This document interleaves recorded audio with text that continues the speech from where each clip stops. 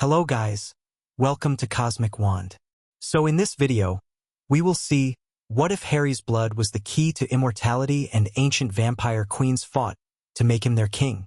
If you enjoy these kinds of stories, don't forget to show us some love by hitting the like button and subscribing to the channel. Your support means the world to us. Now let's start the story. Chapter 1. Bleeding out. Harry's nose wouldn't stop bleeding. He'd been dealing with it for 3 days now.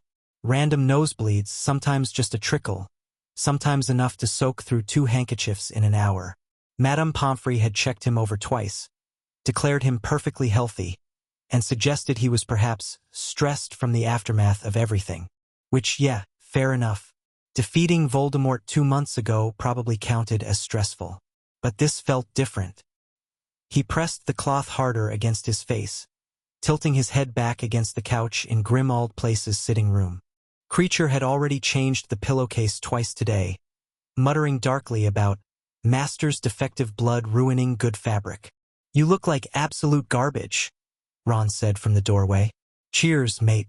Really needed that." Ron dropped into the armchair across from him, tossing a copy of the Daily Prophet onto the coffee table. "Hermione wants you to see a Muggle doctor.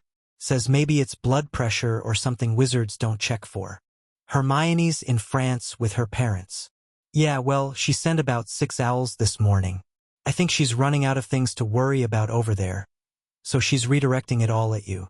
Ron squinted at him. "Seriously though, you look worse than yesterday. Paler." Harry pulled the cloth away, checking. The bleeding had stopped, but the handkerchief was soaked through, deep crimson spreading in fractal patterns across the white fabric. "It's probably nothing." "Probably." Ron didn't sound convinced. "Anyway, Ginny's coming over tonight. Mum's sending food. Figured we could." The window exploded inward. Harry was off the couch before his brain caught up with his body. Wand in his hand, glass showering across the floor in a glittering spray. Something dark and fast had come through. Something that moved wrong. Too fluid, too quick, and it slammed into Ron before either of them could react. Ron hit the far wall hard enough to crack the plaster. He slumped, unconscious or worse, and Harry didn't have time to check because the thing was already turning toward him. It looked human, almost. A man in a dark coat, pale face, features too symmetrical to be natural. His eyes were wrong though, solid black, no whites at all, and when he smiled, his teeth were sharp. All of them, not just fangs. Every single tooth had been filed or grown or somehow made into points. "Harry Potter," the thing said, and his voice sounded like someone had layered 3 people speaking at once. "You have no idea how long we've been looking for you." Harry threw a stupefy without responding. The red light hit the creature square in the chest and did absolutely nothing. It didn't even flinch. Wizard magic. The vampire, and that's what it was, Harry realized, some part of his brain catching up, tilted his head like a curious dog. Quaint. Useless against the old blood, but quaint. He moved. Harry didn't see him cross the distance. 1 second the vampire was by the window, the next he was right there, hand closing around Harry's throat, lifting him off the ground like he weighed nothing. "The mistress said to bring you alive," the vampire murmured, those black eyes roving over Harry's face with something that looked disgustingly like hunger. "She didn't say unharmed." Harry couldn't breathe. He clawed at the hand around his throat, his wand useless, his vision starting to spot at the edges. The vampire's grip was cold. Not cool, not chilly. Cold like stone that had never seen sunlight. Blood dripped from Harry's nose again. 1 drop hit the vampire's wrist. The reaction was instant and violent. The vampire screamed. Actually screamed. A sound that shattered what was left of the windows and released Harry, stumbling backward. His wrist was smoking. Not metaphorically. Actual smoke was rising from where Harry's blood had landed. And beneath it, Harry could see the skin blackening, cracking, burning from the inside out. "What?" The vampire stared at his own arm with those bottomless black eyes, and for the first time, Harry saw something like fear in them. "What are you?" Harry's throat was bruised, his voice wrecked, but he managed to croak out, "Good question." The vampire fled. Not walked. Not retreated. Fled. He threw himself backward out the shattered window, hit the ground 2 stories below, and was gone into the London evening before Harry could even get to the window frame to look. Harry stood there for a long moment, breathing hard, hand pressed against his throat where he could already feel the bruises forming.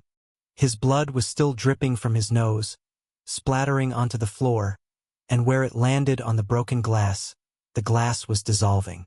Just melting away like acid had been poured on it. Bloody hell! Ron groaned from across the room. Harry turned. Ron was pulling himself up against the wall, one hand pressed to the back of his head, blood matting his red hair. He looked dazed but alive. Ron. Ron, are you? What the fuck was that? Ron blinked hard, trying to focus. That was a vampire. That was an actual vampire. In your sitting room. Yeah. Harry looked down at his hands, at the blood still wet on his fingers from where he'd touched his nose. I think I have a problem. 2 hours later, the Aurors had come and gone. They'd been professional about it. Taken statements, documented the damage, assured Harry that vampire attacks in Greater London were extremely rare, and that this was likely an isolated incident. Harry had nodded along and not mentioned the part where his blood had apparently burned through the vampire's skin like holy water. Some things you don't tell the authorities. Ron was at St. Mungo's now, getting properly checked for a concussion.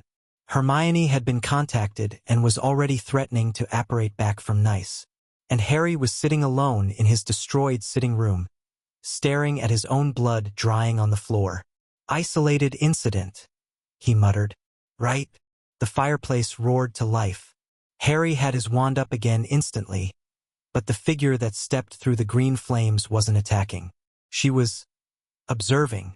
A woman, tall and pale, dressed in something that looked like it cost more than Grimmauld Place. Dark hair pulled back from a face that was beautiful in the way sculptures were beautiful, technically perfect and slightly unsettling. Harry Potter.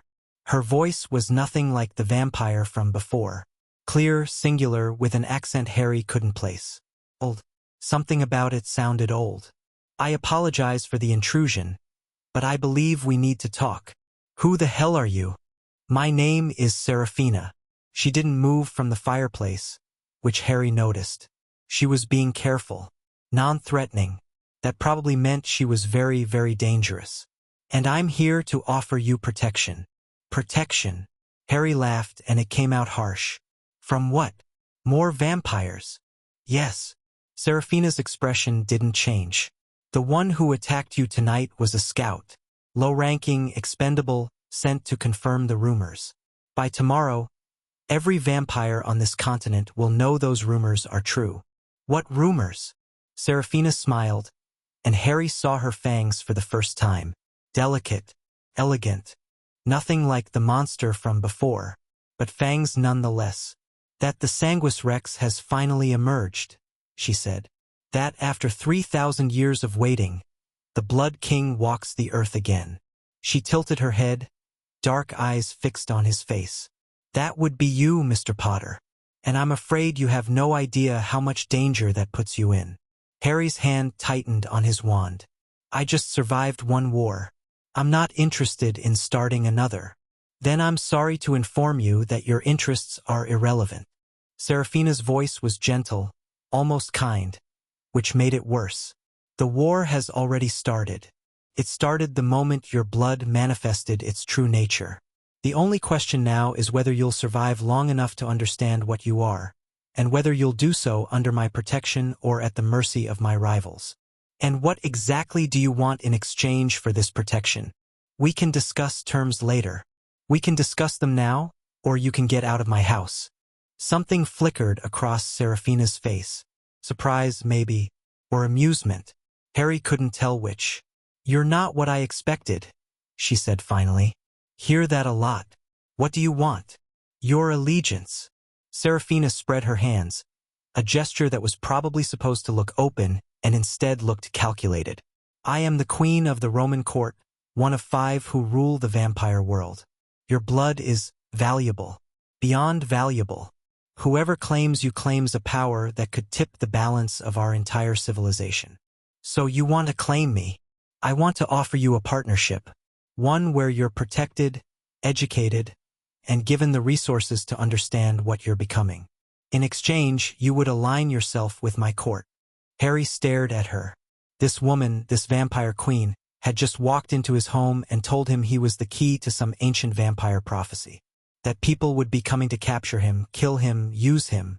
And her solution was for him to let her use him instead, just with nicer words. Get out. Serafina blinked. I'm sorry. I said get out. Harry stood up, and he didn't lower his wand. I've spent my whole life being used, being moved around like a piece on someone else's board, being told I was special, I was important, I was necessary, right up until I was supposed to die for it. So no, I'm not interested in your protection. I'm not interested in your partnership. And I'm definitely not interested in being anyone's blood king. You don't have a choice. Everyone keeps telling me that. They keep being wrong. Harry walked to the fireplace, close enough that Serafina had to step back or stand her ground. She stepped back. Good. Here's what's going to happen. You're going to leave. You're going to tell your rivals, your courts, whoever else is out there, that Harry Potter isn't interested in playing games.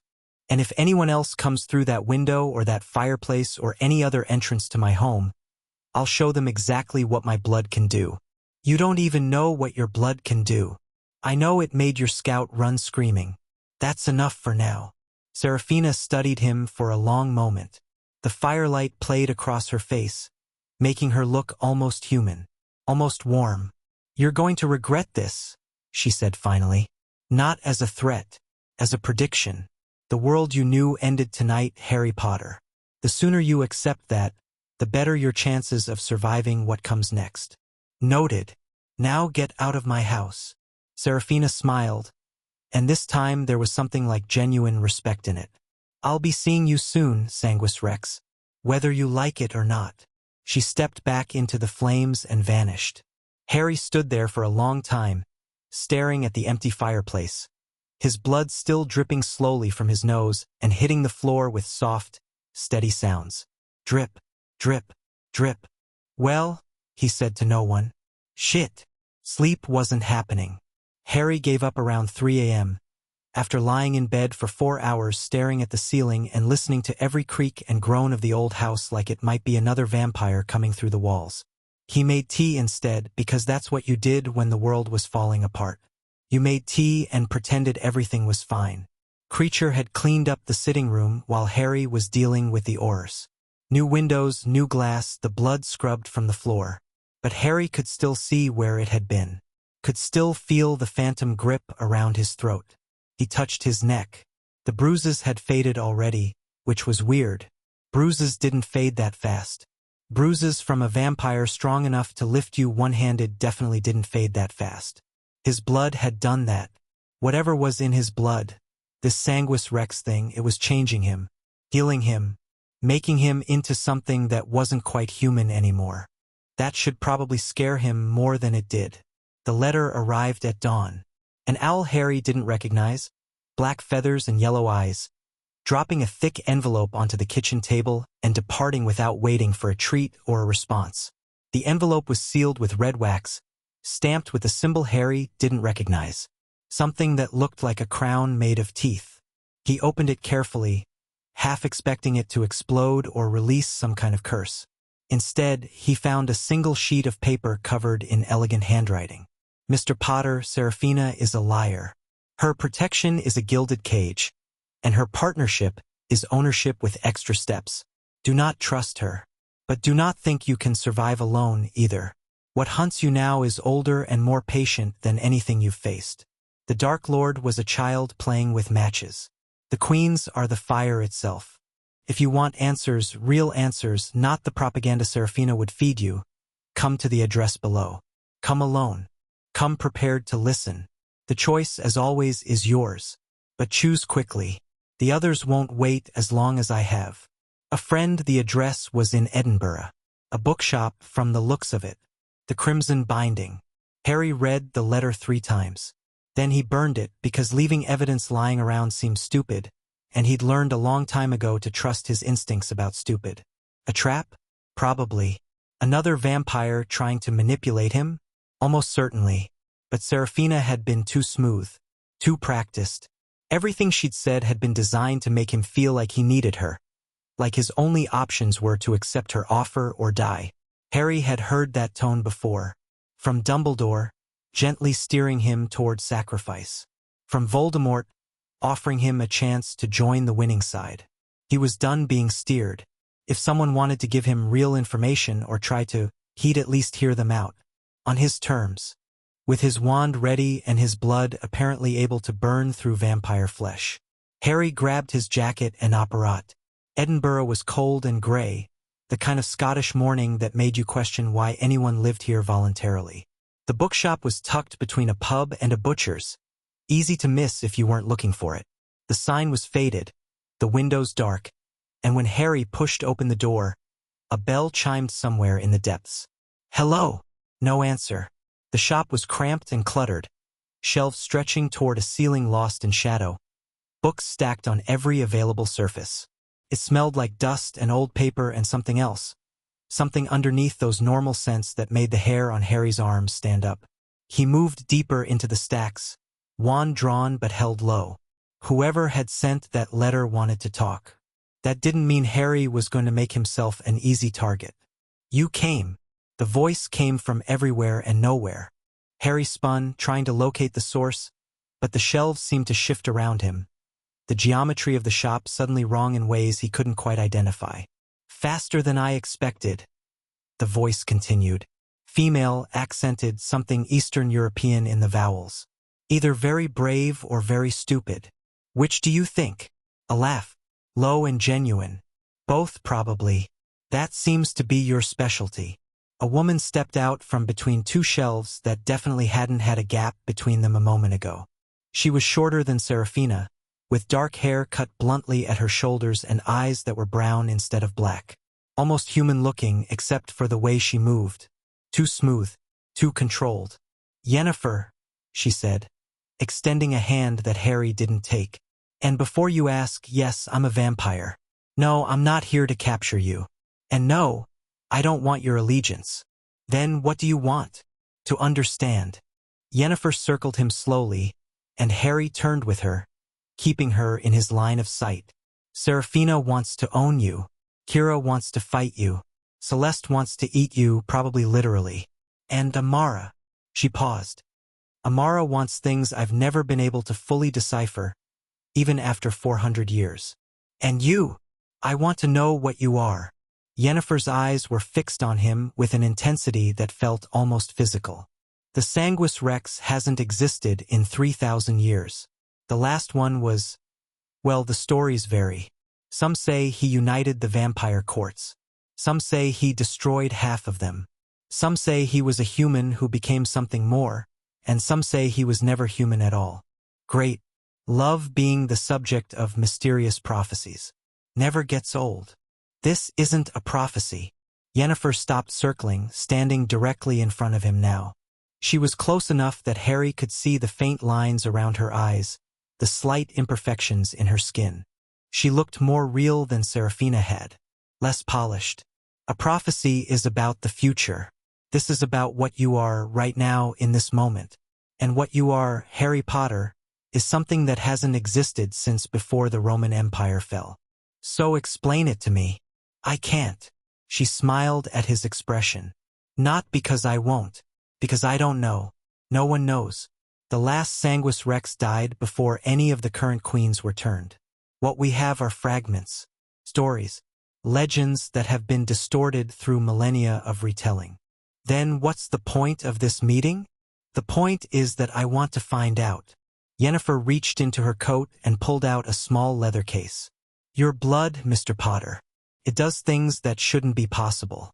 It burned a scout from the Roman court, a vampire who'd survived for 2 centuries, like he was made of paper. I want to understand how. What makes you different from every other human walking this earth? You want to study me. I want to study your blood. There's a difference. She opened the case, revealing a set of small vials and what looked like medical equipment. One sample, willingly given. In exchange, I'll tell you everything I know about the Sanguis Rex, the queens, and the war that's about to engulf your life. Harry looked at the vials, at the needles, at this vampire who was offering him information instead of threats or manipulations. What's the catch? The catch is that if I discover something valuable, the other queens will want that knowledge too. And they won't ask nicely. Yennefer shrugged. But you're going to be hunted regardless. At least this way you might understand why. It was a terrible deal. Harry knew it was a terrible deal. Giving his blood to a vampire, letting her study whatever made him special, essentially handing her ammunition that could be used against him later. But he was so tired of not knowing, of being pushed around by forces he didn't understand. Voldemort had done that. Dumbledore had done that. He'd spent his entire life reacting to other people's plans, other people's knowledge, other people's prophecies. For once, he wanted to understand. One sample, he said, and you tell me everything. Not fragments, not legends. Everything you actually know. Deal. Yennefer moved quickly but carefully, explaining each step as she drew his blood into a vial. It didn't hurt more than a normal blood draw, but Harry watched her face as she worked, looking for, he didn't know what, some reaction, some sign that touching his blood affected her the way it had affected the scout. Nothing. She handled the vials with practiced ease, sealed them, tucked them back into the case. Fascinating, she murmured, almost to herself. It doesn't react to me at all. What does that mean? I have no idea. Yet. She looked up at him, and there was something almost hungry in her expression. Not for his blood itself, but for the knowledge it represented. Now, you wanted answers. Yeah. Yennefer gestured toward the back of the shop, where a doorway had appeared that Harry was absolutely certain hadn't existed before. Then come, sit, and I'll tell you about the Blood King. The back room was surprisingly normal. Comfortable chairs, a fireplace, books lining every wall. Yennefer poured tea. Actual tea, not blood, Harry checked, and settled into the chair across from him like they were about to have a pleasant academic discussion. The Sanguis Rex, she began, is not a title, is not a prophecy, it's a biological reality. Once every few thousand years, a human is born whose blood carries a specific genetic marker, something that makes them fundamentally incompatible with vampiric existence. My blood burns vampires. Your blood does far more than that. Yennefer sipped her tea. It can kill us, yes, but it can also heal us. Grant us immunity to sunlight. Reverse the curse of our turning and make us human again. Or, conversely, it can make our curse permanent and unbreakable. It all depends on how the blood is taken, how it's processed, and what the Sanguis Rex intends. Harry set down his cup. So my blood is basically a wild card for vampire biology. Essentially, yes. The last Sanguis Rex, his name was Marcus, if the records are accurate, used this power to unite the vampire courts under his rule. He offered healing to those who followed him and death to those who opposed him. For nearly a century, he was the most powerful being on the planet. What happened to him? Yennefer's expression flickered, something old and complicated passing behind her eyes. He died. The details are contested. Some say he was assassinated by a coalition of queens who feared his power. Some say he sacrificed himself to seal away something terrible. Some say he simply chose to end his own existence, tired of being the fulcrum on which an entire civilization balanced. That's comforting. It shouldn't be. Yennefer leaned forward. Marcus had a century to understand and control his abilities. You've had 3 days. The power in your blood is unstable, unpredictable, and growing stronger by the hour. If you don't learn to control it, it will control you. And if that happens, she trailed off. If that happens, what? The last time a Sanguis Rex lost control, he leveled a city. The vampires called it the Bloodstorm. Humans called it the Fall of Babylon. Harry stared at her. You're telling me I might accidentally destroy a city. I'm telling you that your blood is the most powerful substance in the supernatural world, and you have no idea how to use it. Yennefer set down her cup with careful precision. That's why the queens are so desperate to claim you. Whoever controls the Sanguis Rex controls everything. And whoever fails to control you, well, they might not survive the attempt. So my options are what? Let one of you control me or accidentally murder a few million people. Those aren't your only options. Yennefer stood, moving to one of the bookshelves and pulling down a thick, ancient-looking volume. There are ways to learn. Texts from Marcus's time, records of his training, descriptions of the techniques he used to master his blood. I have some of them. Others are scattered across the world, hidden in the vaults of queens who would kill to keep them secret. And you're just going to give me access to yours? No. Yennefer smiled, and it wasn't a kind smile. I'm going to study your blood, and in exchange, I'm going to help you understand what you're becoming. A fair trade, I think. That's what Serafina offered. Serafina offered you a cage. I'm offering you a partnership. Yennefer placed the book on the table between them. I don't want to own you, Harry Potter. I want to understand you. And I want you to understand yourself because, frankly, an untrained Sanguis Rex is terrifying, and I have no interest in being collateral damage when you inevitably lose control.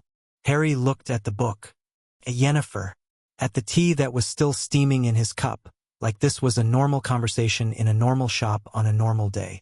Why should I trust you? You shouldn't. Yennefer's honesty was startling. You shouldn't trust any of us. We're vampires. We're predators. We've spent centuries manipulating humans and each other to get what we want.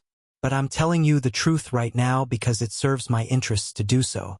And sometimes, that's the best you can hope for. It wasn't comforting. It wasn't reassuring. But it was honest. And after Serafina's polished manipulation, honesty felt almost refreshing. Fine, Harry said. I'll read your book. I'll let you study my blood. But the moment I think you're using me, the moment I feel like I'm becoming a pawn in your games, I'm gone. And I'll burn down everything in my way getting out. I would expect nothing less. Yennefer extended her hand again. This time Harry shook it. Her skin was cold, but not as cold as the scouts had been. Not as cold as Serafina's. Almost human. One more thing, Harry said. The letter mentioned someone called Kira. Who is she? Yennefer's expression shifted. Something that looked almost like respect or maybe fear. Kira is the queen of the Eastern Court. Japan primarily, though her influence extends across most of Asia. She leads the largest vampire army in existence. 50,000 soldiers, all personally loyal to her. And she wants to fight me? Kira wants to test everything. That's who she is. She was a samurai before she was turned, and she's never lost that warrior's mentality. To her, you're not a prize to be claimed or a puzzle to be solved. You're a challenge. Yennefer paused. If she comes for you, and she will, don't try to run. Don't try to negotiate. Fight. She respects nothing else. Great. A vampire army led by an immortal samurai. Anything else I should know? Yes. Yennefer's voice was quiet now, serious in a way it hadn't been before. There's another faction, older than the queens, though less powerful. They call themselves the Hollow Court, and they don't want to control you. They want to drain you completely and use your blood to resurrect their master. Their master, Vorith, the first vampire. Yennefer met his eyes. The queens united 3,000 years ago for one reason only, to destroy him. It took all 5 of them working together, and even then, they couldn't kill him completely. They sealed him away, trapped in a death-like sleep that was supposed to last forever. But your blood could wake him. Yennefer's voice was barely above a whisper now. The queens want to use you for power, for immortality, for dominance over each other. The Hollow Court wants to use you for destruction. And if they succeed, if Vorith rises again, she shook her head, there won't be a world left to fight over. Harry sat back in his chair, processing. Prophecy. 5 vampire queens. An ancient cult trying to resurrect a monster. And his blood at the center of all of it, the key to everything and everyone's target. 2 months ago, his biggest problem had been figuring out what to do with his life after Voldemort. Now he was apparently the most valuable and dangerous person on the planet. You know what? Harry picked up his tea and drained it in one long swallow. I really should have stayed in bed today. Yennefer laughed. It was the first genuine emotion he'd seen from her. Welcome to the vampire world, Sanguis Rex. I hope you survived the experience. Harry operated back to London just as the sun was setting. He'd spent the entire day in that bookshop, reading the ancient text Yennefer had given him, asking questions, trying to absorb 3,000 years of vampire history in a few hours. His head was pounding and his eyes were burning and none of it seemed real. But the bruises on his throat from the scout were completely gone now. And when he'd accidentally cut his finger on a page, the wound had healed in seconds, leaving behind only a smear of blood that had made Yennefer's eyes go dark with something that wasn't quite hunger. He was changing. Whatever the Sanguis Rex was, whatever power lived in his blood, it was becoming more active, more present. And if Yennefer was right, it would only get stronger. Grimmauld Place looked different in the evening light. Darker. More like the haunted house it had always pretended not to be. Harry stood on the front step, key in hand, and took a moment to just breathe. One day. Everything had changed in one day. Potter. Harry spun. His wand was in his hand before he'd finished turning, trained on the figure standing in the shadow of the neighboring building. A woman. Not Seraphina, not Yennefer. This one was different. Shorter, with sharp features and black hair pulled back in a severe ponytail. She was wearing what looked like armor, or at least something designed for combat, and there was a sword strapped across her back. Kira, Harry said. It wasn't a question. The woman smiled. It was the smile of someone who'd found exactly what they were looking for. So you've heard of me. Good. She stepped out of the shadows, and Harry could see her properly now. She looked young, mid-20s maybe, but her eyes were old, ancient. They'd seen things Harry couldn't imagine. That saves time. If you're here to offer me protection or partnership or whatever, save it. I've had a long day. I'm not here to offer you anything. Kira's hand moved to the hilt of her sword. I'm here to see what you're worth. She drew the blade in a single smooth motion and lunged. Harry barely got a shield up in time. The sword hit the magical barrier and actually cracked it, which shouldn't have been possible, which couldn't be possible. But Kira was already flowing around the side, blade singing through the air toward his exposed flank. He threw himself backward, firing spells wildly. Stupefy, Impedimenta, Incarcerus, and she dodged every single one. Not blocked, dodged, moving faster than any human could, reading his movements before he even made them. You're relying on your magic, Kira said, circling him like a predator. Bad habit. Magic is slow, predictable. I've killed 100 wizards, Potter. They all thought their wands made them special. And I've killed a Dark Lord. What's your point? She grinned. Actually grinned, like he'd said something delightful. My point is that you're interesting. Seraphina said you had spirit. I wanted to see for myself. So this is a test? Everything is a test. Kira lunged again, and this time Harry didn't try to block. He dove sideways, letting her blade whistle past his ear, and slashed his palm open on a jagged piece of metal from the broken window frame that was still lying in the garden. Blood welled up, bright red, and Harry flicked it at Kira's face. She caught it on her sword blade. The metal hissed where his blood touched it, smoke rising, the edge of the blade corroding visibly. Kira stared at it for a moment, something flickering across her face that might have been surprise. Fascinating, she said. And then she did something Harry didn't expect.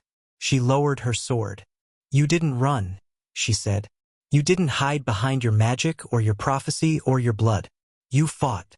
Her eyes found his, and there was something different in them now. Something that looked almost like respect. Maybe you're not completely worthless after all. High praise from the woman who just tried to decapitate me. If I wanted to decapitate you, you'd be dead. Kira sheathed her sword with a decisive click. Seraphina will try to cage you. Yennefer will try to dissect you. Celeste will try to eat you. And Amara. She paused. Amara will do whatever Amara does. But I don't want any of those things. What do you want? To see what you become. Kira stepped back, fading into the shadows that seemed to gather around her like a cloak. The last Sanguis Rex united an empire, or destroyed one. The stories disagree.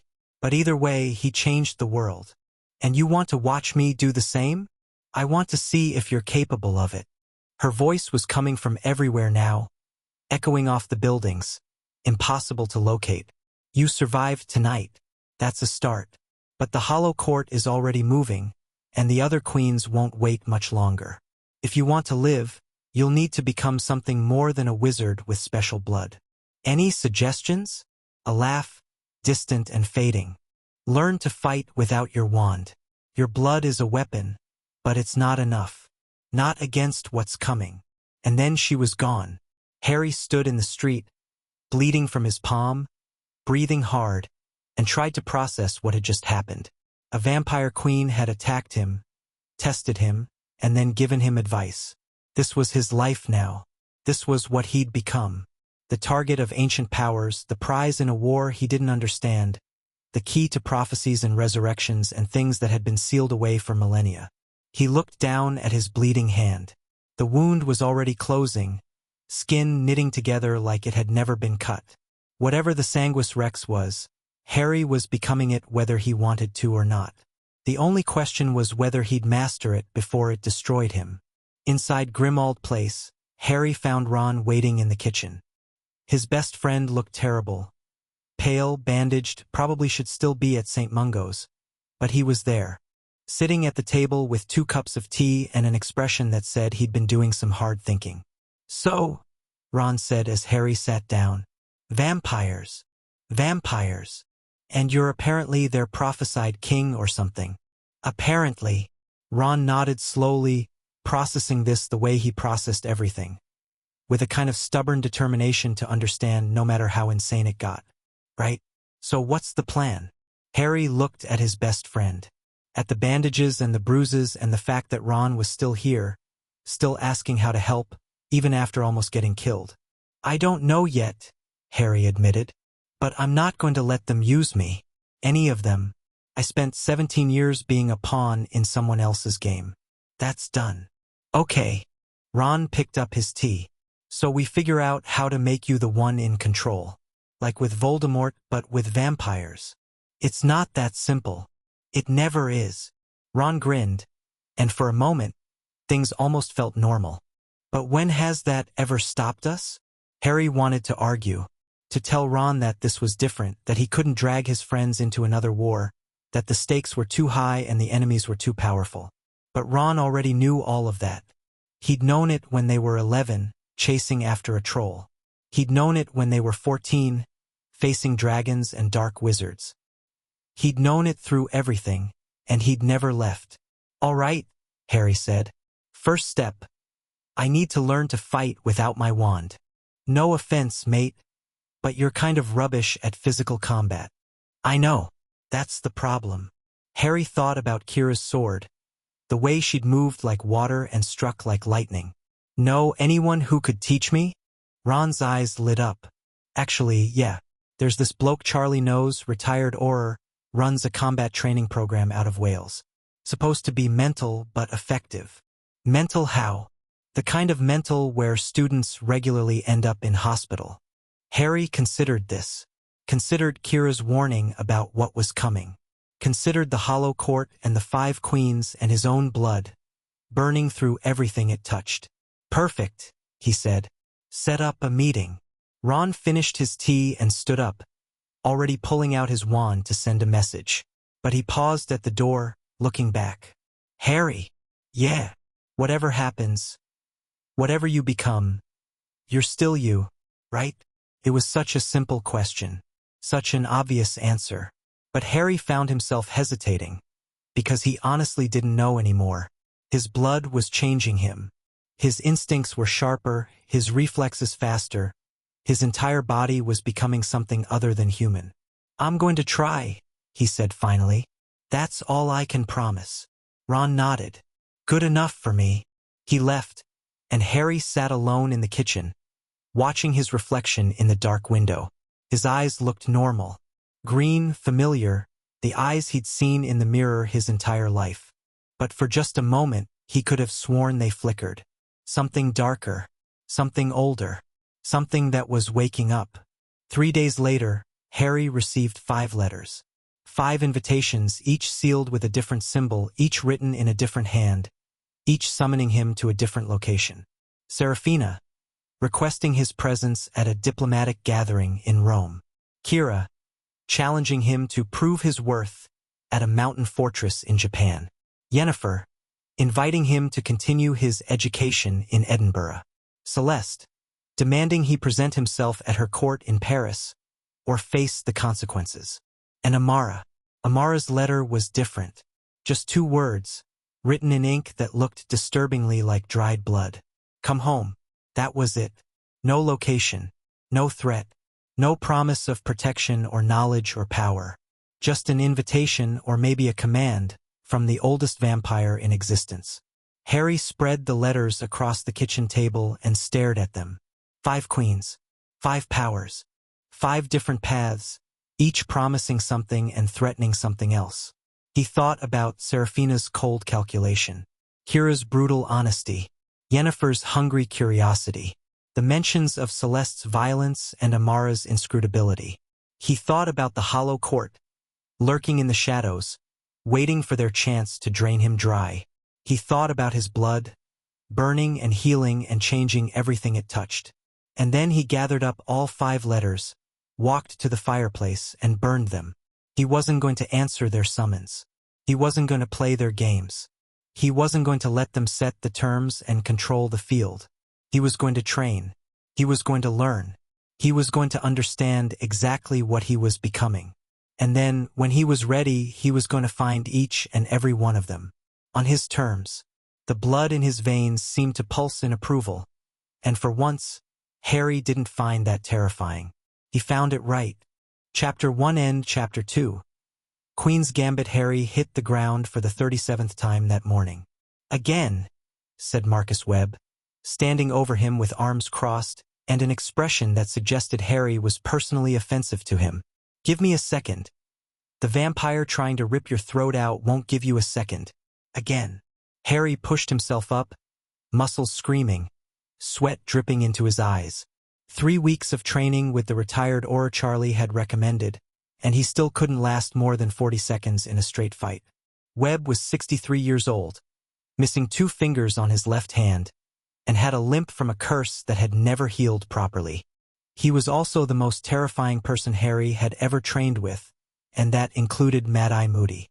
Your problem, Webb said, circling Harry like a predator assessing wounded prey, is that you think like a wizard. You see a threat, you reach for your wand. That's a full second of reaction time. Against a vampire, a full second means you're dead. I know. You know, but you don't believe it. Not in your bones. Webb stopped circling, standing directly in front of Harry. When that vampire came through your window, what did you do? I cast Stupefy. And what happened? Nothing. Nothing. Webb spat on the ground.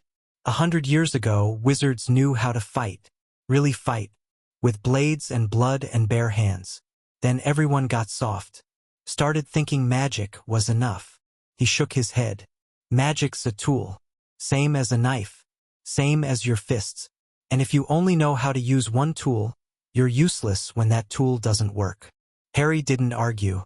He'd had this lecture before, every day for 3 weeks, and it never got less true. Again, Webb said. And this time when I attack, don't think. Just move. Harry nodded, settling into the ready stance Webb had drilled into him. Knees bent, weight forward, hands up. No wand, no magic. Just his body and whatever instincts he could force it to develop. Webb attacked. It wasn't fast by vampire standards.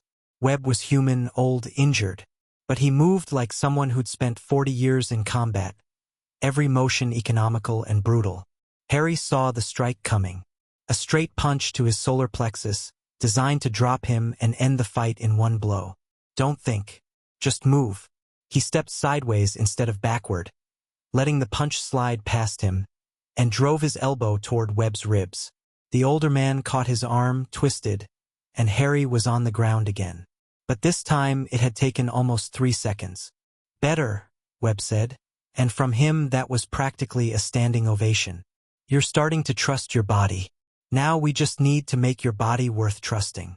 Harry groaned, staring up at the gray Welsh sky. How long until I'm actually good at this? Years. Decades, maybe. Webb offered his hand and pulled Harry up. But you don't have years. So we're going to cram a decade of training into a few months and hope you survive the process. Comforting. I'm not here to comfort you, Potter. I'm here to make sure you don't die. They'd been at this every day since Harry arrived. 4 hours of physical combat in the morning, 2 hours of weapons training in the afternoon, and evenings spent studying the texts Yennefer had provided about vampire physiology and weaknesses. Ron had visited twice, bringing news from London. Hermione had returned from France and was researching everything she could find about the Sanguis Rex through official channels. The Ministry was aware that something was happening in the vampire world but didn't have details, and Harry's absence from public life was starting to attract attention. Take 10, Webb said. Then we're doing knife work. Harry walked to the edge of the training yard, a flat patch of mud and grass behind Webb's isolated farmhouse, and looked out over the Welsh countryside. Rolling hills, scattered sheep, a sky that couldn't decide if it wanted to rain. Peaceful, normal, nothing like the world he was preparing to enter. His blood had been behaving strangely the past few days. No more random nosebleeds, but sometimes his veins seemed to glow faintly under his skin, a red luminescence that lasted for seconds before fading. The first time it happened, he'd almost panicked. Now he just noted it and moved on. Whatever he was becoming, it was accelerating. Owl appeared on the horizon, growing larger as it approached. Harry watched it, already knowing what it would be carrying. He'd burned 5 invitations 3 weeks ago, and the Queens had responded with more. The owl landed on the fence post beside him, extending its leg. Harry took the letter without enthusiasm. This one was different. No seal, no formal invitation, no elaborate envelope.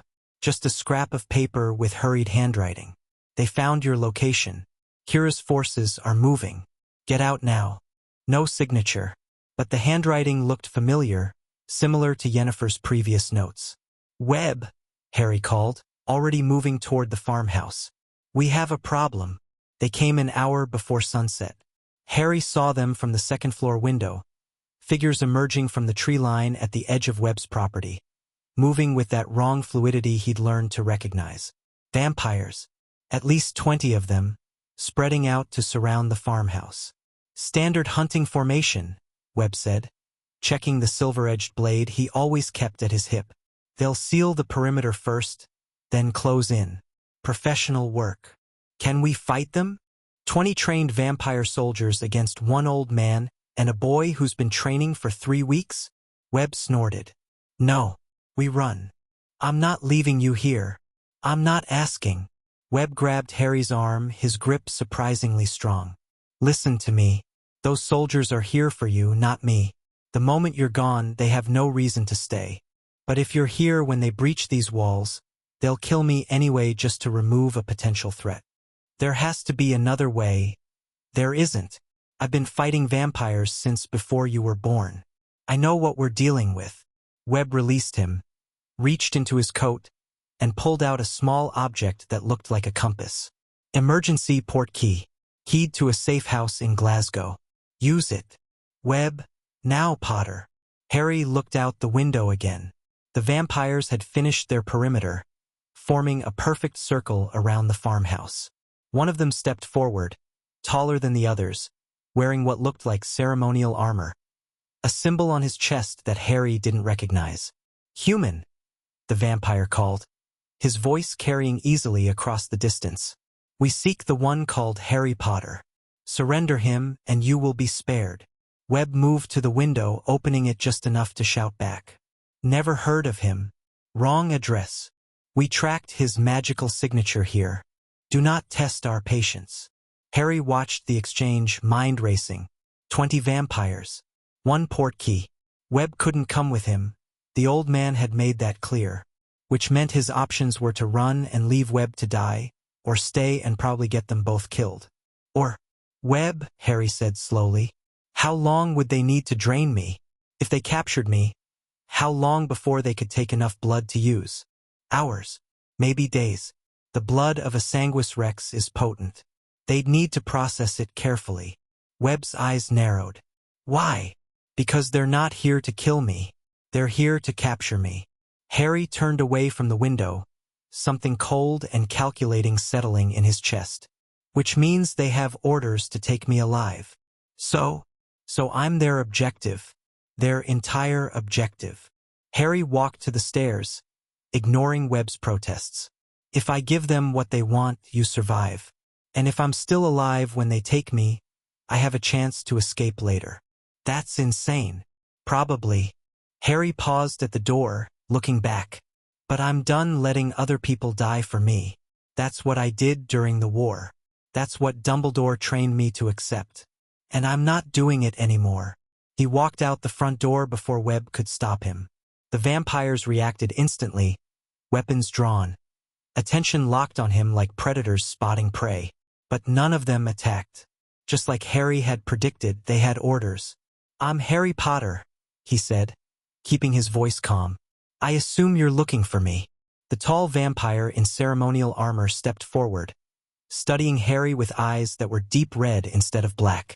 The Sanguis Rex. We've heard stories. He smiled, fangs visible. You're shorter than I expected. Get that a lot. Who sent you? Queen Kira requests your presence at her court. The vampire's smile widened. She does not tolerate refusal.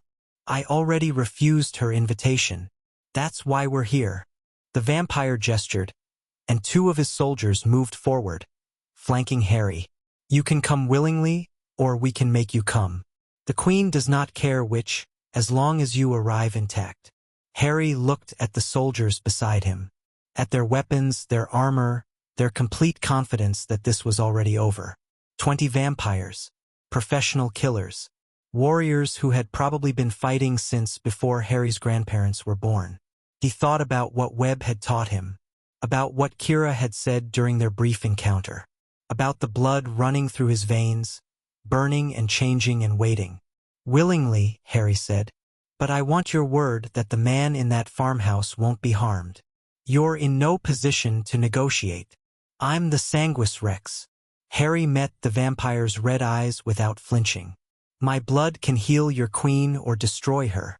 It can make her armies invincible or burn them to ash. You think I'm not in a position to negotiate? Something flickered in the vampire's expression.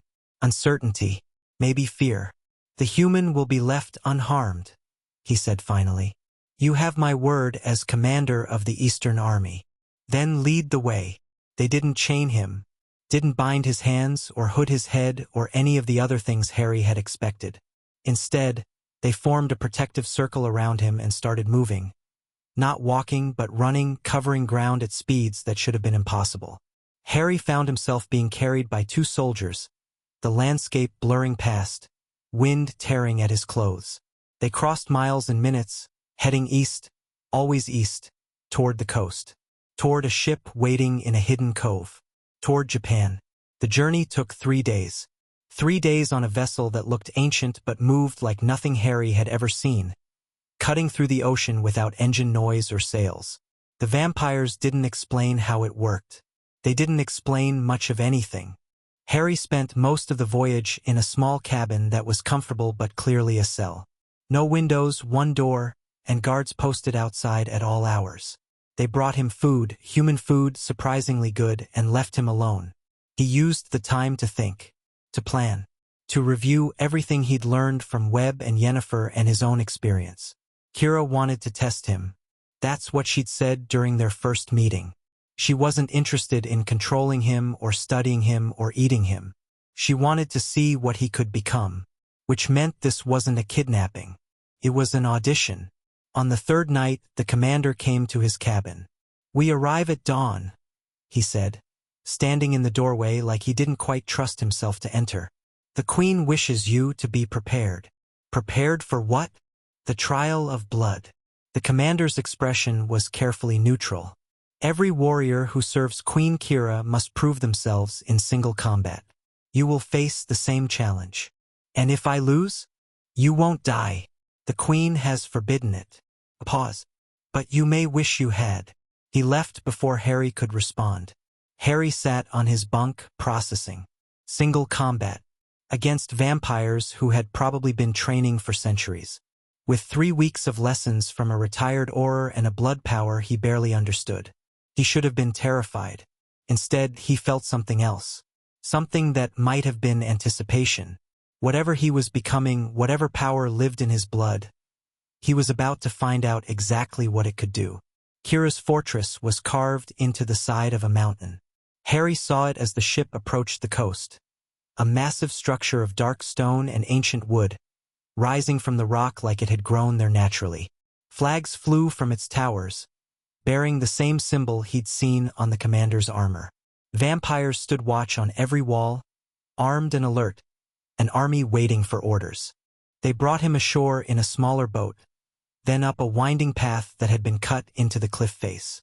The air was cold, thin, and tasted like snow even though there wasn't any visible.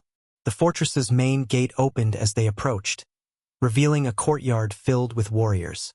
Hundreds of them, male and female, wearing armor that ranged from traditional Japanese styles to modern tactical gear. All of them armed. All of them watching Harry with expressions that ranged from curiosity to contempt. And at the center of the courtyard, standing on a raised platform like a general surveying her troops, was Kira. She looked the same as she had in London, small, sharp, dangerous. But here, in her own domain, surrounded by her army, she seemed larger somehow. More present.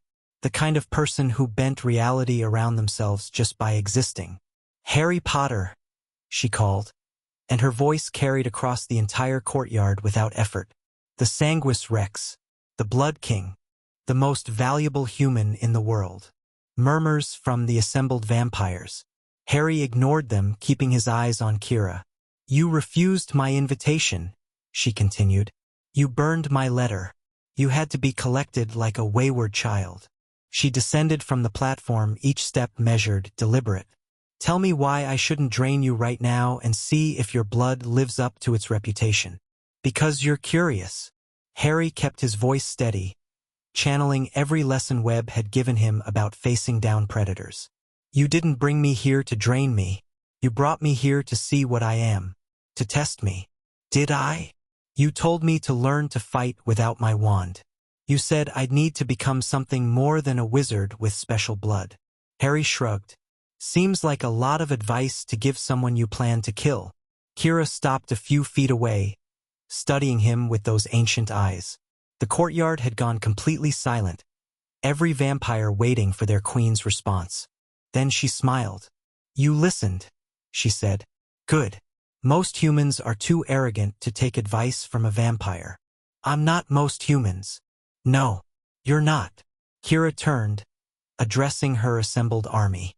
"The Sanguis Rex claims to be worthy of the attention we've given him. Today, he proves it." She looked back at Harry. "You will face 3 of my warriors in single combat. No magic, no weapons, just your body, your blood, and whatever you've managed to learn. And when I win?" Laughter rippled through the crowd. Kira's smile widened. "If you survive," she said, "we'll discuss what happens next. But first, you survive." She gestured toward the center of the courtyard, where a clear space had formed like a fighting ring. "Begin." The first warrior was fast. Faster than anything Harry had faced in training. Faster than Webb.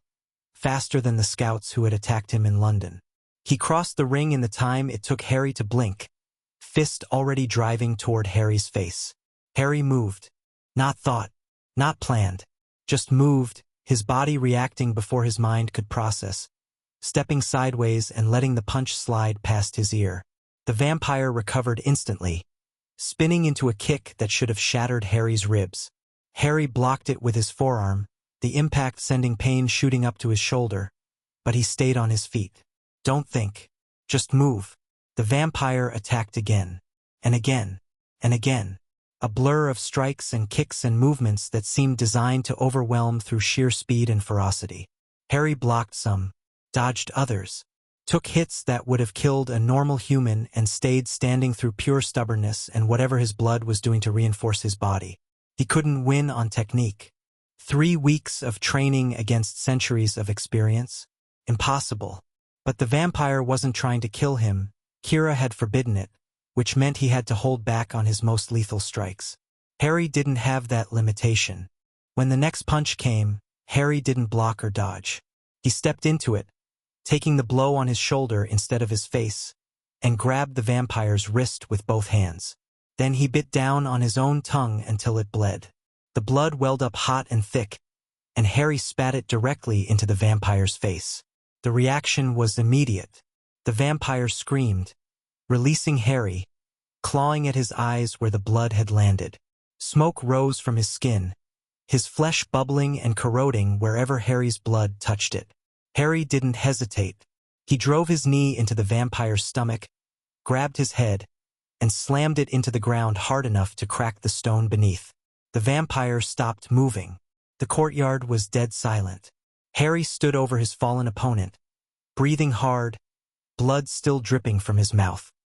His shoulder throbbed where the punch had landed, and he could feel bruises forming across his body from the hits he'd taken. But he was standing, and the vampire wasn't. Next, Harry said. The second warrior was smarter. She kept her distance, circling Harry instead of rushing in, eyes fixed on his mouth like she was waiting for him to bleed again. Clever trick, she said. Won't work twice. Then I'll find a new trick. She laughed, a sound like breaking glass, and threw something at him, small, fast, glinting in the light. Harry dodged on instinct, but the object wasn't aimed at him. It was aimed at the ground behind him, where it shattered and released a cloud of white powder that burned his eyes and throat. He staggered backward, coughing, unable to see, heard the whisper of movement and twisted sideways, narrowly avoiding a kick that would have taken his head off. She was hurting him, using the powder to blind him, attacking from angles he couldn't predict, wearing him down without risking contact with his blood. Harry stopped trying to see and closed his eyes entirely. Webb had made him do this exercise 100 times. Fighting blind, learning to sense movement through air currents, through sound, through the subtle vibrations of footsteps on stone. He'd been terrible at it. But that was before his blood started changing him. Now, with his eyes closed, he could feel her. Not see, feel. A presence in the air, a disturbance in the space around him, moving fast and getting closer. He punched. His fist connected with something solid, and he heard a grunt of pain. Eyes still closed, he followed up with an elbow strike, then a knee, driving forward through the powder cloud until his hands found fabric and flesh. The vampire tried to break free. Harry held on, pulled her close, and headbutt her hard enough to shatter her nose. She went limp. Harry opened his eyes. The powder was settling, his vision clearing. The second warrior was on the ground, unconscious, her face a ruin of blood and broken cartilage. 2 down, 1 to go. Impressive. The voice came from behind him. Harry turned and found the third warrior already there, standing just outside arm's reach, watching him with eyes that were different from the others. Older, calmer, the eyes of someone who had seen this exact scenario play out hundreds of times. The first one underestimated you, the warrior said. The second one overthought it. I won't make either mistake. He was big. Not just vampire big, but physically massive, easily 7 feet tall with shoulders that looked like they could stop a truck. And unlike the others, he wasn't wearing armor. Just simple clothes that left his arms and legs free to move. I am Tatsuo, he said. I have served Queen Kira for 800 years. I have never lost a trial. First time for everything. Tatsuo smiled. It wasn't cruel or mocking, almost respectful. Perhaps, he said. Let's find out. He didn't rush, didn't throw wild attacks or try to overwhelm with speed. He moved toward Harry with the patient inevitability of a glacier. Each step measured, each motion considered. Harry realized, with a sinking feeling, that this was what a real warrior looked like. Not someone trying to prove something or make a point. Just someone who was very, very good at violence. The first strike came without warning. One moment Tatsuo was walking, the next his fist was driving toward Harry's chest with enough force to shatter bone. Harry blocked. The impact traveled through his arms, into his shoulders, down his spine. He felt something crack. The second strike followed immediately, and the third, and the fourth. No pause between attacks. No moments to recover. Just a continuous flow of violence that left Harry struggling to survive, let alone fight back.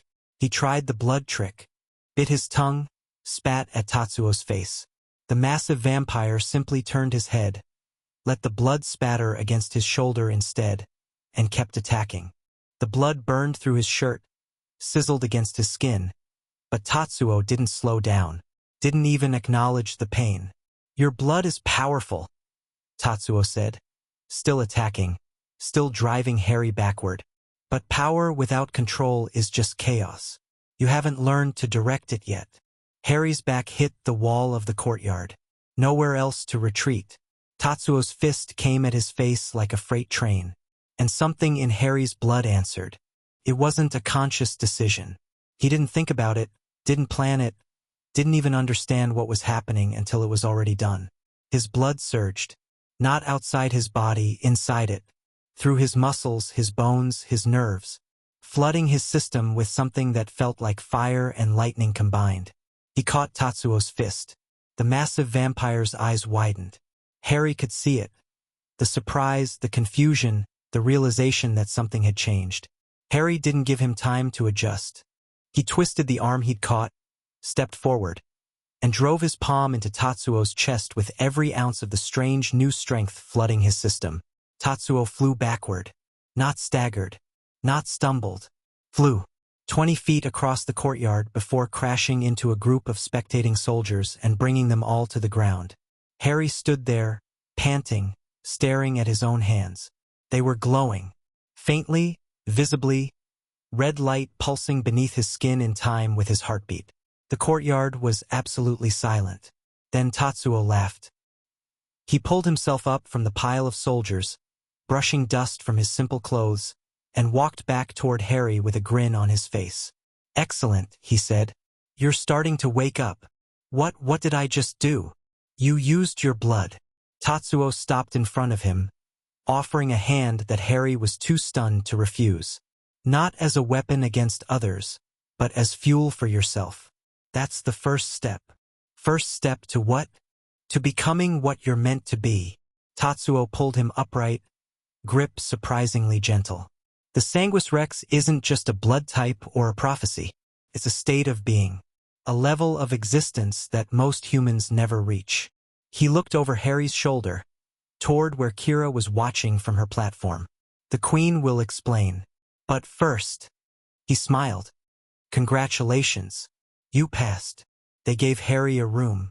Not a cell this time, an actual guest chamber with windows that looked out over the mountain landscape, a bed that was almost offensively comfortable, and a bathroom with hot water that seemed to come from some kind of natural hot spring beneath the fortress. He spent 20 minutes in the bath, trying to process everything that had happened. 3 fights, 3 vampires, 1 victory that still didn't make sense. His blood had done something, activated somehow, turned itself into a power source that let him move faster and hit harder than should have been humanly possible. But it hadn't lasted. The moment Tatsuo went down, the surge had faded, leaving Harry feeling drained and shaky, like a muscle he'd never used before, pushed too hard on the first attempt. A knock on the door interrupted his thoughts. "Enter," Harry said, already reaching for his wand before remembering he'd been relieved of it when he arrived. The door opened to reveal Kira. She was smaller than she'd seemed in the courtyard, without the platform and the army and the weight of command making her larger. Just a woman in simple clothes, sharp features softened by something that might have been genuine interest. "May I?" she asked, gesturing at the room. "Your fortress. Your rules." She smiled at that and stepped inside, closing the door behind her. "You did better than I expected." "That's encouraging." "It is." Kira moved to the window, looking out at the same view Harry had been contemplating. "Most humans who face my warriors don't survive. Even with the restrictions I placed on them, most crumble in the first fight. You defeated all three. I got lucky. There's no such thing as luck. There's preparation meeting opportunity. She turned to face him. You prepared. Maybe only for 3 weeks, but you prepared. And when the opportunity came to use what you'd learned, you did. That's not luck. That's character. Harry didn't know how to respond to that, so he didn't. Your blood is extraordinary, Kira continued. I've watched the recordings of your fights. Yes, we record everything. And I've consulted with Tatsuo about what he experienced. You're not just a vessel for powerful blood. You're learning to use it, to direct it, to become something more than the sum of your parts. I don't even know what I did. It just happened. That's how all power works at first. Instinct before understanding. Reaction before control. Kira sat on the edge of a chair, crossing her legs. The question is whether you're willing to learn, to take that instinct and shape it into something useful. You want to train me. I want to see what you become when someone trains you properly. Her eyes met his, ancient and sharp. Serafina would put you in a cage. Yennefer would put you under a microscope. Celeste would probably try to eat you. But she smiled, showing fangs. I want to put you in a war and see what happens. What war?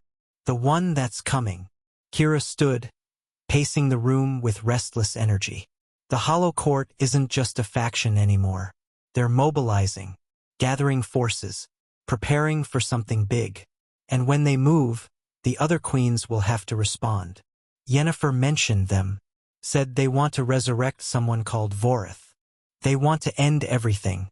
Vorith was the first vampire, yes, but he was more than that. He was a force of destruction, a plague that consumed everything in his path. Kira's expression darkened. It took all 5 queens working together to stop him. And even then, we couldn't kill him, only seal him away. And my blood could break that seal. Your blood could do many things. That's why everyone wants you. Kira stopped pacing, standing directly in front of Harry. I'm offering you a different path. Not ownership. Not protection. Training. Real training. From warriors who've spent centuries perfecting their craft. In exchange, when the war comes, and it will come, you fight beside us. What makes you think I want to fight in your war? Because you don't have a choice. Kira's voice was matter-of-fact. The Hollow Court will come for you eventually. They have to. You're the key to everything they want. And when they come, you can either be prepared or you can be dead. She shrugged. I prefer prepared. It's more interesting. Harry considered her offer. The fortress around him, the army of warriors, the promise of real training from beings who had centuries of experience. It was a better deal than Serafina had offered. More honest. More direct. But it was still a deal. Still someone trying to use him for their own purposes. I have conditions, he said. Name them. First, I leave when I want to leave. If I decide this isn't working, I walk out that door and your people don't stop me. Kira nodded. Acceptable. Second, I want information. Everything you know about the Sanguis Rex, the Queens, the Hollow Court. No secrets, no games. If I'm going to fight your war, I need to understand what I'm fighting for. Also acceptable. Third, Harry met her eyes. I want to know why you really brought me here. Not the official story. The real reason. Kira was silent for a long moment. When she spoke again, her voice was different. Quieter. More honest. I'm 1400 years old, she said. I've been a queen for 800 of those years. I've won wars, built empires, watched civilizations rise and fall. And in all that time, I've been bored. Bored? When you're immortal, everything becomes predictable. The same power struggles, the same political games, the same cycle of conflict and resolution. Nothing changes. Nothing is new. She looked at Harry with something that might have been hunger. But you, the Sanguis Rex, something that hasn't existed in 3,000 years. Something that could change everything. You want entertainment. I want possibility. Kira smiled, and for the first time it seemed genuine. The other queens want to control you because they're afraid of change. I want to unleash you because I'm starving for it. So yes, Harry Potter. I brought you here because you're the most interesting thing that's happened in centuries. And I want to see what happens next. It was, Harry had to admit, the most honest answer anyone had given him. When do we start? He asked. Kira's smile widened. Tomorrow, Dawn. Don't be late. She left, and Harry was alone with his thoughts and the mountain wind whistling through the window. He thought about Seraphina's manipulation, Yennefer's curiosity, Kira's hunger for change, about the Hollow Court and Vorith and the war that everyone kept promising was coming, about his own blood, pulsing with power he barely understood. Tomorrow he would start training, really training, learning to use whatever he was becoming. And when he was ready, he would stop being everyone's pawn and start being a player in his own right. The blood in his veins seemed to pulse in agreement. The next month was hell. Kira's training wasn't like Webb's. Webb had been preparing Harry to survive.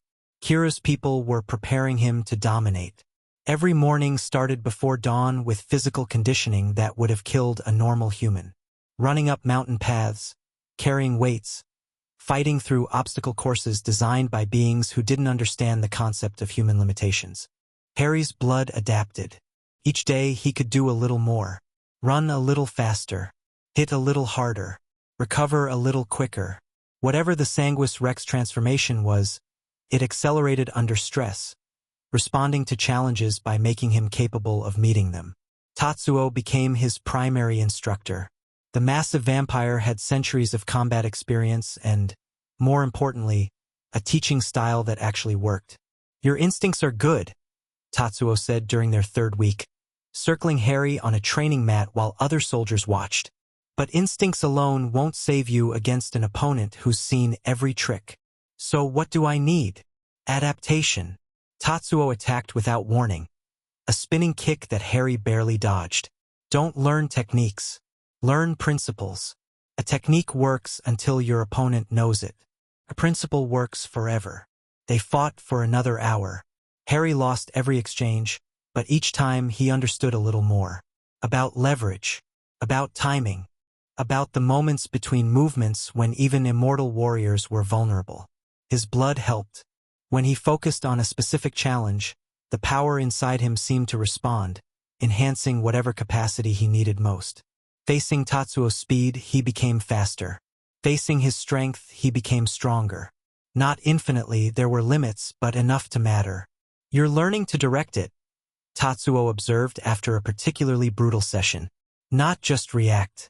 Direct. That's rare. Rare how? The last Sanguis Rex took decades to achieve what you're doing in weeks.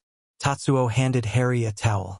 Either you're naturally gifted, or whatever activated your blood did so more completely than usual. What activated Marcus's blood? The last Sanguis Rex. Near death, if the stories are true. He was dying of plague when it manifested, fought off the disease and came out something more than human. Tatsuo tilted his head. What activated yours? Harry thought about the nosebleeds, the strange symptoms that had started weeks before the vampire attack. I don't know, he admitted. It just started happening. Interesting. Tatsuo's expression suggested he had thoughts about that but wasn't ready to share them. Continue your conditioning. We'll work on weapons tomorrow. Weapons training was both easier and harder than Harry expected. Easier because his blood enhancement made learning physical skills dramatically faster. After 3 days with a sword, he moved like he'd been training for months. Harder because Kira's armory contained weapons that shouldn't exist. Blades that could cut through magic. Arrows that tracked their targets through any barrier. Spears that had been forged in volcanic fire and never lost their heat. These were created during the Wars of Unification, Kira explained, walking Harry through the vault where the most dangerous items were kept. When vampires fought vampires for territory and dominance. Most were destroyed after the queens established their truce. These are the survivors. And you're showing me because? Because when you fight the Hollow Court, you'll need more than your fists and your blood. Kira stopped in front of a case containing a sword that seemed to drink in the light around it. This is Muramesa's final work. Forged with the blood of a vampire elder, tempered in the tears of a dying god. Melodramatic, yes, but effective. You want me to use it? I want you to be capable of using it. Whether you choose to is up to you. Kira turned to face him. That's the difference between me and the other queens, Harry. They want to make choices for you. I want to give you the ability to make your own. And you're doing that out of the goodness of your heart? I'm doing it because I want to see what you choose. Kira smiled. The Sanguis Rex has always been a turning point, a moment when everything could change. I've waited 1400 years for this. I intend to enjoy it. In the evenings, Harry studied. Kira's library was extensive, thousands of years of vampire history, recorded in texts and scrolls and strange crystal devices that projected images directly into his mind. He learned about the 5 courts, their territories, their conflicts, about the queens and their histories, their strengths and weaknesses. Serafina had been a Roman senator's daughter, turned during the height of the empire. She'd built her power through politics and manipulation, creating networks of influence that spanned continents. Yennefer had been a scholar even before her turning, obsessed with understanding the nature of vampire existence. Her court was smaller than the others, focused on research and experimentation rather than territory or soldiers. Celeste was the youngest queen, turned only 600 years ago during the Black Death. She'd risen to power through violence and ruthlessness, killing her maker and claiming his territory within a decade of her transformation. The other queens tolerated her because she was useful as an unpredictable element, a threat they could point at enemies. And Amara was different, the oldest vampire in existence, 3,000 years at least, possibly older. She'd been a priestess in ancient Egypt, turned by Vorith himself before his imprisonment. The records about her were sparse and contradictory. Some said she'd helped seal Vorith away. Some said she'd tried to stop it. Some said she was still loyal to the first vampire, waiting for his return. No one knows what Amara wants, Kira said when Harry asked about her. Not even the other queens. She rules her territory in Egypt, rarely engages with the outside world, and when she does act, her motives are incomprehensible. Is she dangerous? She's the most dangerous of all of us. Kira's voice was uncharacteristically serious.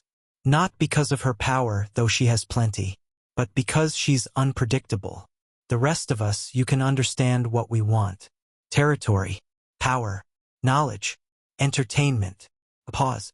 Amara wants something none of us can identify, and that makes her terrifying. Harry filed that information away, adding it to the mental map he was building of the vampire world. He also learned about the Hollow Court. They weren't just fanatics or cultists. They were true believers, vampires who had rejected the Queen's rule and dedicated themselves to Vorith's return. Their leader was someone called the Pale Hand, a vampire so old that even Kira didn't know their true identity. They've been building power for centuries, Tatsuo told him during one of their sessions. Recruiting, gathering resources, preparing for the moment when the Sanguis Rex emerged. Your existence isn't a surprise to them. They've been waiting for it. How do they know about me? They have spies everywhere. In all the courts in the human world, even if rumors are true, in the Ministry of Magic. Tatsuo's expression was grim. When you leave this fortress, assume everyone you meet might be working for them. That's paranoid. That's survival. You'll learn the difference. On the 5th week, Harry had a visitor. He was in the training yard, working through sword forms Tatsuo had taught him, when he felt it.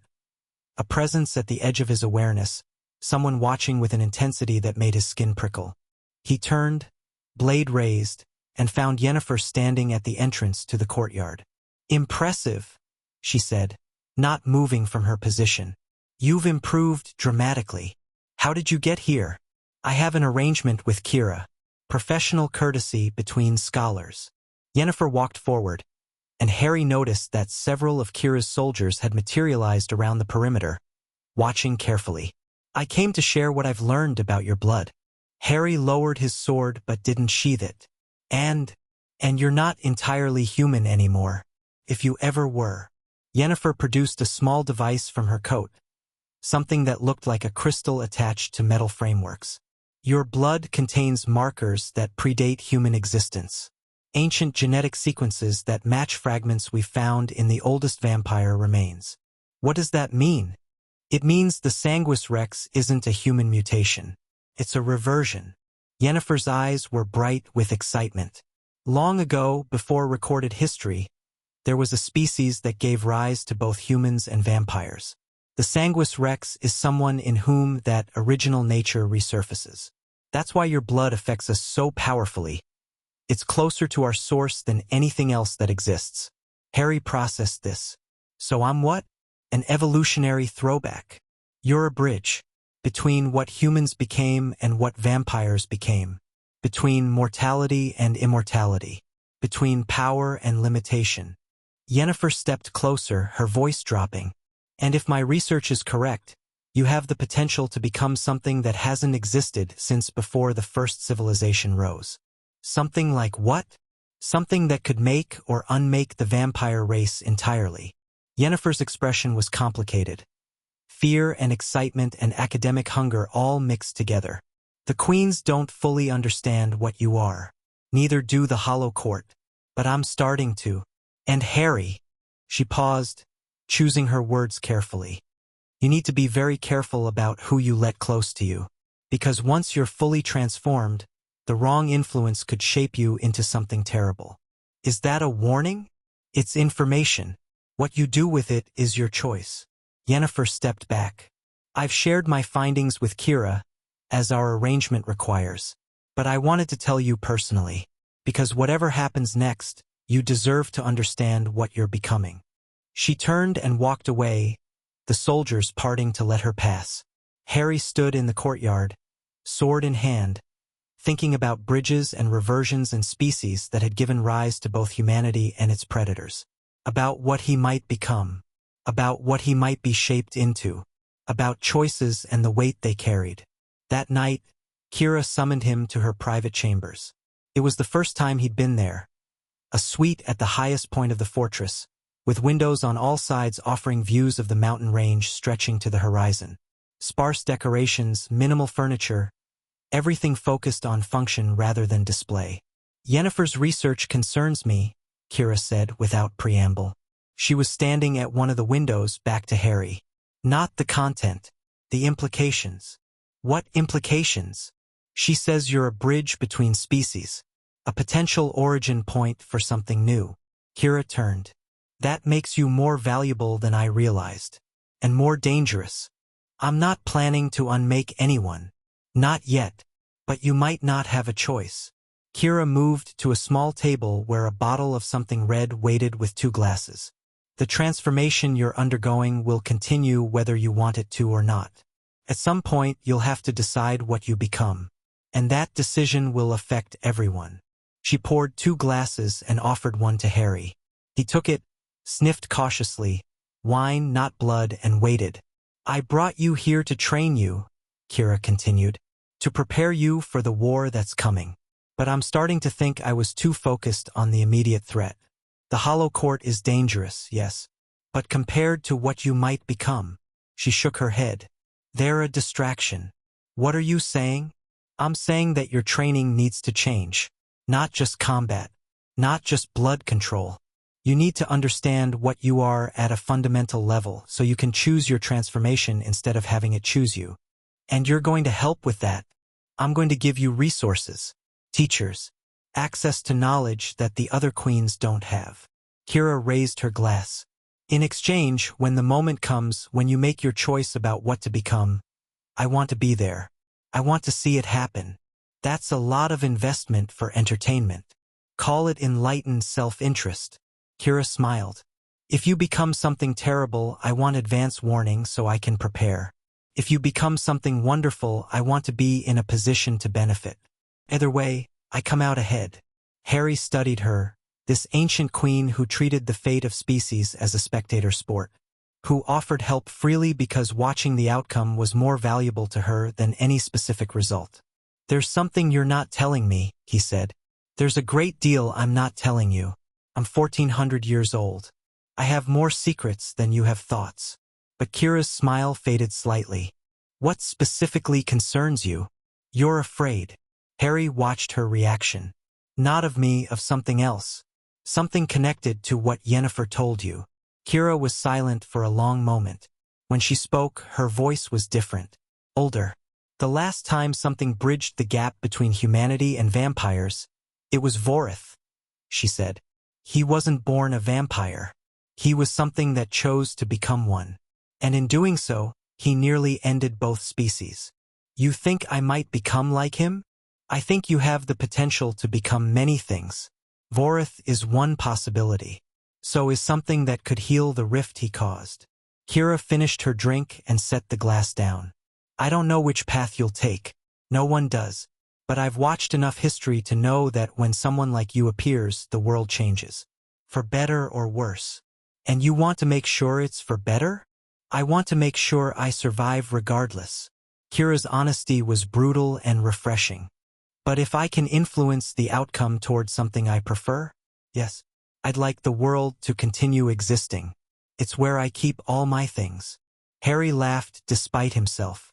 It was such an absurd statement, delivered with such deadpan certainty. All right, he said. Change my training. Give me your resources and teachers. Help me understand what I'm becoming. And in return? In return, when I make my choice, you'll be there. Like you wanted. Harry met her ancient eyes. But Kira? If you try to influence that choice in ways I don't like, I'll walk away. And I'll burn down everything you've built on my way out. Kira's smile returned, wider than before. I'd expect nothing less. Now drink your wine and get some sleep. Tomorrow the Real training begins. Harry returned to his room but didn't sleep.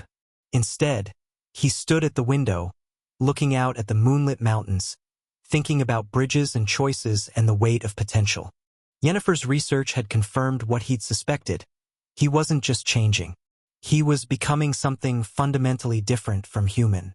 Something that could reshape the supernatural world or destroy it. The Hollow Court wanted to use that power for destruction. The Queens wanted to use it for dominance. And Kira wanted to watch what happened when he used it for himself. None of them were really on his side. They couldn't be. He was too valuable, too dangerous, too central to everything. But he could use that. He thought about chess, the game Dumbledore had loved, the metaphor that had defined too much of Harry's life. Pawns were powerless because they could only move in one direction, only threaten in limited ways. But Harry wasn't a pawn anymore. He was something else. A piece that could move in any direction, threaten anyone, reshape the entire board. He just needed to learn how. The blood in his veins pulsed, and Harry felt the power inside him stirring, responding to his thoughts, his intentions, his growing understanding of what he might become. Tomorrow, the real training would begin. And when he was ready, when he finally understood the full scope of what he was, he would stop being the prize everyone fought over. He would become the one holding all the cards. Morning came with news. Harry was eating breakfast, real food, prepared by servants who seemed genuinely confused about human dietary needs, when Tatsuo burst into his room. "We have a problem," the massive vampire said. "The Hollow Court has moved." "Moved where?" "London." Tatsuo's expression was grim. "They've taken hostages. People connected to you. They're demanding you surrender yourself within 3 days." Harry's blood went cold. "Who?" Tatsuo handed him a scroll, enchanted, the words appearing as Harry watched. "The Hollow Court has claimed the following individuals: Ronald Weasley, Hermione Granger, Ginevra Weasley. The Sanguis Rex will present himself at the following location before the third sunset.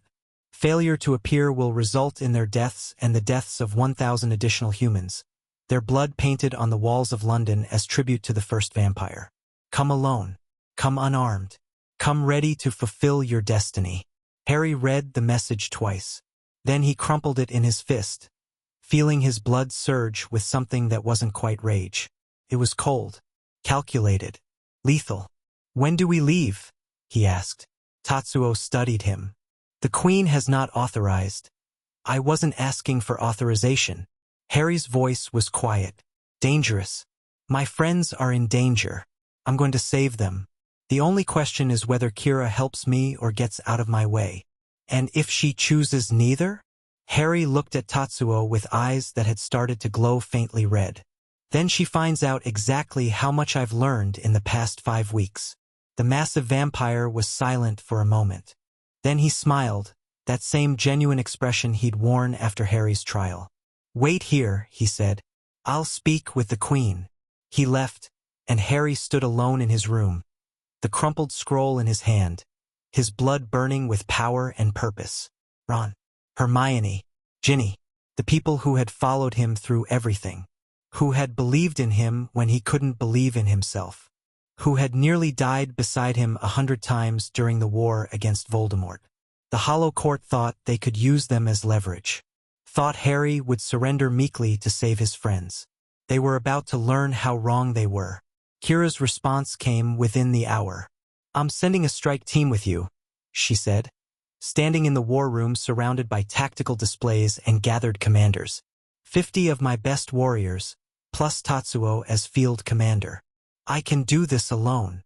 You can try. You'll probably fail." Kira's voice was matter-of-fact.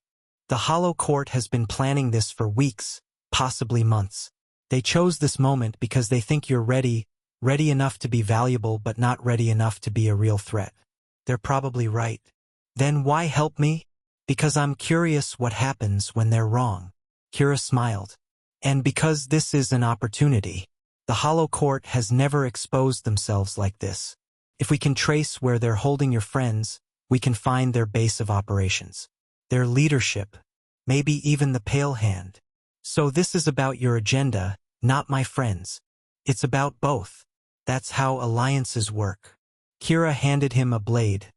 Not the legendary Muramasa, but something simpler, elegant. "You've proven yourself worthy of my training. Prove yourself worthy of my soldiers." Harry took the blade.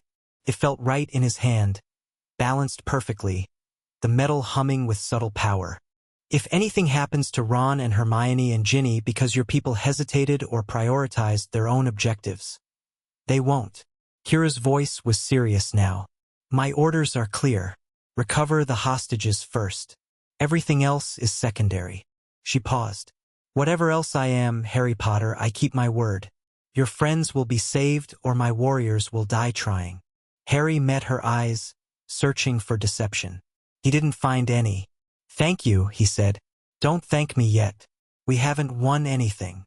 Kira turned to the tactical displays. "Now let's discuss how we're going to tear the Hollow Court apart." Chapter 2 End Chapter 3. The scholar's interest. The transport was a blur of impossible speed. Harry had thought apparition was disorienting. This was something else entirely. A folding of space that Kira's people called shadow stepping, where the world compressed into darkness and then expanded again somewhere completely different. They emerged in an abandoned warehouse on the outskirts of London, 50 vampire warriors and one very nauseated human. "You'll adapt," Tatsuo said, watching Harry steady himself against a wall. "The first few transitions are rough." Rough is one word for it. The warehouse had been prepared in advance. Maps on tables, weapons stacked against walls, communication equipment that looked like a blend of magical and mundane technology. Kira's people moved with practiced efficiency, establishing perimeters and checking equipment. "Intelligence from our London operatives," Tatsuo said, spreading a map across the main table. "The Hollow Court is holding your friends here." He pointed to a location near the Thames. "An abandoned hospital. Victorian era, lots of underground tunnels. Perfect for their purposes." "How many guards?" "At least 100, possibly more." Tatsuo's expression was grim. "They're expecting you to come alone. They're not expecting us." Harry studied the map, his mind racing through possibilities. 100 vampire soldiers. Underground tunnels that could hide any number of traps. And somewhere in that maze, 3 of the people he loved most in the world. "What's our approach?" "Multi-pronged assault. 3 teams enter from different access points, moving toward the center where we believe the hostages are held. You go in through the main entrance, give them what they expect. While they're focused on you, we hit them from behind. Use me as bait. Use you as a distraction. There's a difference." Tatsuo tapped the map. "Your blood can do things our soldiers can't. If you can take out key opponents while we handle the bulk of their forces, we maximize our chances. It was a good plan. Logical. Efficient. Harry hated it. My friends might be dead before your teams reach them. Possible. But if you go in alone, all three of you definitely die. Tatsuo's voice was matter-of-fact. This isn't a negotiation, Harry. This is war. And in war, you accept calculated risks or you lose. Harry wanted to argue. Every instinct screamed at him to charge in alone, to save his friends the way he'd always saved people, through reckless courage and impossible luck. But that was the old Harry, the one who'd barely survived Voldemort through a combination of prophecy and sacrifice and things he still didn't fully understand. The new Harry had to be smarter. Fine, he said, but I want communication with all teams. If anything changes, I need to know immediately. Agreed. Tatsuo handed him a small earpiece. This will let you hear our channels. Don't speak unless necessary. They might detect the signal. Harry fitted the device into his ear. Kira's warriors were watching him, their expressions ranging from curiosity to skepticism. Most of them had been fighting for centuries. To them, he was a child playing at war. He was going to prove them wrong. When do we move? Sunset. They specified 3 days, but they'll be watching for early arrival. We want them confident, relaxed. Tatsuo's smile was cold. Comfortable predators make mistakes. Harry spent the hours before sunset reviewing everything he knew about the Hollow Court. They'd been operating in shadows for centuries, building strength while the queens fought among themselves. Their goal was simple: resurrect Vorith, the first vampire, and through him create a new world order where vampires ruled openly and humans existed only as cattle. The Pale Hand led them, a figure so old and secretive that even Kira's intelligence couldn't identify them. Some said the Pale Hand had been Vorith's lover. Others claimed they were his child, if such a thing was possible. Most agreed on one thing: they were fanatically devoted to the first vampire's return. And they believed Harry's blood was the key to making it happen. You're thinking too hard. Harry looked up from the documents he'd been studying. A vampire he didn't recognize was standing nearby, young-looking, maybe early 20s in appearance, with an easy smile that seemed out of place among Kira's disciplined soldiers. Who are you? Yuki. I handle reconnaissance for the Queen. She sat down across from him without being invited. You're the Sanguis Rex, right? The one everyone's fighting over. That's what they tell me. Must be weird, being the center of everything. Yuki leaned back in her chair. I mean, I've seen wars fought over territory, power, revenge. But over one person, that's new. Is there a point to this conversation? Just curiosity. Yuki's smile widened. Tatsuo thinks you're something special. Says you learned more in 5 weeks than most soldiers learn in 5 years. I wanted to see for myself. And you look like a teenager who's in way over his head. She held up a hand before Harry could respond. Not an insult. Observation. You've got the power, obviously. The blood. The training. But you're still thinking like a human. Like someone who expects to die. I don't expect to die. You expect to sacrifice yourself. Same thing. Yuki stood up. Here's some free advice, Sanguis Rex. Your friends are important to you. I get that. But if you go in there planning to trade your life for theirs, you've already lost. The Hollow Court wants you alive, for now. That's your advantage. Use it instead of throwing it away. She walked off before Harry could respond, joining a group of soldiers who were checking weapons near the warehouse entrance. Harry watched her go, thinking about her words. Trade his life for his friends. That had been his plan during the Battle of Hogwarts, walking into the forest to let Voldemort kill him. It had worked, sort of, but only because of circumstances Harry still didn't fully understand. He couldn't count on that kind of luck again. She's right, you know? Tatsuo had appeared beside him, silent as always despite his massive frame. About what? About your mindset. You're preparing to die.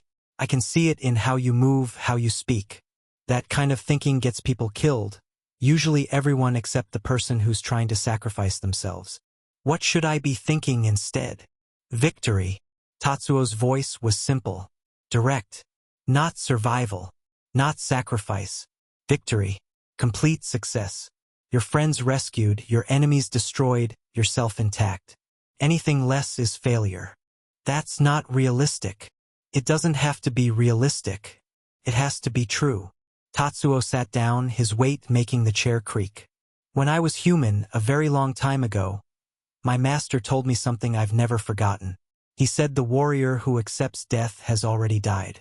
The warrior who demands victory lives forever, even if their body falls. Sounds like philosophy. Sounds like truth. Tatsuo's ancient eyes met Harry's. You have power in your blood that could reshape the world. You've trained with the finest warriors in existence. You've faced a dark lord and survived. Tonight, you face creatures who have been killing for centuries, and you can beat them. But only if you believe it. Harry was quiet for a moment, processing. He thought about all the times he'd faced death. The basilisk, the dementors, Voldemort in the graveyard, in the ministry, in the forest. Each time, he'd survived through luck and prophecy and the sacrifice of others. But that wasn't the whole story, was it? He'd also survived because he'd refused to give up. Because he'd fought when he should have fallen. Because something in him demanded survival even when everything suggested surrender. That something was stronger now, reinforced by his blood, his training, his growing understanding of what he was becoming. Victory, he said quietly. Victory, Tatsuo agreed. Now let's go get your friends. The hospital was a nightmare made stone. Victorian architecture twisted by decades of abandonment. Windows like dead eyes staring out at the Thames. Walls stained with something that might have been water damage or might have been blood. The hollow court had chosen well. A place that screamed danger even to ordinary humans. Harry approached from the front, exactly as they expected. Alone, apparently unarmed, walking toward the main entrance like a man going to his execution. In his ear, Tatsuo's voice was a steady presence. Teams in position, waiting for your signal. Harry didn't respond. He pushed open the hospital's main doors and stepped inside. The entrance hall had probably been impressive once. High ceilings, marble floors, architectural details that spoke of money and importance. Now it was a ruin, debris scattered everywhere. The only light coming from torches that burned with unnatural blue flames. And vampires, dozens of them, lining the walls like an honor guard, watching Harry with hungry eyes. The Sanguis Rex. A figure emerged from the shadows at the far end of the hall. Male, tall, wearing robes that looked ceremonial. His face was wrong somehow. Too smooth, too perfect, like a mask made of flesh. We've been waiting for you. I'm here for my friends. Of course you are. Such predictable loyalty. The robed vampire spread his hands. They're here, alive for now. Whether they stay that way depends entirely on you. What do you want? What we've always wanted. The Blood King, willingly given to our cause. The vampire stepped closer, and Harry forced himself not to retreat. Your blood can resurrect our master, can tear open the seal that has imprisoned him for 3,000 years. All you have to do is submit. And if I refuse? The vampire smiled. It was worse than his speaking had been, that perfect mask stretching in ways human faces weren't meant to stretch. Then your friends die, and we take your blood anyway, though it will be less potent taken by force. He tilted his head. Surely you understand your position. You came alone, unarmed, into a place we control completely. There is no scenario where you leave without our permission. Harry felt his blood stirring, the power inside him responding to threat, preparing for violence. Not yet. He needed information first. Where's the pale hand? Something flickered across the vampire's perfect face. Surprise, maybe, or caution. You know that name. I know a lot of things, including that you're not important enough to make decisions about the Sanguis Rex. Harry kept his voice level. So either bring me to whoever's actually in charge, or stop wasting my time.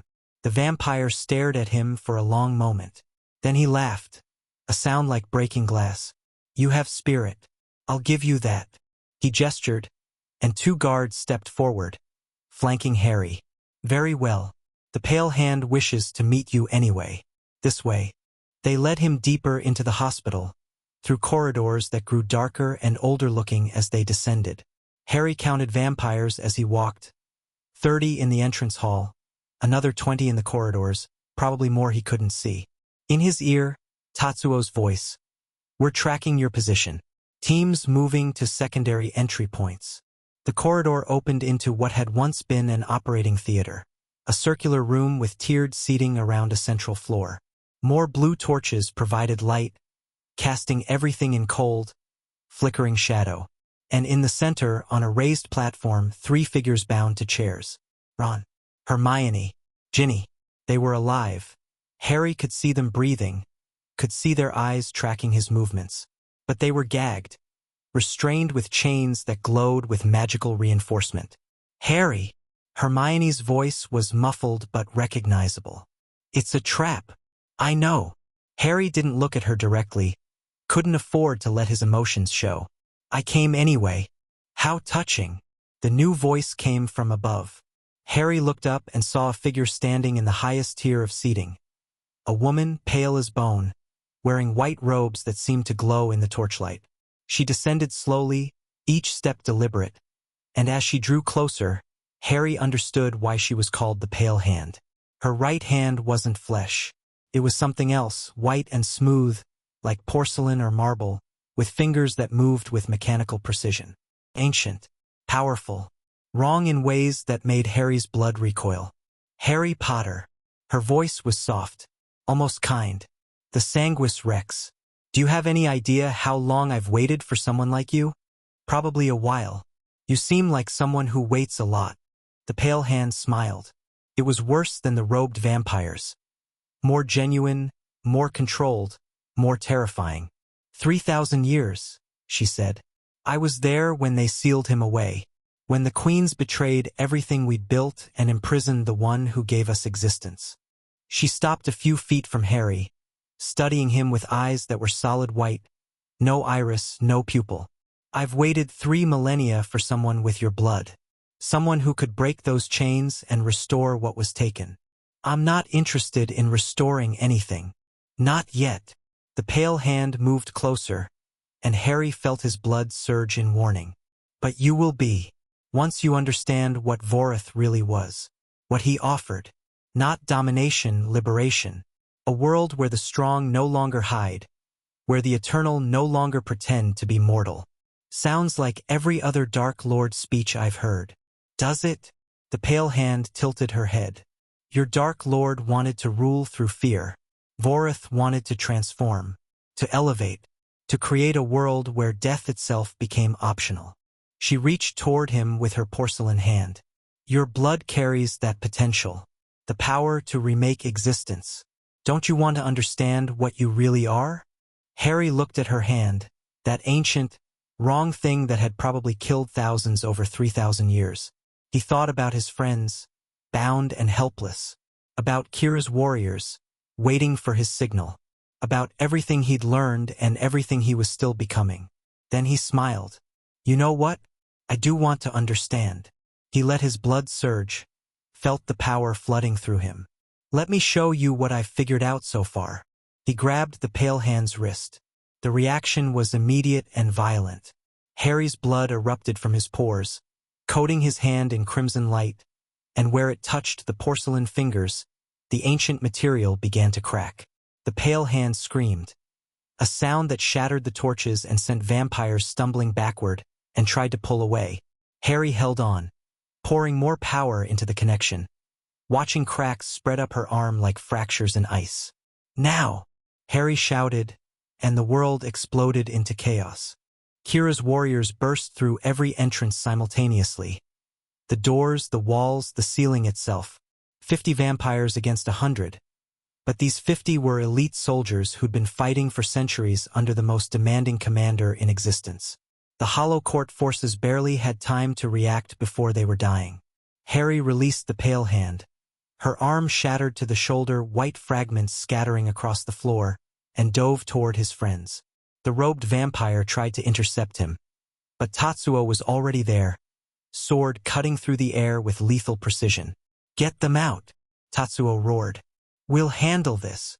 Harry reached the platform, his blood-enhanced strength tearing through the chains like paper.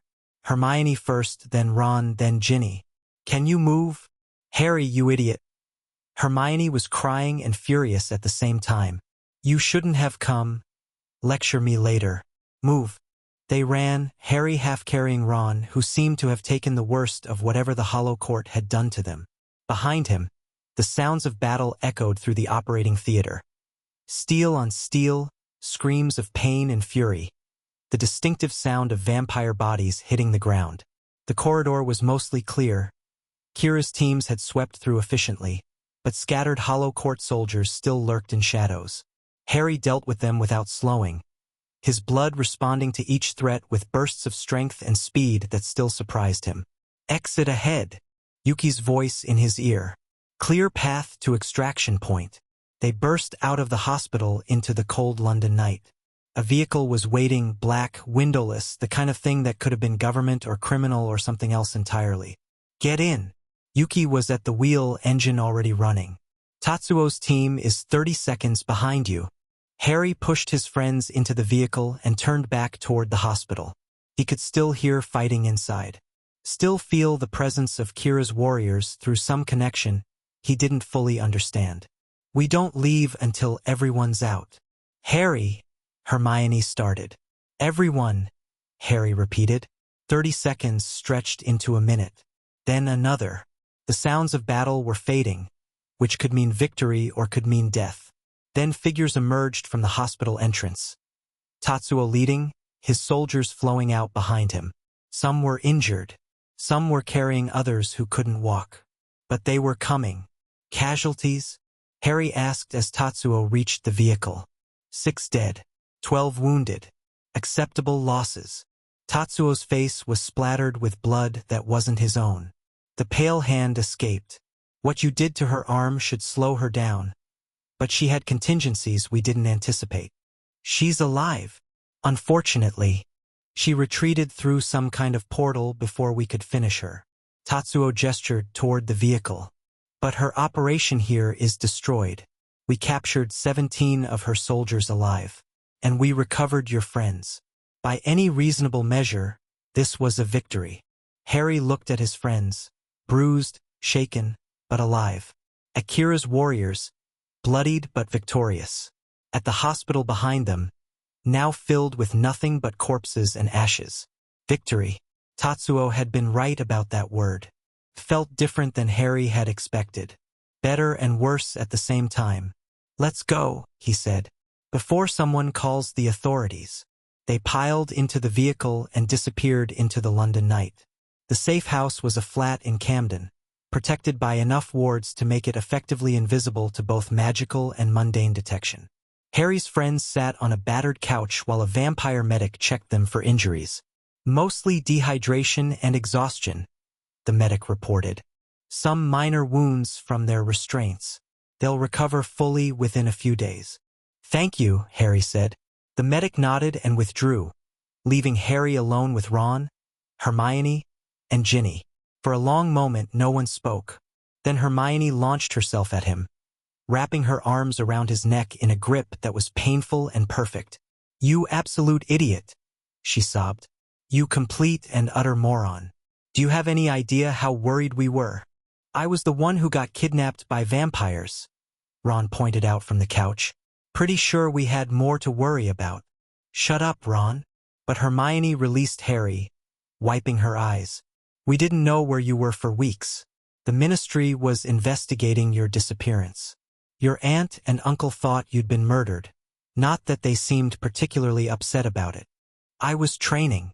Harry sat down across from them. "After what happened in London, after those vampires attacked Grimmauld Place, I knew I wasn't ready for what was coming. So I found people who could help." "Vampires," Ginny said. It was the first time she'd spoken. "You were training with vampires. The same creatures who just kidnapped us. Different vampires. There are factions. It's complicated. Everything with you is complicated." But there was something in Ginny's voice that wasn't quite anger. Something softer, more hurt. "We used to tell each other things, Harry. We used to face danger together. And now you just disappear." Harry wanted to explain about the queens and the prophecy and his blood and everything else that had consumed his life since that first attack. But looking at his friends, at their exhausted faces, their wounded expressions, he realized that explaining wasn't what they needed. "I'm sorry," he said. "I thought I was protecting you by staying away. I was wrong." "You were," Hermione agreed. "But you came for us when it mattered. That counts for something." "The woman with the white hand," Ron said. "Who was she?" "The leader of the faction that kidnapped you. She calls herself the Pale Hand. She's been planning something for 3,000 years, and apparently my blood is the key to making it happen." "Your blood?" Hermione's academic interest was already surfacing through her exhaustion. "I've been researching since you left. There are references to something called the Sanguis Rex in very old texts, but the information is fragmentary, contradictory." "I can tell you what I know," Harry said. "But first I need to know what they did to you, how they found you, what they said while they had you." The three of them exchanged glances. Ron spoke first. "They came at night, took out the wards around the burrow like they weren't even there. Professional, organized, not like the Death Eaters at all. More like a military operation. Mum and Dad." Ginny's voice was tight. "Safe. The vampires only wanted us specifically. Said we were leverage." Ron's expression darkened. "They kept us in that hospital for 2 days. Fed us, didn't hurt us much, but they made sure we knew we were bait. They talked about you constantly," Hermione added. "About what you were, what your blood could do. They seemed almost reverent, like you were some kind of religious figure they'd been waiting for." "What did they want to do with my blood?" "Break a seal. Resurrect someone they called the first vampire." Hermione shuddered. "The things they said about him, Harry. What he'd do when he returned. It sounded less like a leader and more like a force of nature. Something that would consume everything." Harry nodded. This matched what Yennefer and Kira had told him. The Hollow Court wasn't just a faction. It was a cult, devoted to bringing back something that the most powerful beings in the vampire world had united to destroy. Did they say anything else? Anything about their plans, their bases, their numbers? "They were careful," Ron said.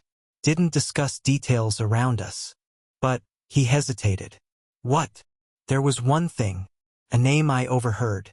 They were talking about someone called Amara. One of them said she was compromised, that they had assets in place." "Amara, the oldest queen, the one nobody understood. Compromised how?" "I don't know. They stopped talking when they realized I was awake." Ron rubbed his eyes. "Does that help?" "Maybe." Harry filed the information away. If the Hollow Court had infiltrated Amara's court, that was significant. It might explain why she'd been so mysterious, so uninvolved in the conflicts between the other queens. Or it might mean something worse. "You need to rest," Harry said, standing.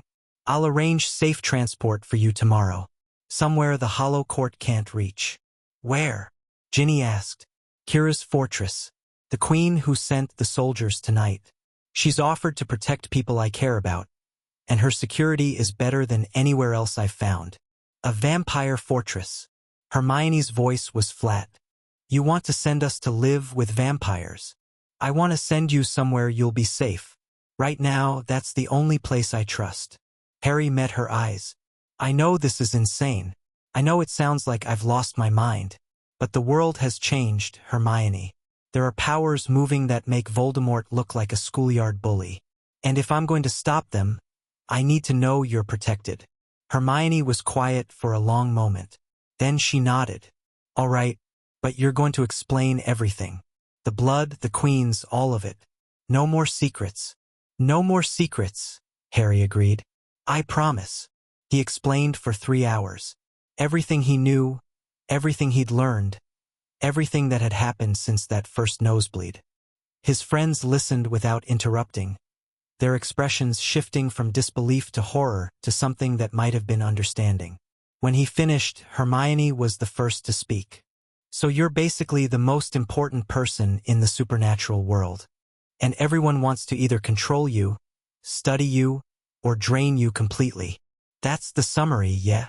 And you've decided to, what? Play them against each other? Make yourself powerful enough that they can't use you. I've decided to understand what I am. Make my own choices about what I become. Harry shrugged. Everything else follows from that.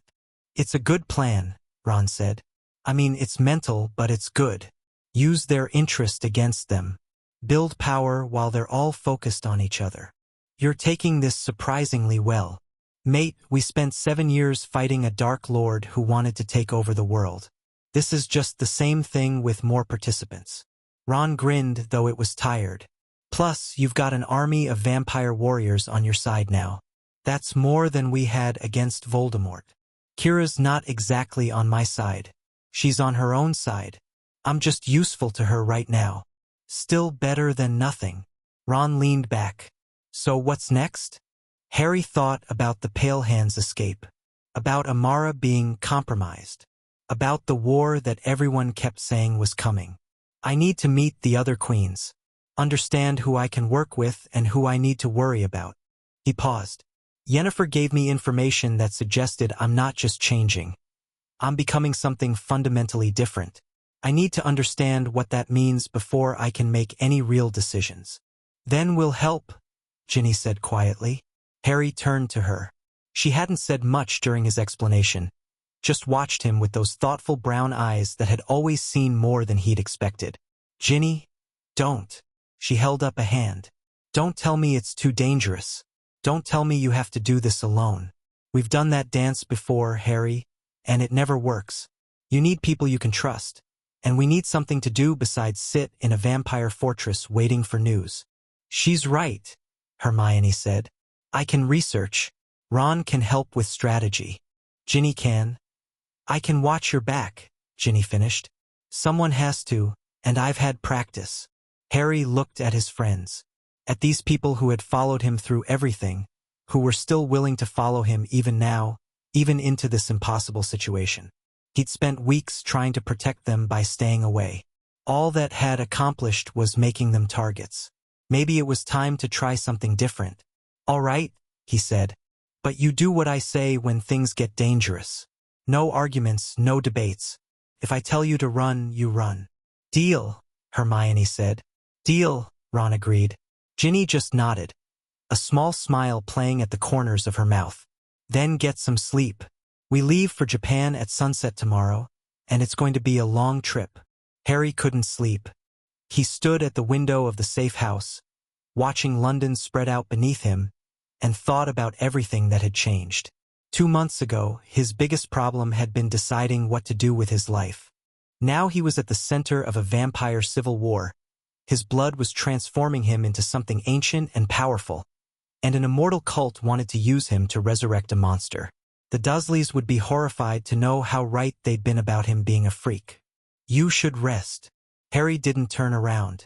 He'd sensed Tatsuo's approach before the vampire spoke. Another new ability, this awareness of supernatural presences around him. Can't. Too much going on in my head. That's precisely when rest is most important. Tatsuo moved to stand beside him at the window. The mind processes information during sleep, organizes, prioritizes. Without it, you'll make mistakes. I made mistakes tonight. People died because of my plan. People died because the Hollow Court kidnapped your friends and you chose to rescue them. That's not a mistake. That's a choice with consequences. Tatsuo's voice was matter-of-fact. Soldiers understand this. You accept that your decisions will cost lives, your own, your enemies, your allies. The question is whether the cost is worth the result. 6 of your warriors died. 6 warriors who chose to serve Queen Kira, knowing the risks. Who died in battle against an enemy we've been fighting for centuries. Tatsuo turned to face Harry. Their deaths have meaning. That's more than most of us get. Harry was quiet for a moment. How do you do it? How do you send people into situations where they might die and not, I don't know, fall apart? Practice. Time. Understanding that guilt is a form of arrogance.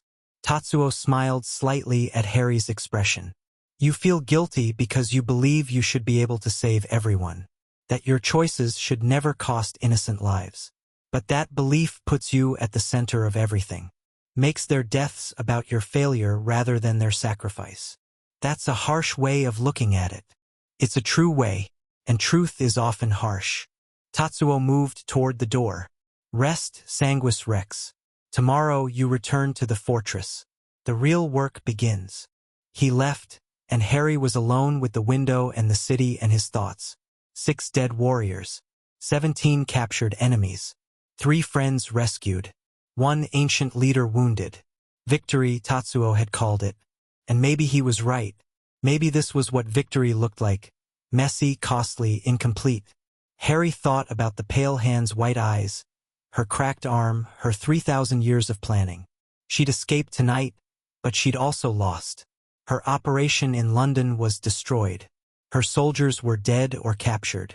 Her trump card, Harry's friends as leverage, was gone. For the first time since this started, Harry had taken something from his enemies. Had made them pay for targeting him. Felt good. Better than he'd expected.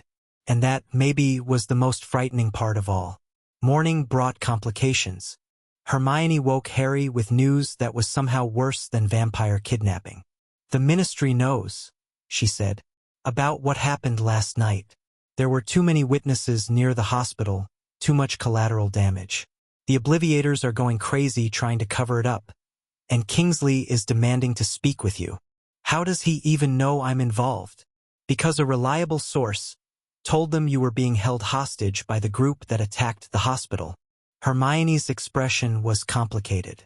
"Harry, someone is feeding information about you to the Ministry. Someone who knows what's really going on. The Hollow Court had spies everywhere," Tatsuo had said. "Even in the Ministry of Magic. What does Kingsley want? Officially? To help? To protect you from whoever these dark creatures are that keep targeting you." Hermione's voice made it clear how little she believed the official story. "Unofficially? I think he wants to understand what's happening. The vampire world has been hidden from wizards for centuries. If that's changing, the Ministry will want to be involved. They can't be involved. They don't understand what they'd be dealing with. Then you need to tell them, or give them enough information that they don't start investigating on their own." Hermione sat down across from him. "The Ministry isn't the enemy, Harry. But they could become a problem if they think you're keeping dangerous secrets." Harry thought about this. The magical world and the vampire world had existed alongside each other for millennia. Mostly separate, occasionally overlapping. If the Ministry started poking around, started asking questions about the Queens and the Hollow Court and the Sanguis Rex, "I'll talk to Kingsley, but not until after I've dealt with more immediate problems. Such as the fact that the Hollow Court has apparently infiltrated one of the vampire queens. And I still don't know what Amara wants, or why she's been so quiet while everyone else fights over me." Hermione's eyes widened. Amara, the oldest one, 3,000 years old at least. She was turned by Vorith himself, before the other queens sealed him away. Harry stood, pacing. Everyone says she's unpredictable, that no one understands her motives. But if the Hollow Court has assets in her court, that suggests either she's been compromised without knowing it or she's working with them deliberately. Yeah. Harry ran a hand through his hair, which would explain why she stayed out of everything. Why she sent that cryptic invitation instead of trying to claim me like the others. What did the invitation say? "Come home." That's it. Just 2 words. "Come home."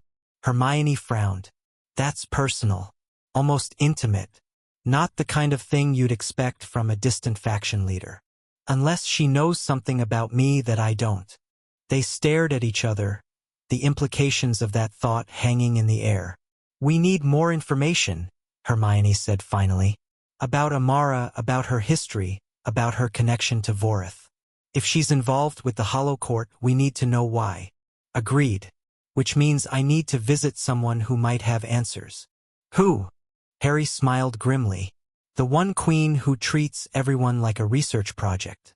Yennefer's been studying my blood for weeks. Time to find out what she's learned." They arranged the meeting through channels Harry didn't fully understand. Magical communications that bypassed normal Owlpost and went directly to Yennefer's network. Within hours, he had a response. Edinburgh. Tonight. Bring your friends if you wish. I'm curious about the humans who survived the Hollow Court's hospitality. The journey was faster this time. Kira had provided a portal device, keyed to specific locations, that made the shadow stepping less nauseating. By sunset, Harry, Ron, Hermione, and Ginny were standing outside the Crimson Binding bookshop. This is it. Ron looked at the faded sign skeptically. Doesn't look very impressive for a vampire queen's headquarters. It's not a headquarters. It's a research facility. Harry pushed open the door. And trust me, the inside is more impressive than the outside. They entered the same cluttered shop Harry had visited weeks ago. Shelves overflowing, dust floating in the air. That strange underlying scent that made human instincts uneasy. But this time, Yennefer was waiting for them. Harry Potter. She smiled, showing fangs. And guests. Wonderful.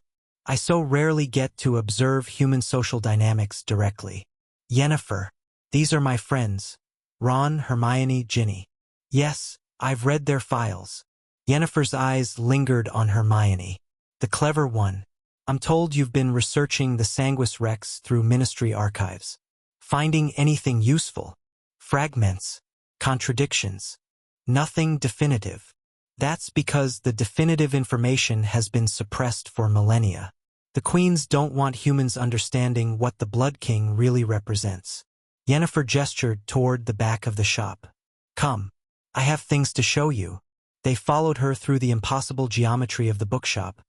Rooms appearing where they shouldn't, corridors stretching farther than the building's exterior could possibly allow. Harry's friends looked appropriately disturbed. Space manipulation, Yennefer explained without being asked.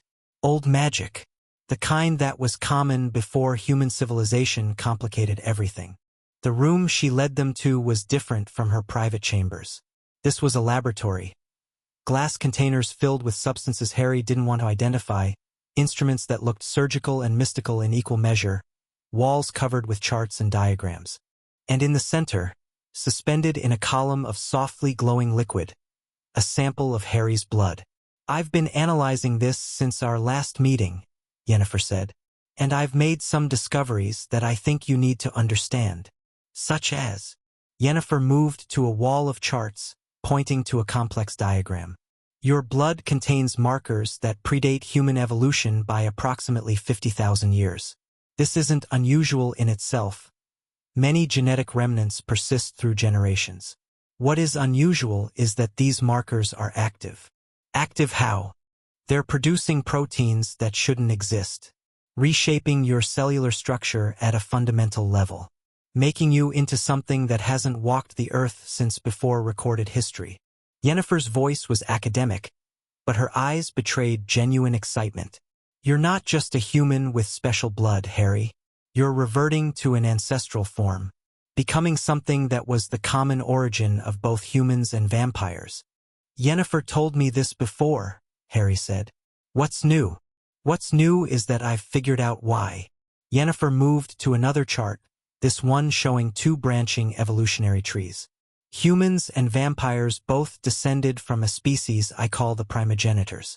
They existed for millions of years before splitting into two paths. One that became mortal, limited, bound by time and death, and one that became immortal, predatory, bound by hunger and darkness. The vampires, Hermione said, her academic interest overriding her caution. Exactly. But here's the thing, both paths were degradations. Compromises.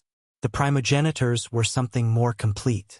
They had the immortality of vampires without the hunger. The adaptability of humans without the mortality. Yennefer turned to Harry. The Sanguis Rex is someone in whom that original completeness resurfaces. You're not evolving forward. You're reverting to the original template. Harry processed this. So I'm becoming something that existed before humans or vampires? You're becoming something that could have been either, or both, or neither. Yennefer's smile was complicated. The transformation isn't complete, it may never be complete, but the potential is there. The question is what you do with it. What do you mean? I mean that your development isn't predetermined. The primogenitors had the capacity for multiple paths. You could emphasize the immortal aspects and become something like a vampire but without the weaknesses. You could emphasize the mortal aspects and become something like a human but without the limitations. Or you could find some balance that no one has achieved before. Yennefer paused. The choice, Harry, is genuinely yours. Is that why everyone wants to control me? Because they want to influence which path I take. Partly, but also because your blood affects all vampires regardless of which path you choose. Can heal us, hurt us, transform us. The other queens want to control that power. The Hollow Court wants to use it to break Voritha's seal. Yennefer's expression darkened. And speaking of the Hollow Court, I have information you need to hear. About Amara? Among other things.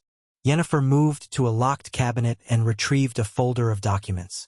I have spies, Harry. In all the courts, including Amara's. And what they've been reporting concerns me. She spread the documents across a table. Harry saw photographs, transcripts, diagrams of locations he didn't recognize.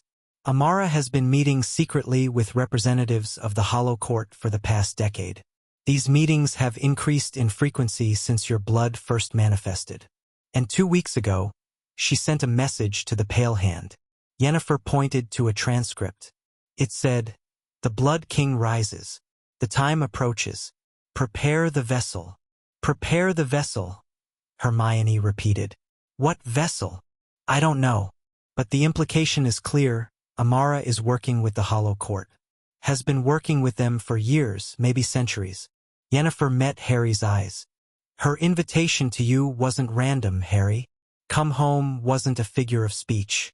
I think she believes you belong to her in some way. That your transformation is connected to her. Specifically.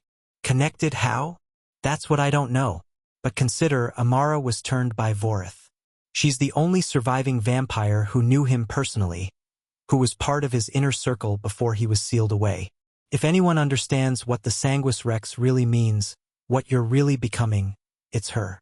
Harry thought about this. About Amara's cryptic invitation. About the Hollow Court's reference to her being compromised. About 3,000 years of secrets and plans and waiting. I need to meet her, he said. That's exactly what she wants. I know, but I can't make informed decisions without understanding what she knows. Harry looked at the documents, at the evidence of conspiracy and ancient planning. And if she's working with the Hollow Court, I need to understand why. What she thinks she's going to gain. It could be a trap. Everything is a trap. That hasn't stopped me before. Yennefer studied him for a long moment. Then she smiled. A genuine expression that softened her sharp features. You really aren't what I expected, she said. Most humans in your position would be terrified. Running. Hiding. Begging the queens for protection. I spent 7 years being terrified. Running and hiding and waiting for someone else to save me. It didn't work then, and it won't work now. Harry gathered up the documents. Can I take these? Copies. I keep the originals. Yennefer hesitated. Harry, be careful with Amara. She's not like the rest of us. 3,000 years of existence changes a person in ways that can't be predicted or understood. Whatever she wants, it won't be simple. And it won't be kind. Nothing about this is simple or kind. Harry tucked the documents into his coat. But thank you. For the information, the research, all of it. Don't thank me. I'm getting more valuable data from this situation than I could have gathered in centuries of normal research. But Yennefer's voice was softer than her words. Just survive. Whatever else happens. Survive. They left the bookshop and stepped into the Edinburgh night, the documents burning a hole in Harry's coat, the implications of what he'd learned spinning through his mind. Amara, the Hollow Court, a conspiracy 3,000 years in the making. And at the center of it all, Harry's blood, the key to everything everyone wanted. So, Ron said as they walked, Egypt. Egypt, Harry agreed. But not yet. I need to prepare first. Talk to Kira. Make sure I understand what I'm walking into. And if Amara is working with the Hollow Court? Harry thought about the pale hand's shattered arm, about the power that had erupted from his blood when he'd grabbed her, about what he was becoming and what that might mean for everyone who tried to control him. Then she's about to learn what happens when you underestimate the Blood King. They returned to Kira's fortress through the portal device, emerging in the courtyard as vampire soldiers went about their evening routines. Harry's friends looked around with expressions that mixed wariness and wonder. "This is where you've been training?" Hermione asked. "For the past month, yeah. It's impressive." She was already analyzing, cataloging, filing away information. The architecture is a blend of traditional Japanese and something older. The defensive positions are excellent. And the soldiers move like they've been drilled together for centuries. They probably have been. Kira met them in the Great Hall, flanked by Tatsuo and a handful of advisors. She studied Harry's friends with the same assessing gaze she turned on Harry during their first meeting. "The humans you risked so much to save," she said. "I hope they're worth the trouble." "They are," Harry said. "And they're staying here until the current crisis is resolved." "I assumed as much. Quarters have been prepared." Kira's attention shifted to Harry. "Yennefer sent a summary of your meeting. The information about Amara is concerning. Is it accurate?" "Almost certainly. Yennefer's intelligence networks are the best in the vampire world. If she says Amara has been meeting with the Hollow Court, then Amara has been meeting with the Hollow Court." Kira moved to a map table, gesturing for Harry to follow. "The question is what she wants." "What do you think she wants?" "I've known Amara for over 1,000 years. In all that time, I've never been able to predict her actions or understand her motives." Kira traced a finger across the map, landing on Egypt. "But I know what she believes. She believes Vorith was wrongly imprisoned, that the queens, including herself, betrayed something sacred when they sealed him away. Then why did she help seal him in the first place? Because she's not insane. Vorith in his full power was a threat to everyone, including his own followers. But she's always maintained that there should have been another way. A solution that didn't involve permanent imprisonment." Kira looked up. "I think she believes you might be that solution." "Me? The Sanguis Rex. A bridge between species. Someone who could potentially communicate with Vorith, negotiate with him, find a way to end the conflict without destruction." Kira's expression was complicated. "It's not impossible, Harry, but it would require trusting Amara completely. And that's not something I can recommend." Harry thought about this, about the Pale Hand's fanaticism, about the Hollow Court's willingness to kidnap and torture to achieve their goals, about what Vorith must have been like if it took 5 queens working together to stop him. "I'm not interested in negotiating with monsters." "Then why consider meeting Amara at all?" "Because she knows things I need to know. About my blood, my transformation, what I'm becoming." Harry met Kira's eyes. "And because if she is working with the Hollow Court, I need to understand how deep that connection goes. What their actual plan is. How to stop them." "You're planning to spy on her." "I'm planning to use her the way everyone else has been trying to use me." Harry smiled grimly. "Turnabout, as they say." Kira studied him for a long moment. Then she laughed. A genuine sound of surprised delight. "You've changed," she said. "When you first arrived here, you were reactive, defensive. Now you're thinking like a predator." "Is that a compliment?" "It's an observation. Whether it's a compliment depends on what you do with that mindset." Kira turned back to the map. "If you're going to meet Amara, you'll need support. I can send Tatsuo and a team with you." "No," she specified, "alone. Any visible military presence will make her suspicious." "Then how do you plan to protect yourself?" Harry looked at his hands, at the faint red glow still visible beneath his skin, pulsing in time with his heartbeat. "I've been learning what my blood can do. The physical enhancements, the effect it has on vampires. But there's more, isn't there? Things I haven't discovered yet." "Almost certainly.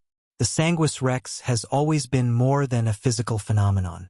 The old texts speak of mental abilities, sensory extensions, even a form of immortality." Kira's voice was careful. But those abilities take time to develop, and they require understanding that you don't have yet. Then help me understand.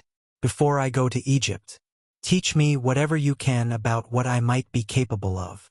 Kira considered this. Then she nodded. 1 week. I'll bring in specialists from my personal archive, vampires who've studied the old texts, who know the legends better than anyone. She paused. But Harry, even with preparation, Amara is dangerous. More dangerous than anyone you've faced. Don't underestimate her. I won't. Good. Now get your friends settled. Training begins at dawn. That night, Harry stood on the highest balcony of Kira's fortress, looking out at the moonlit mountains, and felt the blood in his veins responding to his thoughts. He was becoming something ancient and powerful and unprecedented. The bridge between species, Yennefer had called him. A reversion to the original template. But what did that mean, really? What would he become when the transformation was complete? A human with vampire abilities? A vampire with human consciousness? Something entirely new? He didn't know. No one knew. But standing there, feeling the power coursing through him, Harry realized something he hadn't before. It didn't matter what he became. What mattered was who he chose to be. Serafina wanted to cage him. Yennefer wanted to study him. Kira wanted to watch him. Amara wanted something he didn't understand yet. But Harry wanted something too. He wanted to survive. He wanted to protect the people he loved. He wanted to stop the Hollow Court from resurrecting a monster that had nearly destroyed the world once before. And he wanted to be more than a pawn, more than a prize, more than a prophecy or a blood type or a potential for destruction. He wanted to be Harry, whatever that meant, whatever it cost. The blood in his veins pulsed, and Harry felt something shift inside him, a door opening, a potential awakening. He still had so much to learn, so much to understand, so many enemies to face and allies to evaluate and choices to make. But for the first time since this started, Harry felt ready. Not for everything. Not for the war that was coming or the transformation that was accelerating or the ancient conspiracies that centered on his existence. But ready for the next step. And right now, that was enough. Chapter 3 and Chapter 4. Old Blood. The week of training was brutal. Kira brought in specialists, ancient vampires who had dedicated centuries to studying the Sanguis Rex legends. They poked and prodded and tested Harry in ways that made his previous training look like a warm-up. Your blood responds to intention, said Mira, a vampire who claimed to be 2,000 years old and looked perpetually bored. Physical enhancement is the baseline, the obvious application. But the old texts describe something deeper. Deeper how? Sensory expansion. The ability to feel vampire presences at great distances. To read their emotional states. Even, in extreme cases, to influence their behavior through blood resonance. Mira circled Harry slowly. Have you experienced anything like this? Harry thought about it. The way he'd known Tatsuo was approaching before the vampire spoke. The awareness of Kira's soldiers during the battle at the hospital. The strange connection he'd felt to the pale hand when he'd grabbed her arm. Maybe. I'm not sure. Then we'll find out. She brought in test subjects, vampire soldiers who volunteered to let Harry practice on them. The exercises were strange. Harry would close his eyes and try to sense their locations, their movements, their intentions. At first, he got nothing but vague impressions. But by the third day, something started to click. There, he said, pointing without opening his eyes. 2 behind me, 1 to the left, 1 directly ahead. The one on the left is nervous. The one ahead is hungry. Myra's expression shifted from boredom to interest. Faster than expected. Most Sanguis Rex took months to develop blood sense. You're doing it in days. Is that good? It's unusual, which could be good or very bad. She dismissed the test subjects with a gesture. Let's try something more advanced.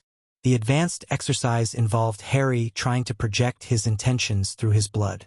Not control. Mira was clear that true control was impossible without much more development, but influence. A nudge in a specific direction. Harry failed repeatedly. Each attempt left him drained and frustrated. the power in his blood stirring but refusing to extend beyond his body. "You're thinking about it wrong," Mira said on the 5th day. "You're treating your blood like a tool, something external that you manipulate. But it's not. It's you. An extension of your consciousness, your will, your fundamental nature." "I don't understand." "Your blood isn't in your body. Your blood is your body. Is you." Mira leaned closer, her ancient eyes intense. "The Sanguis Rex doesn't use blood power. The Sanguis Rex is blood power. When you understand that distinction, truly understand it, the abilities will come naturally."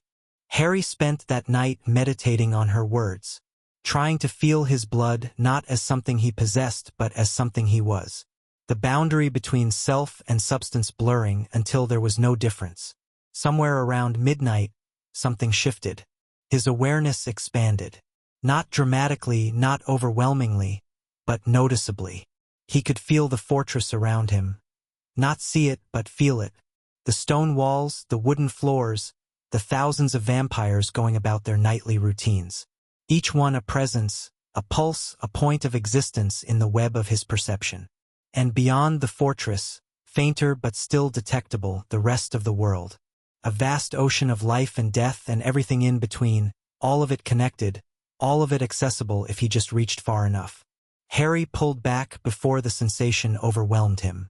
His head was pounding, his nose bleeding again for the first time in weeks. But he understood now what Mira had been trying to teach him, what the Sanguis Rex really was. Not a human with special blood, not a bridge between species, but something more fundamental, a consciousness that extended beyond the limits of flesh, a being that existed in blood the way normal creatures existed in bodies.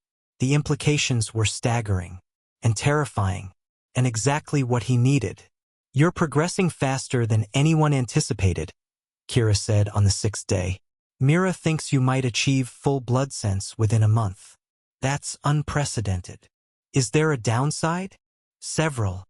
Kira led him through the fortress corridors, heading toward a part of the complex Harry hadn't visited before.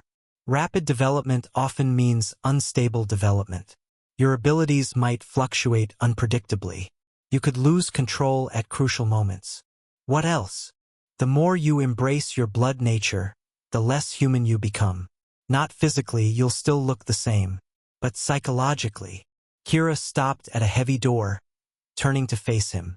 The last Sanguis Rex became something magnificent. He united an empire, brought peace to warring factions, transformed the vampire world. But he also became distant, detached from the concerns of ordinary beings. Some say that's why he eventually chose to end his own existence. He got bored. He got lonely. When you can sense every creature within miles, when you understand their emotions and motivations better than they do themselves, connection becomes difficult. How do you relate to beings you've surpassed so completely? Harry thought about this, about his friends waiting in their quarters worried about him, about Ginny's hurt expression when he'd disappeared without explanation, about the isolation he'd already started to feel even before his abilities fully developed. "I'll manage," he said. "Perhaps. But the danger is real." Kira opened the door, revealing a chamber Harry had never seen. It was a vault, massive, reinforced, filled with objects that radiated age and power. Weapons, artifacts, documents, the accumulated treasures of 14 centuries of vampire dominance. "These are my most valuable possessions," Kira said, leading him inside. "Some are weapons, some are knowledge. And one." She stopped before a glass case containing a small crystal vial filled with dark liquid. "One is a sample of the last Sanguis Rex's blood." Harry stared at the vial. "That's 3,000 years old. Blood of this nature doesn't age like normal substance. It remains potent, active, connected to its source even after millennia." Kira's voice was careful. "I've been keeping this for a very long time, waiting for someone who could use it." "Use it how?" "The Sanguis Rex's power came from understanding what they were. Marcus had decades to develop that understanding. You have weeks at most." Kira touched the glass case. "This blood contains his memories, his knowledge.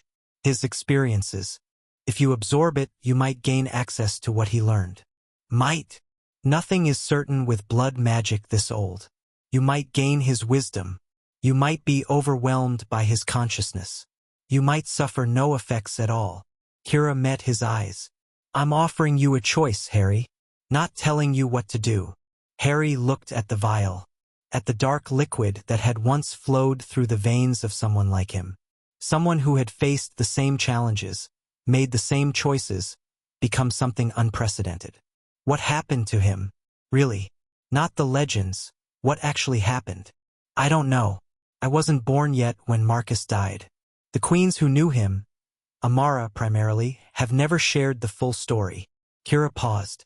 But I have theories. Such as, Marcus united the vampire world under his rule. Created peace through a combination of diplomacy and overwhelming power. But peace isn't natural for predators. We're built for conflict, for competition, for dominance. Without external enemies, we turn on each other, or on ourselves. You think he killed himself because he succeeded too completely? I think he realized that his existence was preventing the natural order of things. That as long as the Blood King ruled, vampires would never develop the independence to govern themselves. Kira's expression was complicated.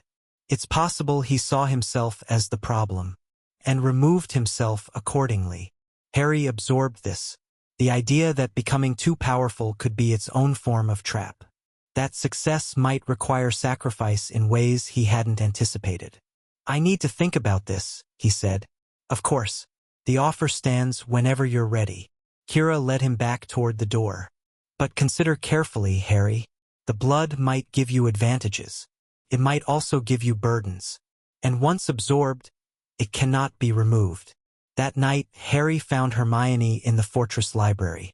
She'd been there constantly since arriving, absorbing information about vampire history, analyzing the documents Yennefer had provided, trying to understand the conspiracy that centered on Harry's existence. Can I interrupt? She looked up, dark circles under her eyes, but a familiar determined expression on her face. I think I've found something. Harry sat down across from her. About Amara? About the seal. The one imprisoning Vorith. Hermione spread documents across the table. Yennefer's information mentioned the Pale Hand's message. Prepare the vessel. I've been trying to figure out what that means. And the seal isn't a single object or spell. It's a network. 5 anchors, each one connected to one of the queens who created it. Hermione pointed to a diagram. To break the seal, you'd need to destroy all 5 anchors simultaneously. Or transfer the seal's binding to something else. A vessel that could contain Vorith's essence without the anchor network. Hermione's voice was grim. I think that's what they want to use you for, Harry. Not just to break the seal to replace it. To become the container for the first vampire. Harry felt cold. They want to put Vorith inside me? It makes sense with what we know. Your blood can contain and transform vampire essence. The primogenitor traits mean you might be able to hold something that would destroy any normal being. Hermione's hands were shaking slightly. If they succeed, you wouldn't just be dead. You'd be erased, replaced entirely by something ancient and terrible. Harry stood, pacing the library, trying to process this new horror. Not just death, complete annihilation. His consciousness destroyed and his body used as a prison for a monster. That's why Amara wants me to come home, he said. She knows what they're planning. She might even be helping them plan it. But why? What does she gain from resurrecting Vorith? Kira thinks she believes Vorith was wrongly imprisoned. That there should have been another way. Harry stopped pacing. Maybe she thinks I can negotiate with him. Convince him to be something other than a force of destruction. And you believe that? I believe she might believe it, which isn't the same thing. Harry looked at the documents, at the evidence of 3,000 years of planning and conspiracy. But I still need to meet her, need to understand exactly what's happening before I can stop it. Harry, if they succeed, they won't. He said it with more confidence than he felt. I'm not going to let them turn me into a vessel for their monster. But I can't fight an enemy I don't understand. And right now, Amara is the only one who might have answers. Hermione was quiet for a moment. Then she nodded. I'm coming with you. Hermione, don't argue. I've been researching this for weeks. I understand the theory better than anyone else available. And someone needs to watch your back while you're trying to spy on an ancient vampire queen. Her expression was fierce. We've done harder things, Harry. This is just another impossible situation. Harry wanted to refuse, to keep her safe, away from the danger that seemed to follow him everywhere. But she was right. They had done harder things. And having someone he trusted completely by his side might be the difference between success and failure. All right, he said. But Ron and Ginny stay here. Agreed. They can coordinate with Kira's forces if things go wrong. Hermione started gathering documents. When do we leave? Tomorrow night. I have one more thing to do first. Harry returned to Kira's vault alone. The ancient blood called to him. He could feel it even through the glass case. A resonance with his own blood, a connection that transcended time and space. Marcus, the last Sanguis Rex. The being who had faced everything Harry was facing now and somehow navigated a path through it. Harry opened the case and held the vial in his hands. It was warm, warmer than it should be, warmer than the ambient temperature of the vault. As if something inside it was still alive, still waiting, still hoping to be found. He could absorb it, take in 3,000 years of experience, knowledge, wisdom, become something greater than he could be on his own.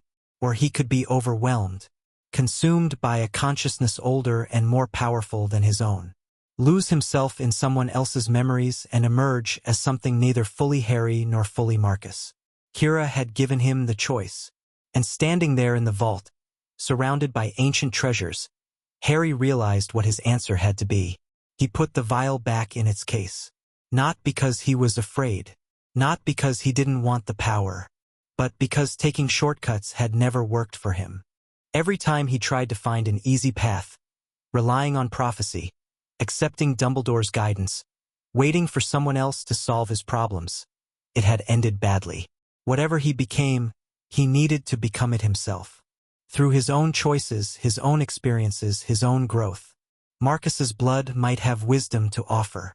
But it was Marcus's wisdom, earned through Marcus's struggles. Harry needed to earn his own.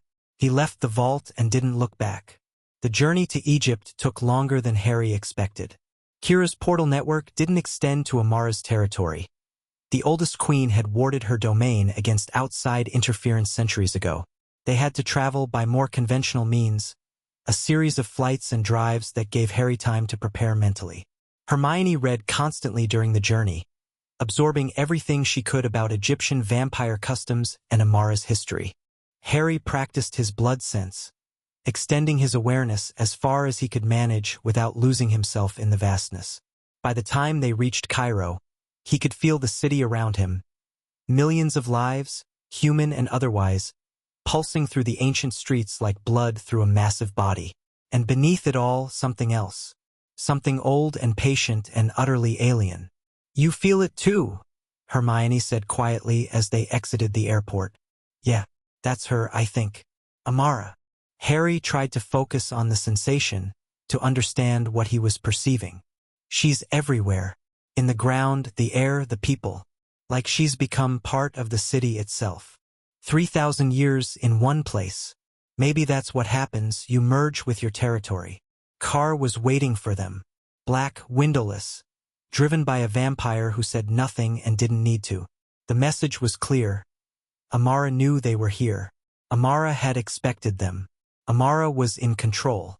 They drove for hours, leaving Cairo behind, heading into the desert. The landscape grew increasingly desolate. Sand and rock and nothing else, stretching to the horizon in every direction. Finally, as the sun was setting, they arrived. The temple was ancient. Not just old, ancient in a way that predated the pyramids, predated Egyptian civilization, predated recorded history. Columns carved from living rock, walls covered in symbols that weren't hieroglyphics but something earlier, something that made Harry's blood pulse with recognition. This was here before Amara. Hermione whispered. This was here before vampires. This was the primogenitors, Harry said, understanding clicking into place. Their temple, their home, and Amara has been keeping it for 3,000 years. They entered through a doorway that seemed too small but somehow accommodated them easily. Inside, the temple was vast, impossible spaces opening in all directions, lit by torches that burned without flame. And at the center, on a throne of black stone, sat Amara. She looked younger than Harry had expected. Not physically. She appeared to be in her 30s, features that blended Egyptian and something older, something that might have been beautiful if it weren't so fundamentally inhuman. But there was something about her that suggested youth. Vitality. A hunger that hadn't faded despite 3 millennia of existence. Harry Potter, she said, and her voice echoed through the temple, multiplied and layered in ways that made it seem like a chorus rather than a single speaker. The Sanguis Rex. My heir. Your heir. Harry stopped at a respectful distance from the throne. That's a strong claim for someone I've never met. Amara smiled. It was terrifying. You've met me. You've always been meeting me. Every time your blood stirred, every time your power grew, every time you felt the weight of what you're becoming. That was me, reaching through the ages, preparing you. Preparing me for what? For this. Amara stood, descending from her throne with movements that seemed to bend space around her. For the moment when you would finally come home, finally understand what you are and what you're meant to do. Hermione stepped forward. He's not your heir. He's not anyone's. He's a bridge, Amara interrupted, not even looking at Hermione. Between what was and what will be. Between the mistake we made 3,000 years ago and the correction that must follow. She stopped directly in front of Harry, close enough that he could see the age in her eyes. Endless, unfathomable, weighing on her like the pressure of the ocean. You want answers. I have them. All of them. Everything you've been seeking since your blood first awakened. And what do you want in exchange? I want you to listen, to understand, to make a choice when you have all the information, not just the fragments others have given you. Amara tilted her head. Is that so unreasonable? It wasn't. That was the problem. Everything she said made sense, aligned with what Harry wanted, offered him exactly what he needed, which meant it was almost certainly a trap. Talk, Harry said. I'll listen, but I won't promise anything beyond that. I would expect nothing less. Amara turned, gesturing for them to follow. Come, let me show you where it all began. She led them deeper into the temple, through chambers that seemed to exist in defiance of physical law. Hermione documented everything she could, taking notes, capturing images, trying to understand the impossible architecture. Harry focused on Amara, on the way she moved, the way she spoke, the way his blood reacted to her presence. There was something there, a connection he didn't understand, deeper than anything he'd felt with the other queens. You feel it, Amara said without turning around. The resonance between us. It's been there since you were born, waiting to be recognized. What is it? Kinship.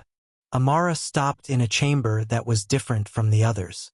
Smaller, more intimate, dominated by a massive mural on the far wall. I didn't lie when I called you my heir, Harry. In a very real sense, you are. The mural showed figures that weren't human. Tall, elegant, radiating power even in static representation. The primogenitors, Harry realized. Painted by someone who had seen them, who had walked among them, who had recorded their existence before they split into humans and vampires. I was there, Amara said, following his gaze. Not when this was painted, that was before my time. But I knew the one who painted it. Knew what he was trying to preserve. Vorith. Yes. Amara's voice was soft, almost sad. He was the last of them, the last true primogenitor, trying to preserve his kind even as they faded into myth. He created vampires as an attempt to keep that legacy alive. And humans. She paused. Humans were the mistake, the degraded form, the path his people never should have taken. You're saying humans are a mistake? I'm saying that humans sacrificed immortality for adaptability, traded eternal life for the ability to grow, change, evolve. It was a choice, a desperate one, made when the primogenitors realized they were stagnating, dying out despite their power. Amara turned to face him. Vampires were Voritha's attempt to reverse that choice, to reclaim what was lost. But we were flawed too. We gained immortality but lost the completeness that made the primogenitors what they were. And the Sanguis Rex? The Sanguis Rex is the bridge. Someone in whom the original pattern resurfaces. Someone who could, theoretically, restore what was lost. Amara's eyes were intense, burning with something that might have been hope or madness. You're not becoming something new, Harry. You're becoming something ancient. Something that existed before the split, before the mistake, before vampires and humans went their separate ways. Harry processed this. It aligned with what Yennefer had told him, but Amara's version had a different emphasis, a different implication. You want me to restore the primogenitors, he said. I want you to have the choice. The other queens want to control you for their petty power struggles. The Hollow Court wants to use you for destruction. But Amara spread her hands. I want to offer you something none of them can. The chance to become what you were always meant to be. And Vorith? Where does he fit into this? Amara was quiet for a long moment. When she spoke, her voice was different. Older. More honest. Vorith wasn't a monster. Not at first. He was desperate. Afraid. Watching his kind fade into extinction. The things he did, the violence he caused, it came from grief, not malice. She looked at the mural, at the painted primogenitors. When the queens sealed him away, we didn't give him a chance to explain, to change. We just imprisoned him for 3,000 years, alone with nothing but his rage and his sorrow. You regret it. Every day. Amara's voice cracked slightly. I loved him, Harry, in the way that beings like us can love. And I helped destroy him because I was afraid of what he was becoming. He was destroying everything. He was lashing out, like a wounded animal, like someone who had lost everything and couldn't bear the pain. Amara met Harry's eyes. Doesn't mean he deserved eternal imprisonment. Doesn't mean there wasn't another way.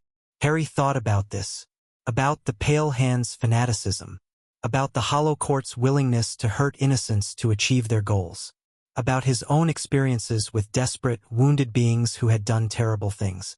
You think I can help him, he said. That's why you've been working with the Hollow Court. You think I can reach him, heal him, convince him to be something other than a monster. I think you might be able to, if you choose to try. Amara's expression was vulnerable in a way Harry hadn't expected. I'm not naive. I know what Vorith has become after 3,000 years of imprisonment. I know the rage that must be consuming him, but I also know what he was before, and I believe that person is still in there somewhere. And if you're wrong, if he's too far gone, then we seal him again, or destroy him completely, but at least we'll have tried. Amara reached out, almost touching Harry's face, then stopped herself. I'm not asking you to trust me blindly. I'm asking you to consider that the world isn't as simple as the other queens have told you, that there might be solutions beyond war and imprisonment. It was compelling, more compelling than Harry wanted to admit. The idea that there was a peaceful path, a way to resolve this without more death and destruction. But Hermione's research lingered in his mind. The vessel. The plan to transfer Voritha's essence into Harry's body. What about the vessel? He asked quietly. Something flickered in Amara's expression. Surprise. Recognition. You know about that. I know enough. The Hollow Court wants to use me as a container for Vorith. Transfer the seal into my body and let him possess me. Harry kept his voice level. Is that your plan too? Amara was quiet for a long moment. The silence stretched, heavy with implications. No, she said finally. That was never my plan. The vessel theory is real. Your blood could theoretically contain Voritha's essence. But doing so would destroy you. And I don't want you destroyed, Harry. I want you to become what you're capable of becoming. Then why are you working with the Hollow Court? Because they have resources I need. Information, agents, access to places, and things that have been hidden for millennia. Amara's voice was matter-of-fact. I've been manipulating them for decades, using their devotion to achieve my own goals. They think they're using me. They're wrong. And the Pale Hand? A fanatic. Useful but dangerous. She truly believes Vorith should be restored to full power, unleashed on a world she considers corrupt and worthless. Amara's expression hardened. I've been working to undermine her for years. The attack on you in London wasn't sanctioned by me. She acted on her own, desperate to claim the Sanguis Rex before I could. Harry studied Amara, trying to determine if she was lying. His blood sense reached toward her, trying to read her emotional state, her intentions, and encountered something unexpected. She wasn't blocking him. She was open, deliberately vulnerable, letting him see her true feelings. The grief, the hope, the desperate desire for redemption after 3,000 years of regret. It might be an act, the most sophisticated manipulation Harry had ever encountered. Or it might be the truth. Prove it, he said. If you're really working against the Hollow Court, prove it. Give me something I can use to stop them. Amara nodded slowly. Come with me. There's something you need to see. The chamber she led them to was deep beneath the temple. Carved from living rock, illuminated by crystals that pulsed with soft light, dominated by a massive stone seal that covered most of the floor. And radiating from that seal, a presence so powerful it made Harry's blood scream in warning. Vorith, he breathed. The seal's anchor. 1 of 5. Amara stood at the edge of the seal, looking down at it with an expression that mixed love and horror. I've maintained it for 3,000 years, protected it from the Hollow Court, kept it hidden from the other queens. Why show me? Because you need to understand what you're dealing with. Amara knelt, placing her hand on the seal's surface. The being imprisoned here isn't just powerful. He's fundamental, connected to the fabric of reality in ways that modern vampires can't comprehend. Harry moved closer, drawn by something he couldn't name. His blood reached toward the seal, toward the presence behind it, and for a moment he felt it. Vorith, not as a monster, not as a force of destruction, but as a being. Ancient, wounded, trapped in darkness for millennia with nothing but his thoughts and his pain, and reaching back toward Harry, curious, hopeful, desperate for connection after so long alone. Blood King. The voice came from everywhere and nowhere, resonating through Harry's blood rather than his ears. You've finally come. Harry! Hermione grabbed his arm, pulling him back. Don't touch it. But it was too late. The connection was made. And in that moment, Harry understood why Amara had brought him here. Not to trap him. Not to force him into the vessel role. To let him make an informed choice. I was like you once, Voritha's voice echoed. Young. Powerful. Trying to save a dying world. They called me monster because I failed. Because my grief became rage and my rage became destruction. You killed thousands, Harry said, though he wasn't sure if he spoke aloud or just thought it. I killed millions. I destroyed civilizations. I became what they feared because they made me into it. A pause. But I wasn't always that. And I don't have to be that again. How do I know you're telling the truth? You don't. You can only choose whether to give me a chance. The same choice no one gave me 3,000 years ago. The connection faded. Harry stumbled backward, Hermione steadying him, his blood still resonating with the echoes of Voritha's presence. Amara was watching him with that same vulnerable expression, waiting to see what he would decide. He wants redemption, Harry said.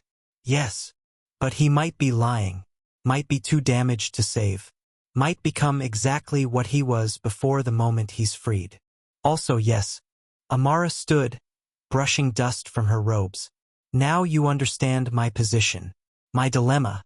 3,000 years of guilt and hope and fear, all balanced on choices that might save everything or destroy it.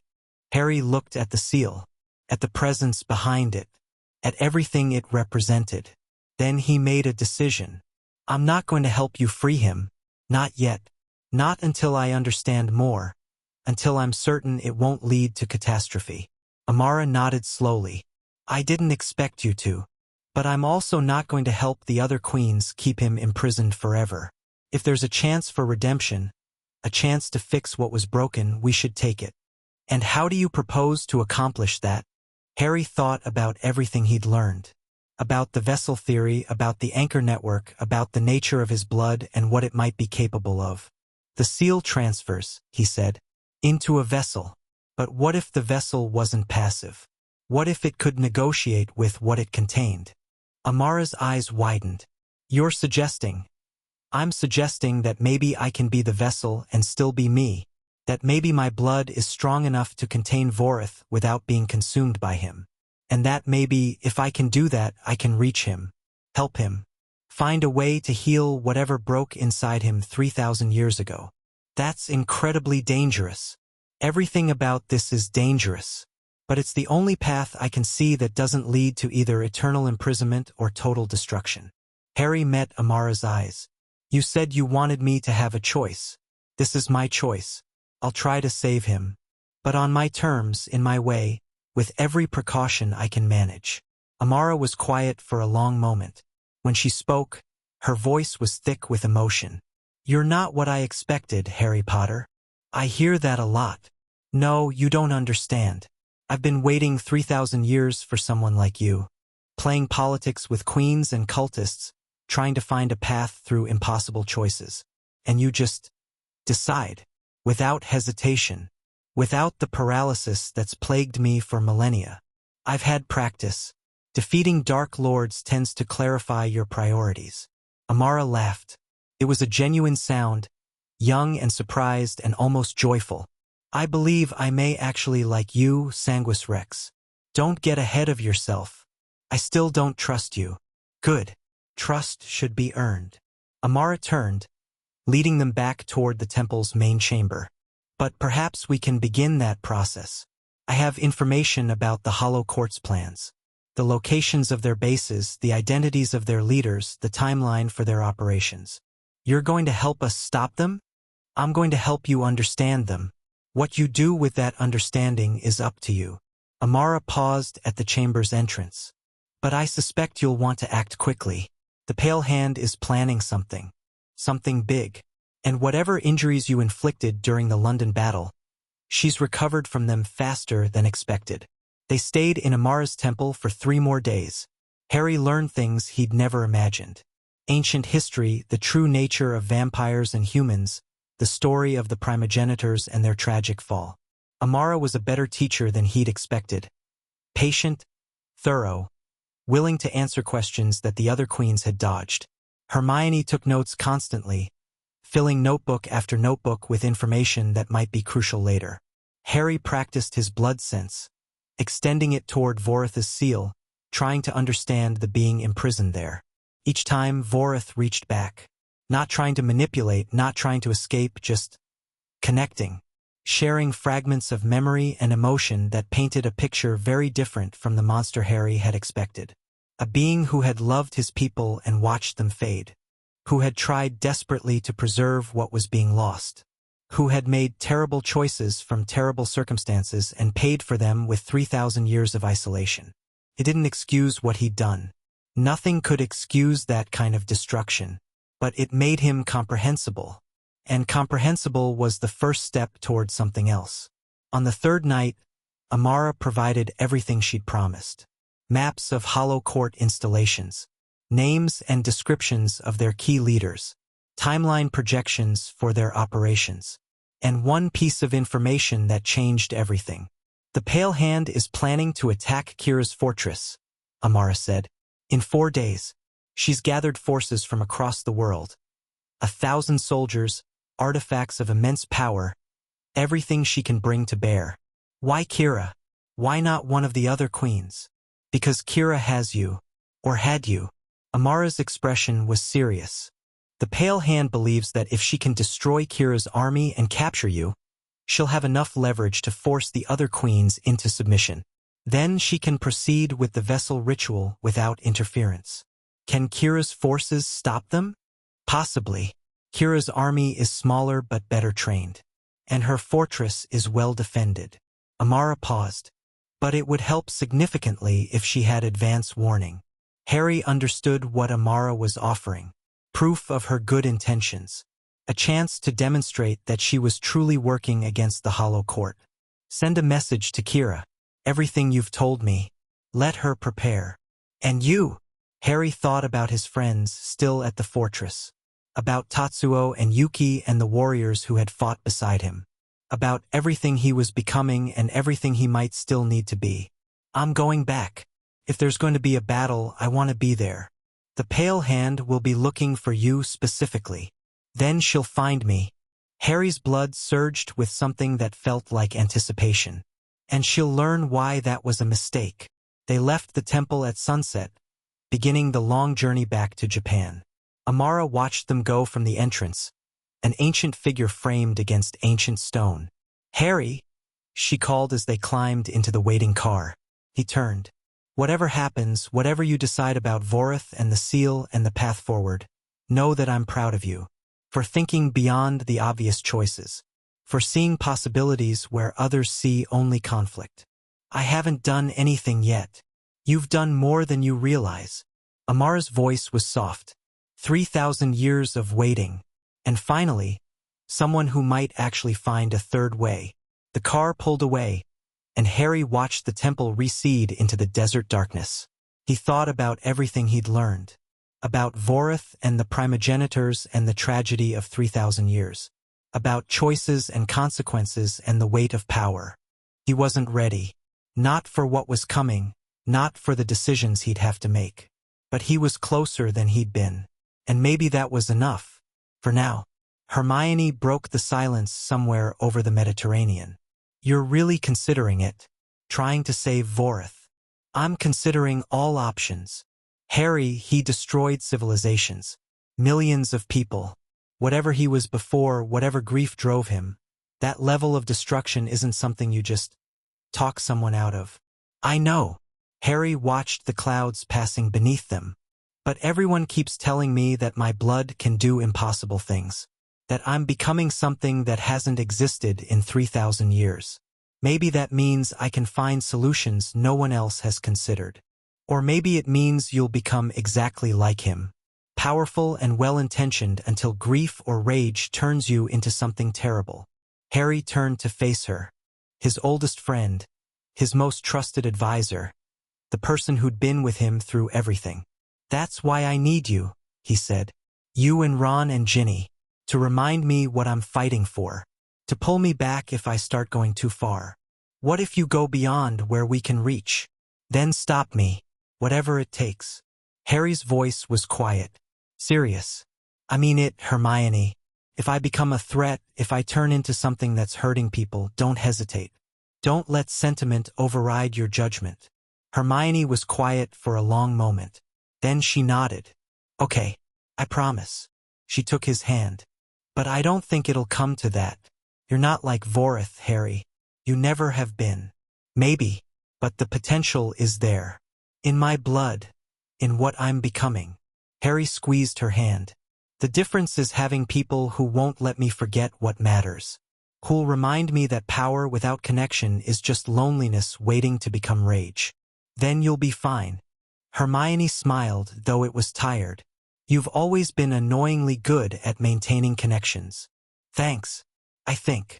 They flew on through the night, toward Japan, toward war, toward choices that would shape the future of species. Harry didn't know if he was ready, but he was as ready as he could be. And sometimes that had to be enough. Chapter 4 and Chapter 5. The youngest gamble, they arrived at Kira's fortress to chaos. Soldiers ran in every direction, weapons being distributed, defenses being fortified. The message from Amara had arrived before them, and Kira had responded with everything she had. Harry! Ron pushed through the crowd, Ginny close behind. You're back. Thank Merlin you're back. What's the situation? Bad. Worse than bad. Ron was pale, more frightened than Harry had seen him since the Battle of Hogwarts. Kira's scouts have confirmed it. The Hollow Court is massing about 50 miles from here. 1,000 soldiers, maybe more. And something else. Something they're keeping hidden. Something like what? We don't know. That's the problem. Whatever it is, it's disrupting our reconnaissance. We can't get close enough to see. Harry reached out with his blood sense, extending his awareness toward the gathering threat. For a moment, he touched it.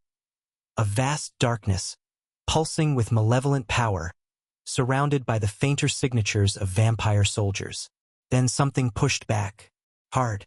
His connection severed with a snap that made him stagger. Harry! Ginny grabbed his arm. What happened? They have something. You're right. Something powerful enough to block my senses. Harry steadied himself. Where's Kira?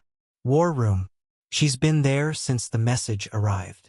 They pushed through the fortress, past soldiers preparing for battle, past worried servants trying to stay out of the way. The war room was crowded. Kira at the center, Tatsuo beside her. Commanders clustered around a massive tactical display. Sanguis Rex. Kira's voice cut through the noise. You made it. What do we know? Not enough. Kira gestured at the display, which showed troop movements and terrain features. The Pale Hand has gathered forces from hollow court cells across the world. This is their largest mobilization in centuries. They're not just attacking, they're committing everything. Why now? Because of you. Kira's eyes were sharp. My spies report that the Pale Hand believes she's running out of time. Your blood is developing faster than she anticipated. Every day you grow stronger, harder to capture, harder to use. If she's going to claim you as a vessel, it has to be now. Amara told me about the vessel theory. Hermione figured it out too. Then you understand the stakes. Kira turned back to the display. If they capture you, they win. Not just this battle, everything. Vorith rises. The queens fall. The world burns. I understand. Harry moved to the display, studying the terrain. What's our defensive position? Strong but not impenetrable. The fortress has never fallen, but we've never faced an assault of this magnitude. Tatsuo spoke up, his massive frame tense with controlled energy. We can hold for hours, possibly days. But eventually, numbers will tell. Then we don't let it come to a siege. Harry's mind raced through possibilities. The Pale Hand wants me. She'll commit everything to capturing me personally. That's a weakness we can exploit. You're suggesting using yourself as bait? I'm suggesting taking the fight to them. Hit them before they're ready. Target the leadership. Cut off the head of the snake. Harry looked at Kira. Can your warriors move fast enough to strike their camp tonight? Tonight. Kira's expression flickered with surprise. They're still organizing, still setting up their positions. But attacking a force that size with a fraction of their numbers is exactly what they won't expect. The Hollow Court sees you as defensive, cautious, a queen protecting her territory rather than projecting power.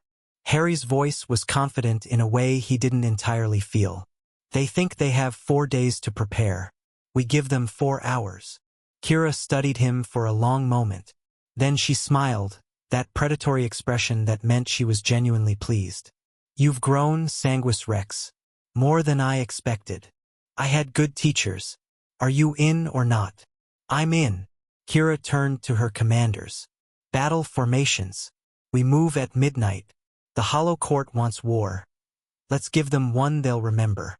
The next hours were a blur of preparation. Harry's friends gathered in his quarters as the fortress readied for battle. This is insane, Hermione said, pacing. Attacking a superior force before they're ready, it could work, but if it doesn't, we're no worse off than we would be waiting for them to attack us. Harry was strapping on the blade Kira had given him, checking its balance. At least this way, we control the timing. I'm coming with you. Ginny's voice was firm. Don't argue. Ginny? I said don't argue. She stepped closer, eyes fierce. I've been sitting in this fortress for weeks, watching you train, hearing about your adventures, waiting for something to happen. Now something's happening, and I'm not staying behind. It's going to be dangerous. Everything with you is dangerous. At least this time I'll be there to help. Ginny's expression softened slightly. I'm not useless, Harry. I held my own during the war. I can hold my own now. Harry wanted to refuse, to keep her safe, away from the violence that was coming. But she was right. She'd proven herself a dozen times over. And if he was honest, having her there, knowing she had his back, might make the difference. Fine. But you stay close. Follow orders. If things go bad, you get out. Same conditions as always. Ginny smiled, though it was tight. Just like old times. Ron? Hermione? Research position, Hermione said immediately. I'll monitor communications, coordinate information. That's where I'm most useful. I'm with you. Ron's voice was quiet but determined. You're not going into battle without me, mate. Never have, never will. Harry looked at his friends. The people who'd followed him through everything. Who were willing to follow him again, into a war none of them fully understood. All right, he said. Let's go save the world. Again. They moved at midnight exactly as planned. 500 of Kira's warriors, moving through the darkness with supernatural speed and silence. Harry traveled with Tatsuo's personal unit, the most elite soldiers in the Eastern Army, beings who had been fighting since before most civilizations existed. Ginny stayed close, armed with a sword Tatsuo had selected for her and moving with more grace than Harry had expected. Ron was with Yuki's scouts, his strategic mind already analyzing enemy positions. They covered the 50 miles in under an hour. The Hollow Quartz camp was exactly where Amara's intelligence had said it would be. A valley between two mountain ranges, naturally defensible but exposed to attack from the heights. Tents and temporary structures spread across the landscape, thousands of soldiers preparing for a battle they thought was days away. And at the center, radiating that same dark power Harry had felt before, a massive structure that seemed to absorb the moonlight around it. The Shadow Pavilion, Tatsuo whispered beside him. Ancient construction. The Hollow Court must have spent centuries assembling it. What does it do? Blocks light. All light, solar, magical, even the kind vampires can see by. Inside that pavilion, there's nothing but absolute darkness. Tatsuo's expression was grim. That's where the Pale Hand will be. Where whatever they're hiding is kept. Then that's where I'm going. Harry. She wants me. Fine. Let her have me.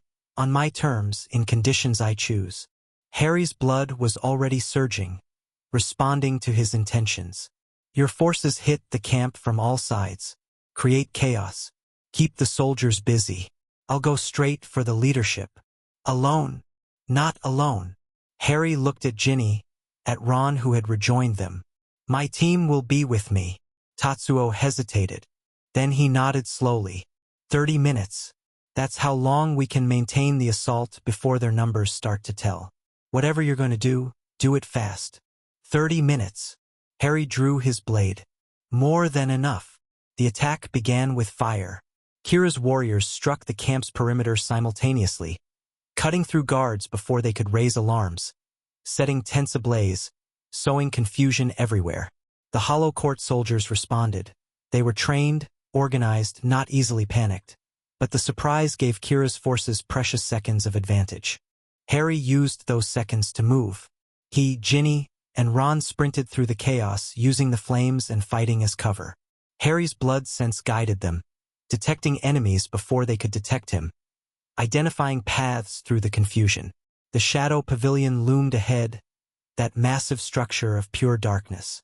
Even from outside, Harry could feel the wrongness of it. Light bending away, sound dampening, reality itself seeming to thin. That's where we're going? Ron's voice was shaky. Into that. That's where she is. That's where we end this. They reached the pavilion's entrance. There were guards, elite soldiers better equipped than the ones in the camp. But Harry's blood surged and his blade moved, and they were down before they could call for help. Inside the pavilion there was nothing. No light, no sound, no sense of space or orientation. Harry reached out with his blood sense and felt it swallowed by the darkness, absorbed before it could extend more than a few feet. I can't see anything, Ginny whispered. Her voice sounded strange, muffled. Neither can I. Harry kept moving forward, one hand on his blade, the other extended in front of him. Stay close. Hold on to each other if you have to. They advanced through the darkness, step by careful step. Harry's other senses compensated as much as they could. Hearing, touch, the faint vibrations of movement. But it wasn't enough. This darkness was designed to disable, to disorient, to make intruders helpless. Then a voice spoke from everywhere at once. "Hello, Blood King." The Pale Hand. "I was hoping you'd come." Her voice was different in the darkness. Stronger, more resonant, like the absence of light amplified her somehow. "Did you think your little surprise attack would catch us unaware? I've been waiting for you since the moment you left Egypt. You knew I was there? I know everything, child. Amara's betrayal. Your little alliance with Kira. Your foolish hope that you could find a third way." The Pale Hand laughed, and the sound echoed impossibly in the lightless space. "Did you really think you were making your own choices? Every step you've taken has been guided, shaped, prepared." Harry forced himself to stay calm, to think. "You're lying, trying to make me doubt myself." "Am I? Who suggested the night attack? Who provided the intelligence about our camp? Who arranged for you to be here, in this darkness, exactly where I needed you?" "Amara." The intelligence had come from Amara. "She's not working with you." "No?" Ask yourself, why would she reveal so much? Why would she show you Vorith's seal, share our plans, offer to help you stop us? The Pale Hand's voice was closer now, moving through the darkness with ease. "Because she needed you to trust her, needed you to come here willingly, without the Queen's full protection, believing you were acting independently. That doesn't mean. It means you're exactly where we want you. The vessel delivered to our doorstep."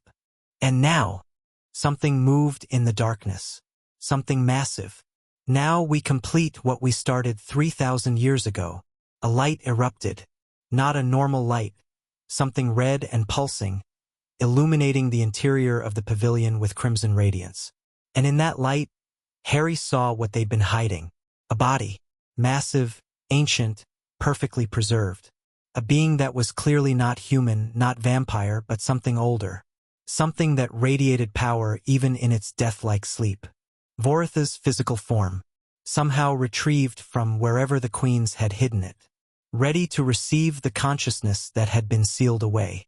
Ready to receive Harry. Beautiful, isn't he? The Pale Hand emerged from the shadows, her shattered arm replaced with something new. A limb of pure darkness that moved like living shadow. The first vampire, the father of our kind. Waiting for you to make him whole. Harry's blood screamed warnings.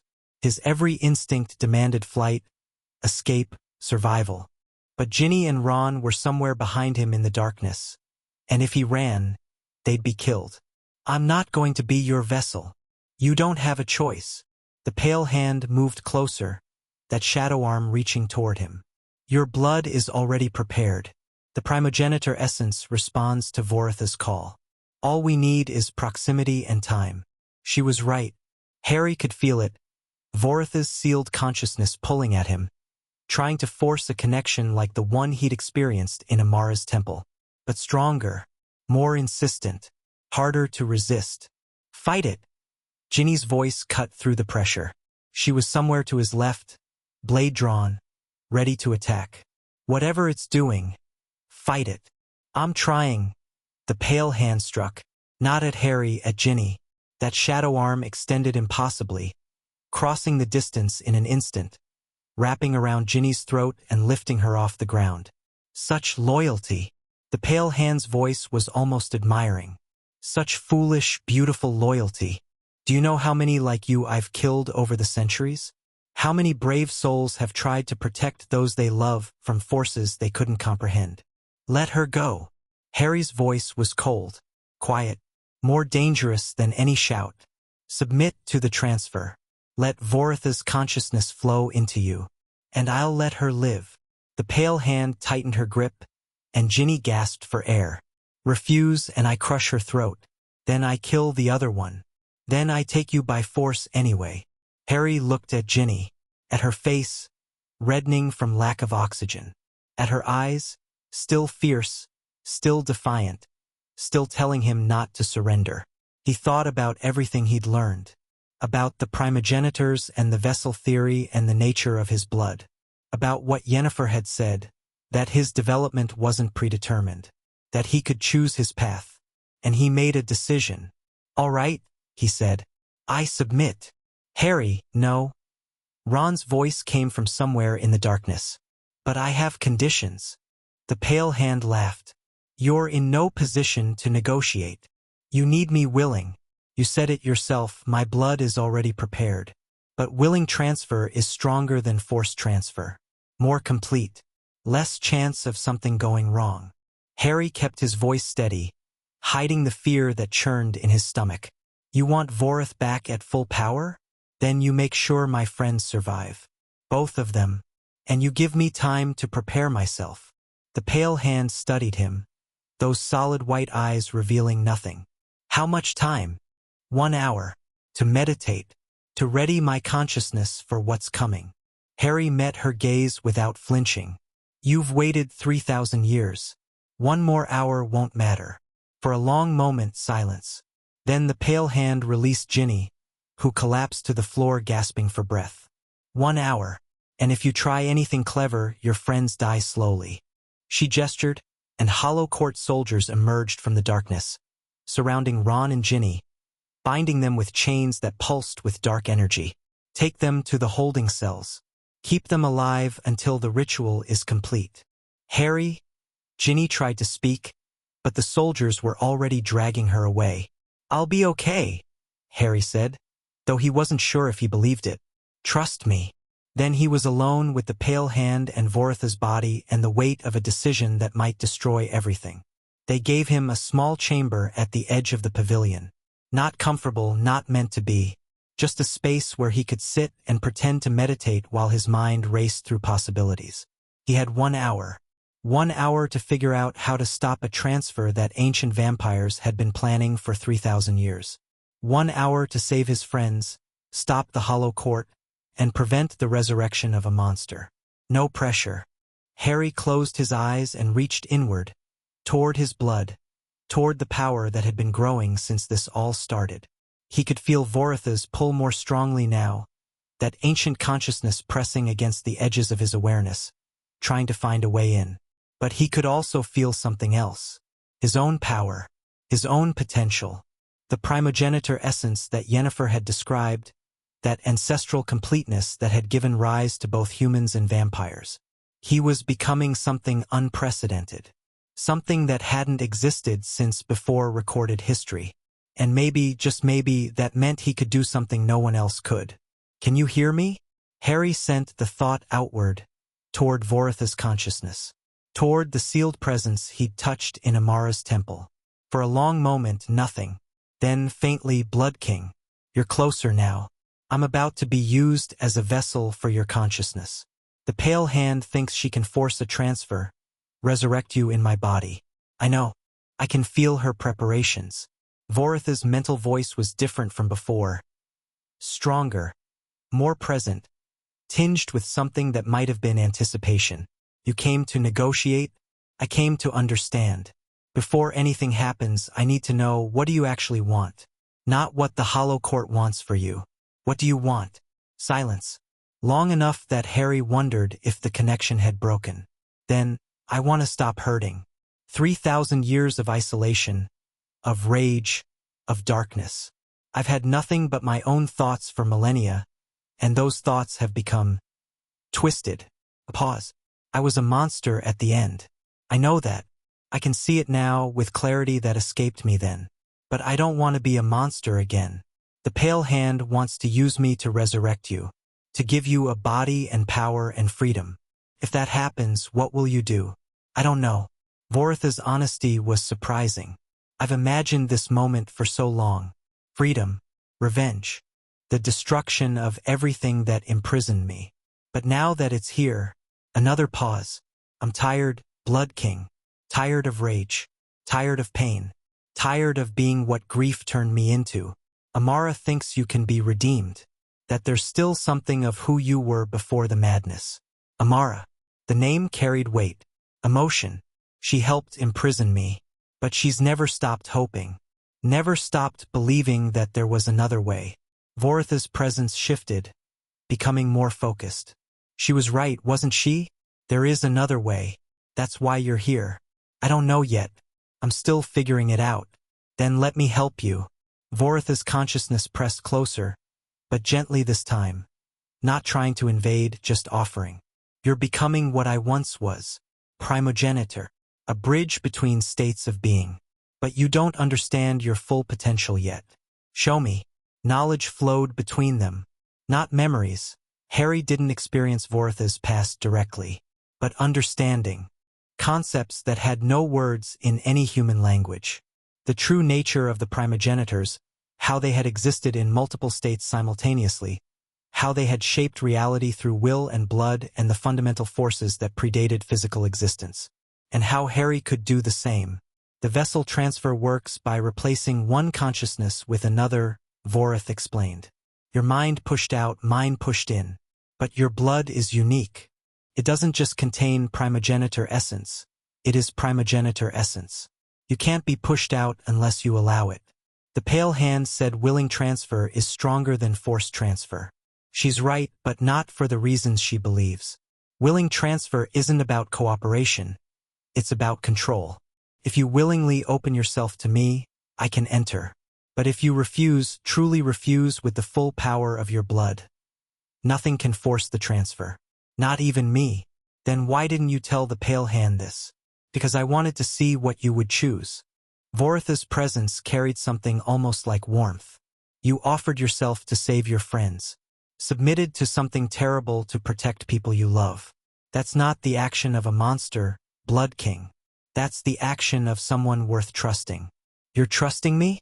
I'm hoping you'll trust me. There's a difference. Voritha's consciousness receded slightly. You have a choice to make. You can refuse the transfer, escape with your friends, continue fighting the Hollow Court in conventional ways. Or you can let me in. Not to replace you, to join you. Two consciousnesses in one body, working together instead of fighting for control. A pause. The primogenitors weren't singular beings.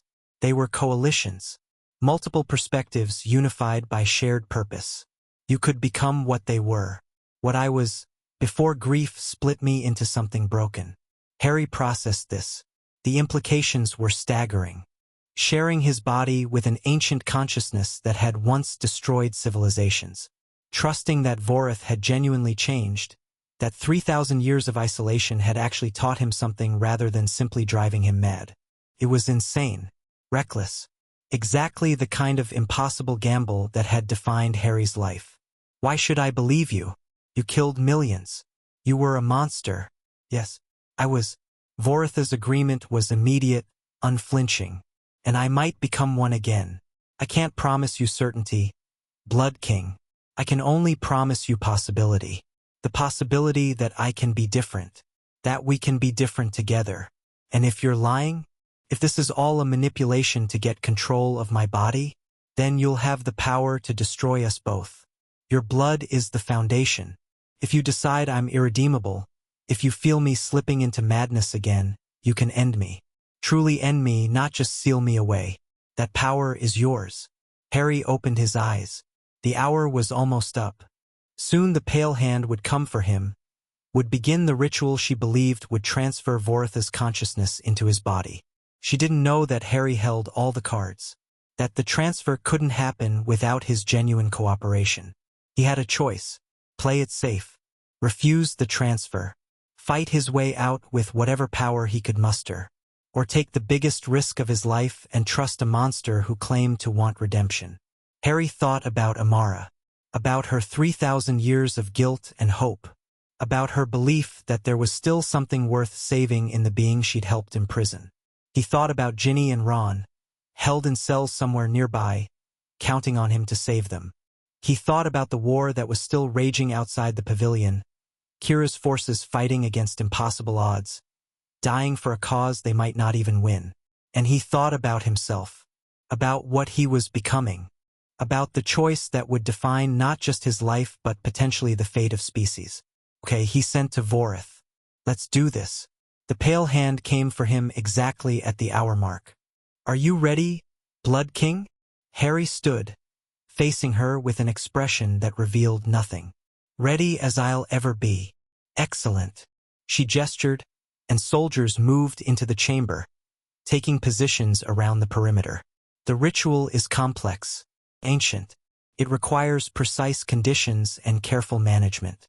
But when it's complete, her white eyes gleamed. When it's complete, the world will be remade. They led him back to the main chamber, where Voritha's body still lay in that red light. More hollow court vampires had gathered, hundreds of them, filling the pavilion, their faces rapturous with anticipation. Today marks the end of the old order, the pale hand announced, her voice carrying through the darkness. Today the first vampire rises. The blood of the Sanguis Rex will fuel his resurrection, and from this moment forward, nothing will ever be the same. The crowd cheered, or at least made sounds that approximated cheering, harsh, hungry noises that echoed through the pavilion like the calls of predators. Bring forth the Blood King. Soldiers pushed Harry toward the altar where Voritha's body lay. He didn't resist, didn't fight. Every step was carefully measured, preparing for what he was about to do. You seem calm, the pale hand observed. Most vessels scream at this point, beg, try to flee. Would it matter if I did? No, but it would be more entertaining. She gestured, and other soldiers brought forward Ginny and Ron, still bound, still gagged. Your friends will witness this. The last thing they'll see before they die is their precious Harry Potter becoming the vessel for a god. Harry looked at his friends, at their frightened, defiant faces, at everything they'd been through together. I'm about to do something crazy, he thought, hoping somehow they could understand. Just trust me. Begin the ritual, the pale hand commanded. Chanting filled the pavilion. Ancient words and languages that predated human speech, vibrating through the air with power that made Harry's blood respond. The red light intensified, pulsing in rhythm with the chanting, and Voritha's body began to glow with that same crimson radiance. The pale hand stepped forward, her shadow arm extending toward Harry's chest.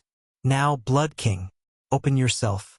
Accept the consciousness of the first vampire. Become the vessel you were always meant to be. Harry felt Voritha's presence pressing against his awareness. Stronger now, more insistent. The ritual was creating a pathway, a channel through which the ancient consciousness could flow. He could refuse, slam that channel shut, fight his way out with whatever power he could muster. But he'd made his choice. Together he sent to Vorith. Not replacement, partnership. Together Vorith agreed. Harry opened himself. The sensation was like nothing he'd ever experienced. Voritha's consciousness flowed into him. Not overwhelming, not conquering, but merging. Two minds becoming one, two perspectives unifying into something greater than either could be alone. 3,000 years of memories crashed through him. The glory of the primogenitors, the tragedy of their fall, the desperate attempt to preserve what was being lost, the madness that came from grief too deep to bear, and the long, lonely centuries of imprisonment, the gradual understanding of what he'd done wrong, the hope, fragile, uncertain, but real, that redemption might still be possible. I see you, Harry thought / felt / understood. All of you, the monster and the victim, the destroyer and the dreamer. And I see you, Vorith responded. Young, powerful, afraid, but still reaching for something better than what you are. Then let's be better together. Power erupted. Not the red light of the ritual.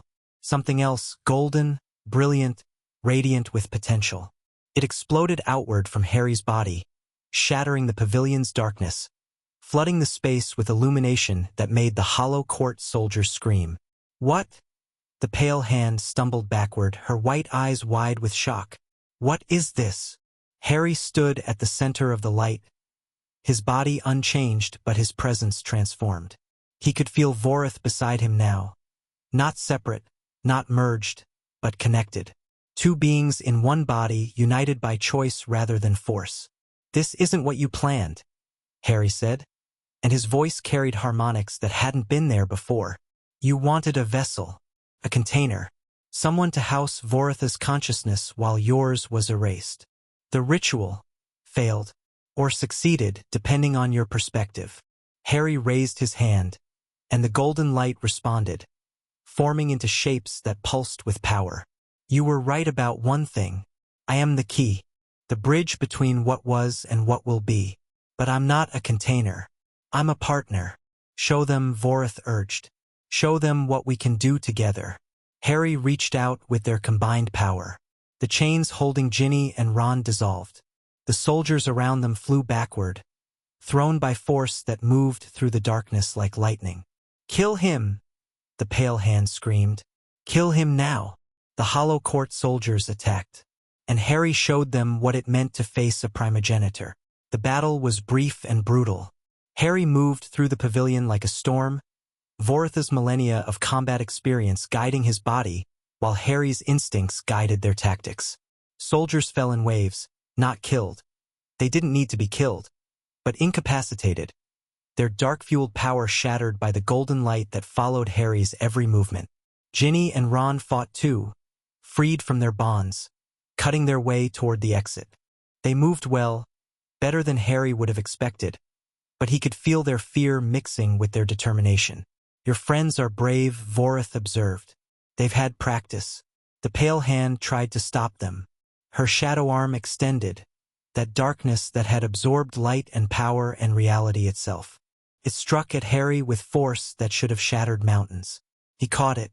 His hand closed around that arm of pure darkness, and the golden light surged through it. The shadow screamed, the pale hand screamed, as ancient power met ancient power and one proved dominant. How?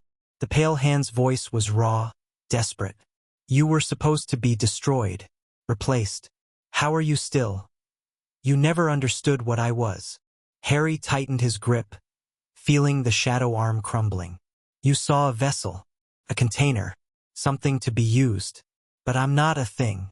I'm a person, and I chose to be something you couldn't imagine.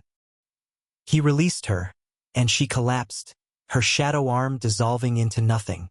This isn't over, she gasped. The Hollow Court is more than this camp, more than this battle. We have resources you can't. Then we'll deal with those too. Harry turned away from her. But not today. Today you lose. He walked out of the pavilion, Ginny and Ron beside him, into the chaos of the battle beyond. The fight was still raging outside. Kira's forces were holding, but barely. The Hollow Court's numbers were telling, their soldiers pressing in from all sides, threatening to overwhelm the defenders through sheer attrition. Harry! Tatsuo's voice cut through the noise. What happened in there? Long story. Right now, we need to end this. Harry reached out with their combined power, extending his awareness across the battlefield. He could feel every vampire, every soldier, every point of conflict in the valley. Kira's warriors fighting desperately, Hollow Court soldiers pressing the attack, the whole bloody calculus of war playing out in real time. Can we do this? He asked Vorith. We can do anything. The question is whether we should. Harry understood. The power flowing through them was vast, potentially unlimited. They could end this battle in seconds. Obliterate the Hollow Court forces, vaporize their soldiers, leave nothing but ashes. But that would make them exactly what Vorith had been before. Destroyers, monsters, beings who solved problems through annihilation. There had to be another way. Can we disable them? Without killing? It would require precision, control. But yes, it's possible. Harry raised his hands, and the golden light responded. It spread across the battlefield like a wave, washing over Hollow Court soldiers and Kira's warriors alike. But it affected them differently. The Hollow Court soldiers stopped, frozen. Their aggressive impulses suppressed, their dark-fueled power neutralized. Kira's warriors stumbled but recovered, finding themselves suddenly unopposed. The battle ended, not with destruction, but with stillness. What did you do? Kira appeared beside him, her blade still dripping with blood, her eyes wide with a mixture of awe and fear. Stopped the fighting, temporarily. Harry lowered his hands. The effect will wear off in a few hours. Enough time to secure prisoners, set up defenses, decide what to do next. How is that possible? What power could? Kira stopped, staring at him. Really looking. Something's different. Something's changed. I'll explain later. Right now, we have work to do. He moved through the battlefield, issuing orders, coordinating efforts, acting with a certainty and authority he'd never possessed before. Voritha's experience guided him, 3,000 years of leadership and strategy flowing through his decisions. You're good at this, Harry observed. I had practice. Before everything went wrong. What happened? Really? What made you become what you became? Vorith was quiet for a long moment. When he answered, his mental voice was heavy with old pain. They killed my daughter. What? The last of my kind. The last true primogenitor besides me. She was everything I had left, and they killed her out of fear. Out of superstition. Voritha's presence carried grief so deep it was almost tangible. I lost myself in the rage. Couldn't see anything except pain and the need to make others feel what I felt. I'm sorry. So am I. Every day for 3,000 years. A pause. That's why I wanted this chance. To prove that grief doesn't have to become destruction. That loss doesn't have to end in madness.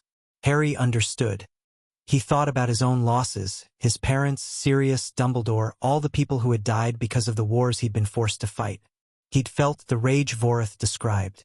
The desire to destroy everything just to make the pain stop. He'd chosen differently, but it had been close. Closer than he liked to admit. We'll do better, Harry promised. Together. That's what the partnership is for. Yes, together. By dawn, the battle was truly over.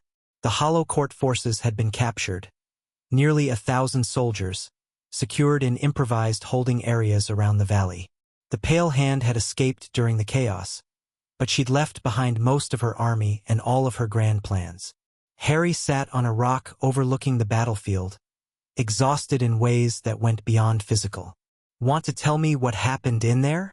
Ginny climbed up beside him, her face bruised, her clothes torn, but her eyes bright with something that might have been admiration. I made a deal. With Vorith. The first vampire? The monster we've been trying to stop. He's not what they said. Or he wasn't always. Harry struggled to find words for the experience. He's in here with me now, sharing my body, my mind. We're partners. Ginny was quiet for a moment. That should probably terrify me more than it does. It terrifies me plenty. But it worked. Whatever you did, it worked. We won. We won one battle. The Pale Hand is still out there. The other queens don't know about any of this yet. And I have no idea how to explain what I've become to anyone. One crisis at a time. Ginny leaned against him, her warmth a comfort against the morning chill. That's how we've always done it. She's remarkable, Vorith observed. Your affection for her is justified. Stay out of my romantic life, Harry thought back. Apologies. 3,000 years of isolation makes one curious about everything. Harry almost laughed. Almost. Hermione's going to want to study this, Ginny said. You know that, right? She'll have questions for weeks. I know. I have questions too. Harry looked out at the battlefield, at the captured soldiers, at the temporary peace that might not last. But right now, I just want to rest. For a little while. Then rest. Ginny took his hand.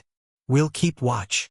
Harry closed his eyes, letting the exhaustion wash over him. Inside his mind, Vorith was quiet, giving him space, present but not intrusive. They'd won. Against impossible odds, against ancient enemies, against plans that had been millennia in the making. But this was just the beginning. Harry could feel it. The war wasn't over. The challenges weren't finished. The world was still full of threats that would need to be faced. But for now, for this moment, he could rest. And that was enough.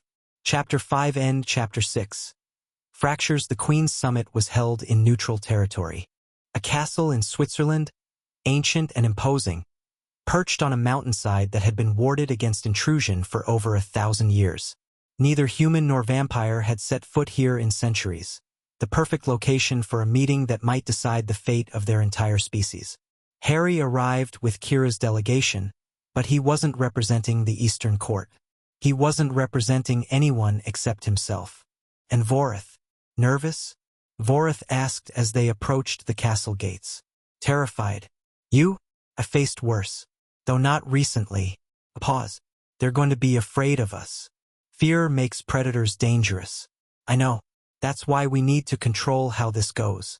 The gates opened, revealing a great hall lit by floating candles, their flames casting dancing shadows across stone walls. For thrones had been arranged in a semicircle at the far end, each one occupied. Seraphina, the Roman queen, dressed in something that managed to be both ancient and modern, her dark eyes calculating as they tracked Harry's approach. Yennefer, the scholar queen, watching with barely concealed fascination, her fingers already twitching as if she wanted to take notes. Celeste, the youngest queen, radiating hostility, her red hair pulled back from a face that seemed designed for violence. And Amara, the oldest queen, sat perfectly still, her expression unreadable, those ancient eyes fixed on Harry with an intensity that made his blood pulse in recognition. She knew, had to know. The connection between them was stronger now, vibrating with shared history and impossible futures. Kira took her place in the fifth throne, completing the circle. But she didn't sit like the others, comfortable, commanding, at ease. She sat like someone watching a bomb about to detonate. Well, Seraphina said, her voice carrying through the hall with practiced authority. The Sanguis Rex finally graces us with his presence. We've been waiting. I've been busy. So we heard. Destroying the Hollow Court's primary military force, capturing nearly 1,000 of their soldiers. Seraphina's smile was cold, and apparently merging with the consciousness of the first vampire. Care to explain that last part? The tension in the room spiked. Harry could feel it. The fear, the anger, the uncertainty radiating from every vampire present except Amara. She was perfectly calm, almost expectant. Vorith isn't what you thought he was, Harry said. The stories you've told for 3,000 years, the monster, the destroyer, the creature that nearly ended everything, those were true once. But they're not true anymore. And we're supposed to take your word for that? Celeste's voice was sharp, aggressive. You've had his consciousness inside you for what, 3 days? And suddenly you understand him better than beings who actually fought against him. I understand him because I've experienced him. His memories, his emotions, his reasons. Harry stepped forward, and the guards around the room tensed. He did terrible things. No one's denying that. But he did them because he was broken, not because he was evil. The distinction matters little to those he murdered. You're right. It doesn't bring anyone back. Doesn't undo the destruction. Harry met Celeste's eyes without flinching. But it matters for what happens next. We can spend another 3,000 years fighting over the past, or we can figure out how to build something better. Pretty words from someone who's apparently been possessed by our greatest enemy. I'm not possessed. We're partners. Harry reached inward, toward Vorith's presence. Do you want to speak for yourself? Are you sure that's wise? They need to see that you're not controlling me, that this is a choice. Very well. Harry's posture shifted slightly. His voice changed, still his own, but carrying harmonics that hadn't been there before. Queens of the 5 courts, I am Vorith, the first vampire, and I owe you all an apology. The reaction was immediate and violent. Guards drew weapons. Seraphina and Celeste were on their feet. Even Yennefer looked alarmed. Only Kira and Amara remained seated. 3,000 years ago, I tried to destroy everything you'd built. Vorith continued through Harry's voice. I was consumed by grief and rage, unable to see past my own pain. You were right to stop me, right to seal me away. This proves nothing, Celeste snarled. You could be saying anything to manipulate us. I could, but I'm not. Vorith's presence carried something Harry hadn't expected. Genuine remorse. I've had millennia to reflect on what I did. The isolation was clarifying. I understand now what I couldn't understand then. That destruction doesn't heal pain. That revenge doesn't bring back what was lost. Then what do you want? Redemption. The chance to be something other than the monster I became. Vorith paused. I don't expect you to trust me. I wouldn't trust me. But I'm asking for the opportunity to prove that I've changed. To work alongside Harry, alongside all of you, to build something better than what I tried to tear down. Silence stretched through the hall. Harry felt the weight of 5 queens' attention, their calculations, their fears. Then Amara stood. I believe him. Every eye turned toward her. The oldest queen walked forward, descending from her throne, moving toward Harry with steps that seemed to bend time around them. I was there when we sealed him away, Amara continued. I felt his rage, his grief, his broken madness. But I also felt what he was before that. The being who loved his people, who tried desperately to preserve what was being lost. She stopped in front of Harry, those ancient eyes searching his face. I've been waiting 3,000 years for this moment. For the chance that he might become what he once was. Amara, you can't seriously, Serafina started. I can. And I am. Amara turned to face the other queens. You all have your reasons to fear him. Your histories, your losses, your justified hatred. But hatred doesn't solve anything.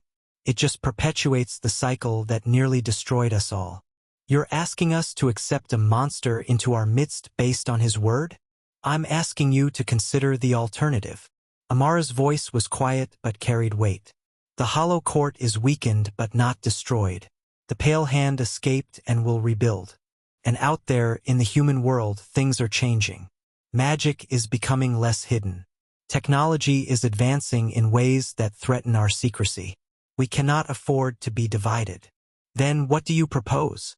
Kira asked, speaking for the first time since the meeting began. A council, not just of queens, but including the Sanguis Rex and Vorith as equal partners. Amara gestured toward Harry. He has power we don't understand, connections we've never seen, and whether we like it or not, he's become the center around which events are revolving. We can fight that reality or work with it. You're suggesting we share power with a human and an ancient monster? Celeste's voice dripped with contempt. I'm suggesting we evolve or die.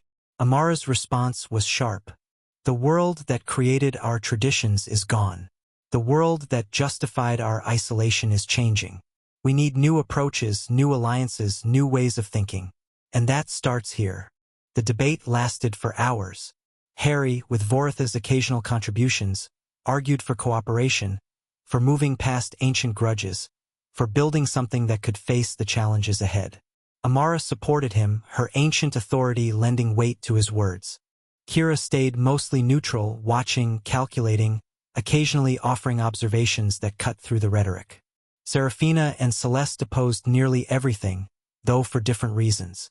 Serafina feared loss of control, the disruption of power structures she'd spent millennia building. Celeste simply hated the idea of accepting Vorith in any form. Her hatred was personal, though Harry didn't yet know why. Yennefer asked questions. Endless questions. About the nature of Harry's partnership with Vorith, about the mechanics of their consciousness sharing, about the implications for vampire biology and development. Some of her questions were useful. Most were just curiosity. By the time dawn approached, forcing the meeting to pause, as most vampires couldn't operate during daylight hours, they'd reached a fragile agreement. The council would proceed on a trial basis. 6 months to prove that cooperation was possible. Harry would maintain his position with Kira's court but participate in joint decisions. And Vorith would be given the chance to demonstrate his reformation through actions, not just words.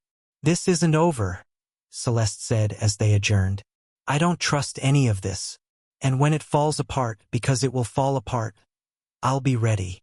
Noted, Harry replied. But maybe consider that being ready for failure isn't the same as hoping for it. She stalked off without responding. Harry found Yennefer in one of the castle's libraries. She'd claimed a corner for herself, spreading documents and devices across a table that was probably older than most human civilizations. When Harry entered, she looked up with that hungry expression that meant she wanted to study him. The consciousness sharing, she said without preamble. How does it work? Are you aware of his thoughts constantly? Does he have access to your memories? Is there a dominant personality? Or do you genuinely operate as equals? Hello to you too. Pleasantries are inefficient. I have questions. Harry sat down across from her, accepting that this conversation was going to happen whether he wanted it or not. It's hard to describe. We're both present, both aware, but we're not merged. More like roommates in the same mind. Can you separate? Return to individual consciousnesses. Could we? Harry asked Vorith. Theoretically, but it would be complicated and potentially dangerous for both of us. It's possible but risky, Harry relayed. We're not planning to try. Fascinating. Yennefer made notes in a book Harry suspected wasn't written in any human language. The implications for consciousness studies alone, and the biological effects on your body must be significant. May I take samples? You've already taken samples. Multiple times. Those were before the merger. Your blood will have changed. Your cellular structure, your genetic markers, everything will be different now. Her eyes gleamed. Please, Harry. This is unprecedented. The scientific value alone. Fine. One sample, and you share whatever you learn. Agreed. She was already reaching for equipment. Now hold still. The blood draw was quick and professional. Yennefer handled the vial with something approaching reverence, holding it up to the light. Already different, she murmured. The color, the viscosity. This is remarkable. Glad my blood meets your standards. Don't be sarcastic. You're participating in history. She sealed the sample carefully. I'll have preliminary results within a few days. In the meantime, I suggest you be careful. Careful of what? Celeste. Yennefer's expression shifted, becoming more serious. Her hatred of Vorith isn't just political. It's personal. Her maker, the vampire who turned her, was killed during Vorith's rampage. She's never forgiven him. I didn't know that. Most don't. It's not something she discusses. Yennefer leaned back. I'm telling you because you seem genuinely committed to this redemption idea, and I'd hate to see it destroyed by old grudges. You support what we're trying to do? I support knowledge, understanding, moving past patterns that have defined us for millennia. Yennefer smiled, showing fangs. Whether that makes me an ally or simply an interested observer remains to be seen. Harry found a quiet balcony overlooking the Swiss mountains. The sun had risen, but the castle's wards allowed some vampires to remain active in the shadowed interior spaces. Harry, still mostly human despite his transformation, could enjoy the daylight without restriction. She killed thousands of her own kind, Vorith said quietly. Celeste, after her turning before she rose to power. She blames me for creating the chaos that allowed such violence. But she was the one who wielded the sword. You feel responsible? I feel many things. Responsibility is among them. Vorith's presence carried old pain. 3,000 years ago, I made decisions that rippled through centuries. Beings I never knew were shaped by the world I created. Some became monsters. Some became heroes. Most became both. That's not really something you can control. No, but it's something I can try to repair. Pause. Celeste hates me, perhaps justifiably. But I wonder if her hatred is truly aimed at me or at herself. Harry thought about this, about the weight of guilt and how it could twist into something else, about his own experiences with blame and self-recrimination. Deep thoughts. Ginny's voice came from behind him. She stepped onto the balcony, moving to stand beside him, looking out at the mountains with an expression that mixed exhaustion and wonder.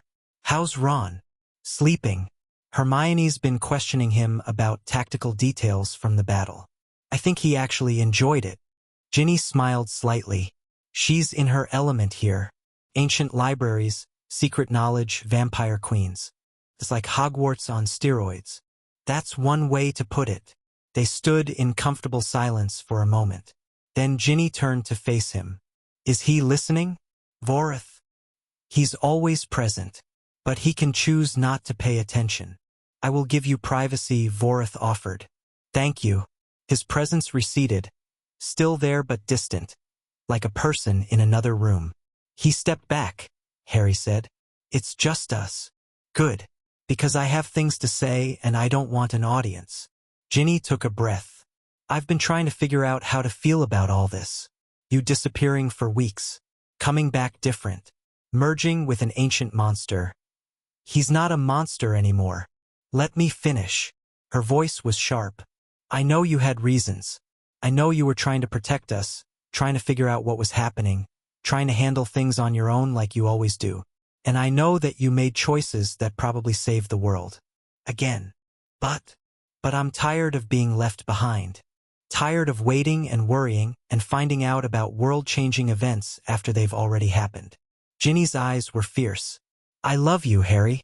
I've loved you since I was 10 years old. But love isn't enough if we can't be partners. Real partners who face things together instead of one person constantly trying to protect the other. Harry absorbed this. The truth of it. The pain underneath her words. You're right, he said quietly. I keep trying to do everything myself because I'm afraid of putting people in danger. But that's not fair to you. Isn't fair to anyone who cares about me. No, it isn't. I can't promise it won't happen again. Whatever I'm becoming, whatever Vorith and I can do together, there are going to be situations where keeping you safe means keeping you away.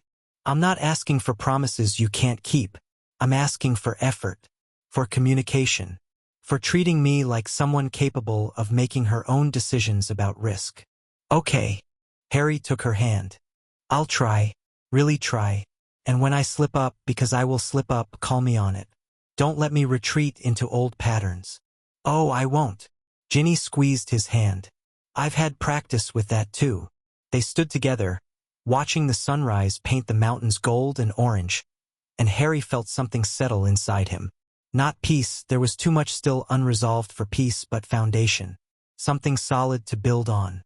She is formidable, Vorith observed, his presence returning gently. I understand your attachment better now. I thought you were giving us privacy. I was, but some moments are too important to miss entirely. A pause that felt almost like embarrassment. My apologies. 3,000 years of isolation has left me socially underdeveloped. Harry almost laughed. Almost. The second day of the summit was worse than the first. With the initial shock of Vorith's presence fading, the queens turned their attention to practical matters. Territory disputes, resource allocation, the handling of captured Hollow Court soldiers. And underneath it all, the question that no one wanted to address directly. What to do about the seal? Vorith's physical body is still in the Hollow Court's possession, Serafina pointed out.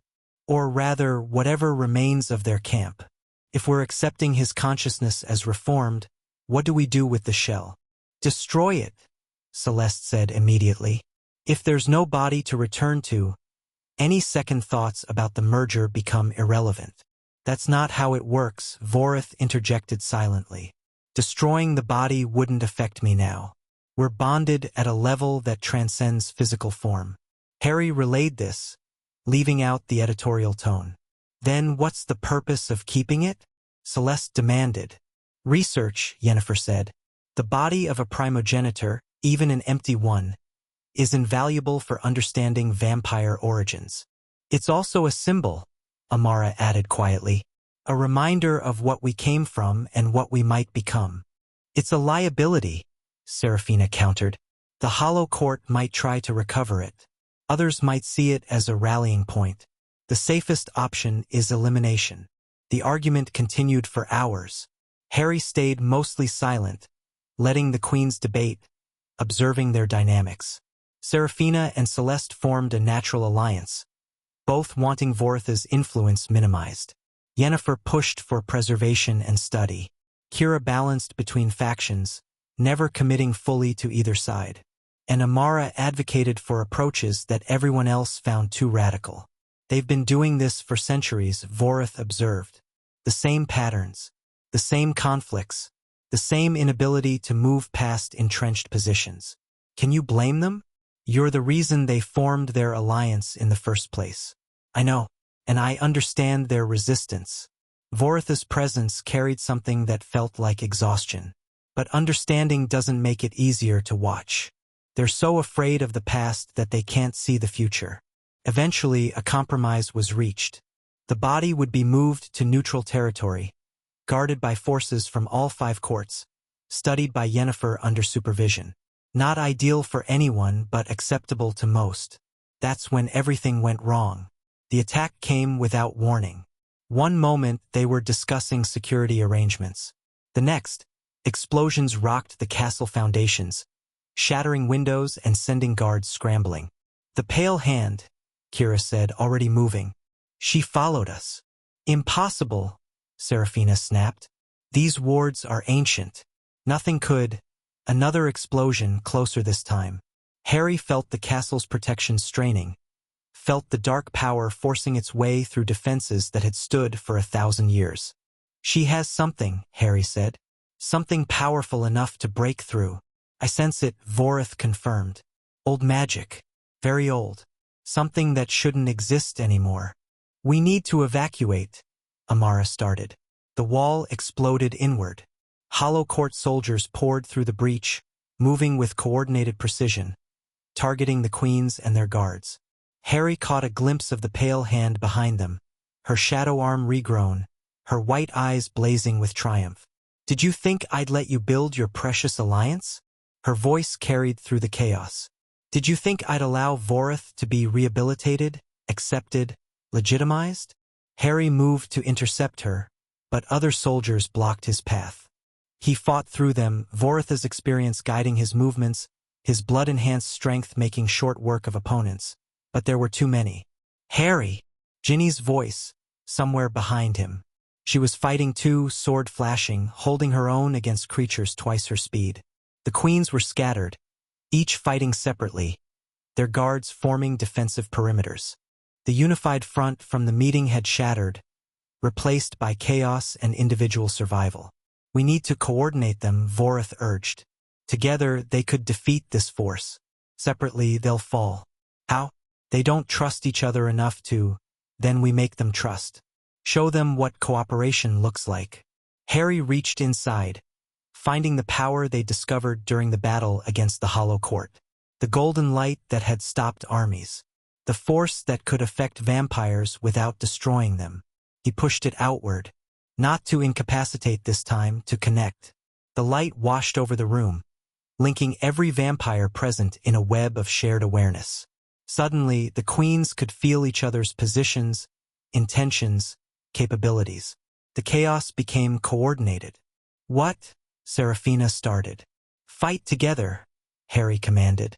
"Trust the link. Trust each other."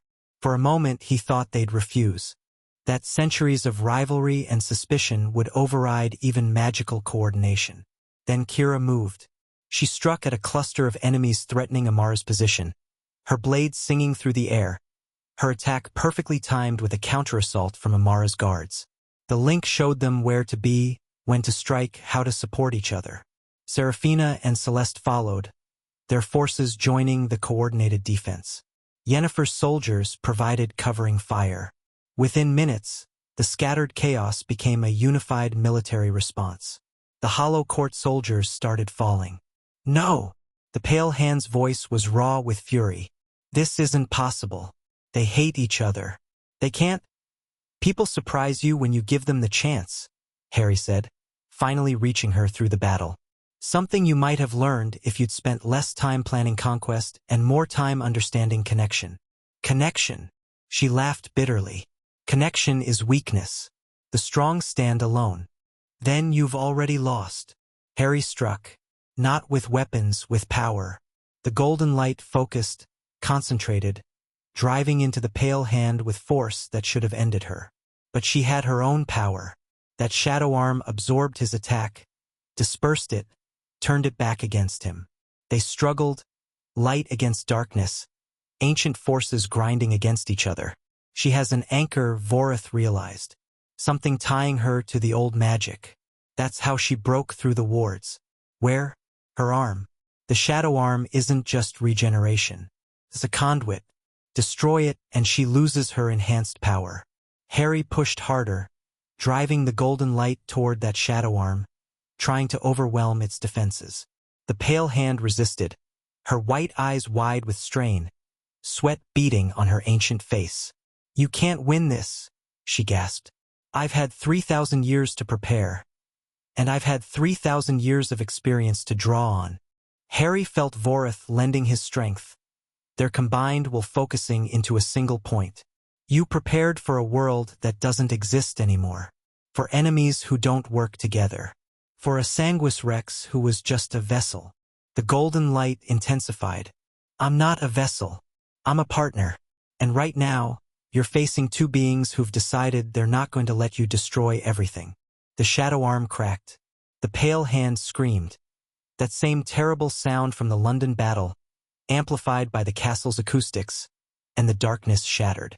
Fragments of shadow dissolved into nothing, leaving behind only her original arm, pale and withered and useless. She collapsed, her power broken, her soldiers falling as the anchor that had sustained them was destroyed. The battle ended. The aftermath was complicated. The pale hand was secured, bound, warded, stripped of any possible power sources. The remaining Hollow Court soldiers surrendered, their will to fight gone with their leader's defeat. The castle's wards were damaged but reparable. Casualties were minimal, though not zero, and the queens were staring at each other with expressions that mixed shock and reassessment. That link, Seraphina said finally. What you did, forcing us to coordinate. I didn't force anything. I gave you a tool.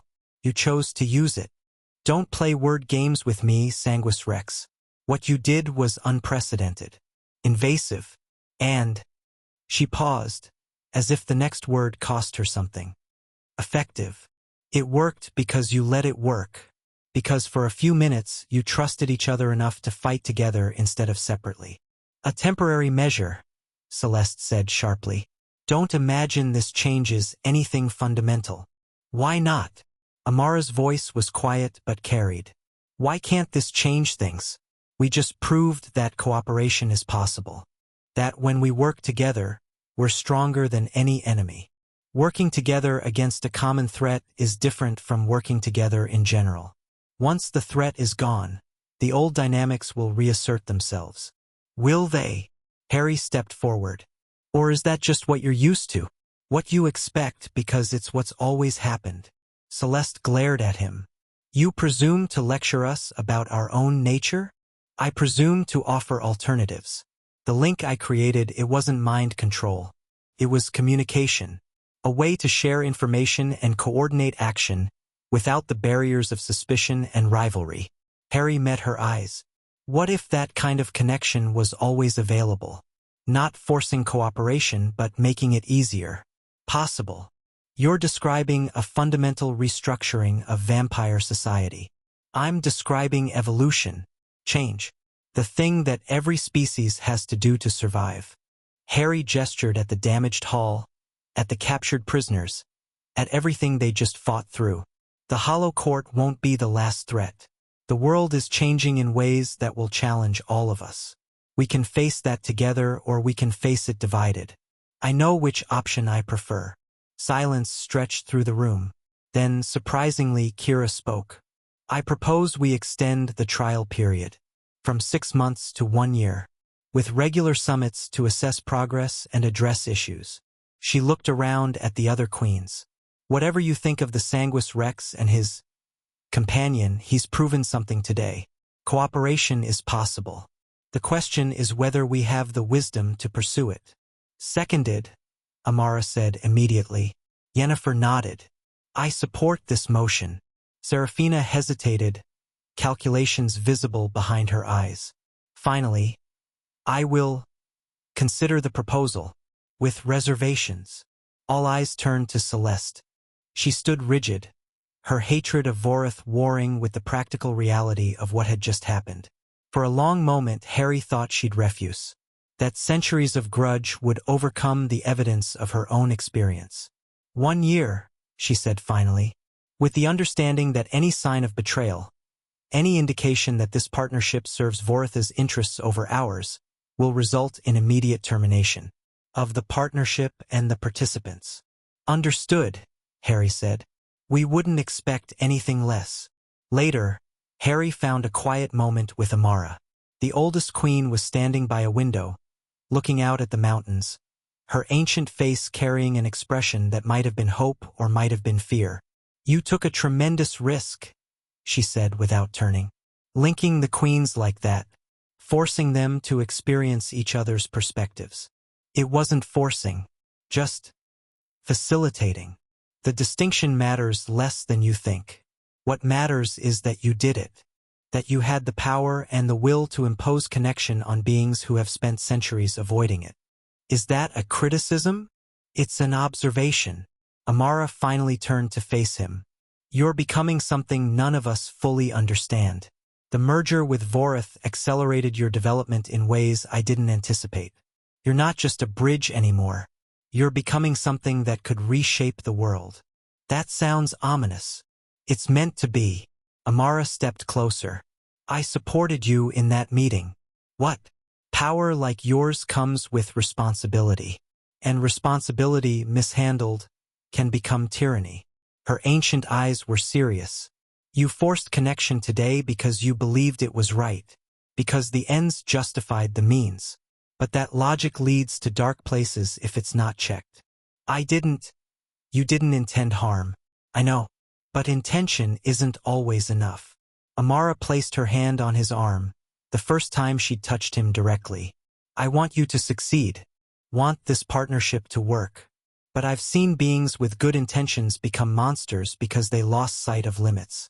Promise me you won't become that. Harry thought about her words, about the power he'd used, the connection he'd imposed, the choices he'd made without asking permission. I'll try, he said. And when I slip, because I probably will, I need people willing to tell me, to push back. Then we understand each other. Amara smiled, and for a moment, she looked almost young. Vorith chose well. Better than I would have predicted 3,000 years ago. He says the same about you. Does he? Her expression flickered. Tell him I'm glad he had the chance to choose differently. That's all I ever wanted for him. She loves you, Harry told Vorith. In her own way.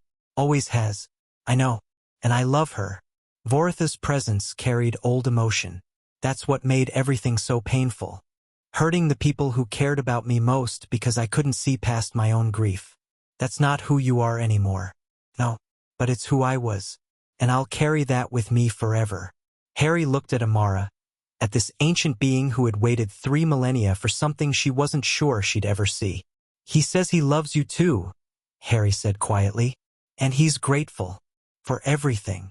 Amara's eyes gleamed with something that might have been tears if vampires could still cry. Then there's hope, she whispered. After all this time, there's finally hope. Chapter 6 End Chapter 7. What monsters remember the dreams started 3 nights after the summit.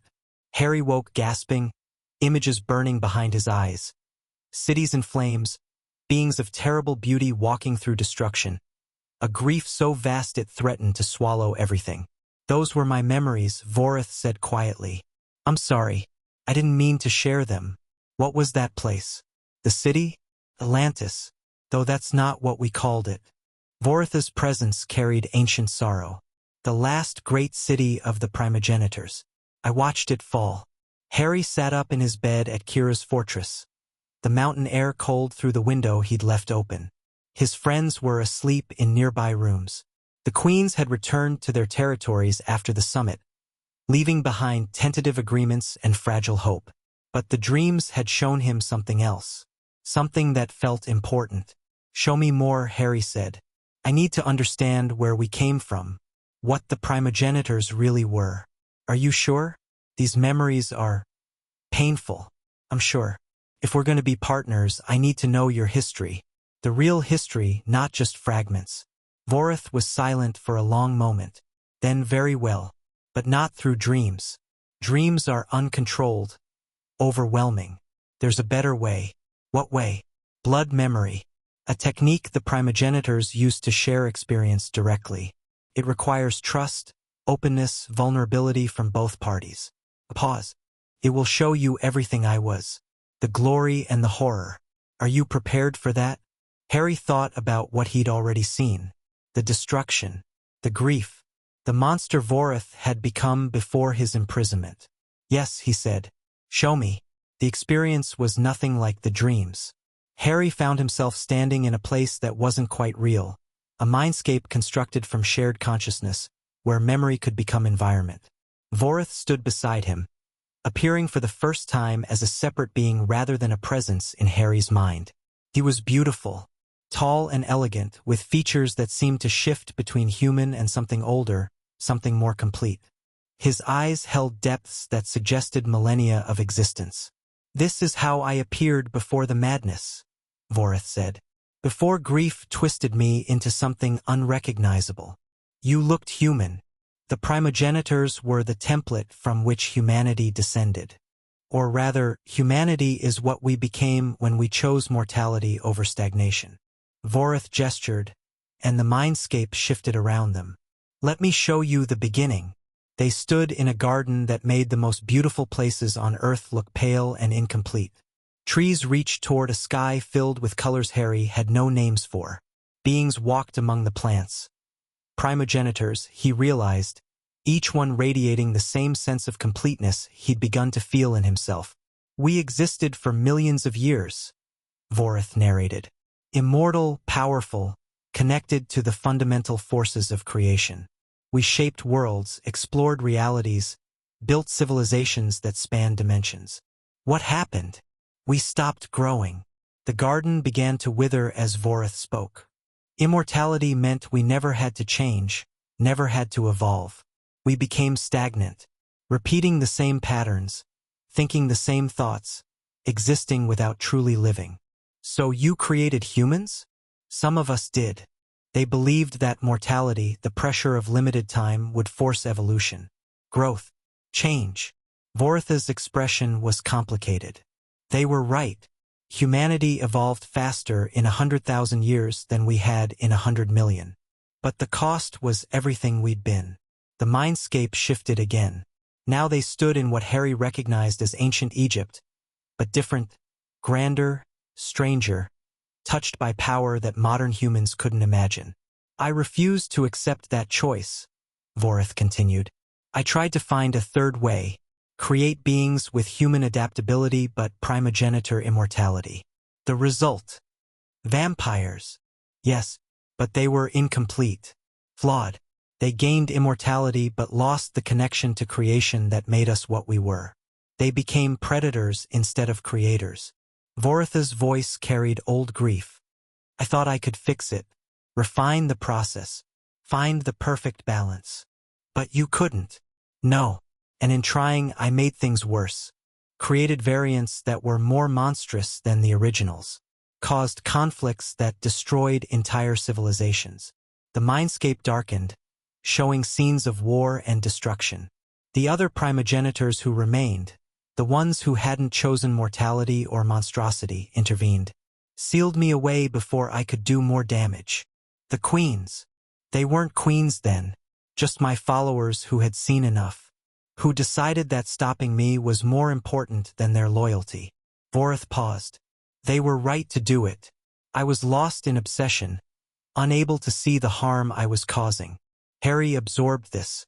The history he'd learned from the queens and Yennefer had been accurate in broad strokes but missing crucial context. Vorith hadn't been a monster who appeared from nowhere. He'd been a scientist whose experiments went wrong, a creator who lost control of his creations. "What about your daughter?" Harry asked. "You mentioned she was killed." Vorith's presence flickered with pain so intense it was almost physical. "Lysara, the last true primogenitor besides myself." The mindscape shifted to show a being who looked like a young woman, radiant and curious, with eyes that held the same ancient depths as Vorith's. She was everything I had left, the only one who understood what we'd lost, who shared my vision of restoration. "How did she die?" "Humans." Vorith's voice was bitter. She was studying them, trying to understand how they'd evolved so quickly. Some of them discovered what she was, feared her, killed her while she slept, too trusting to imagine such betrayal. The mindscape showed it. Lysara peaceful in death, her blood staining the ground, primitive humans standing over her with weapons they barely knew how to use. "That's when I broke," Vorith said quietly. "When grief became rage and rage became destruction. I killed the ones who had killed her. Then their families, their villages, their cities. Couldn't stop. Couldn't see anything except the need to make someone, everyone, pay for what had been taken from me. Harry watched the destruction unfold. Cities burning, populations fleeing. The beautiful being he'd first seen transforming into something terrible, something barely recognizable as the same entity.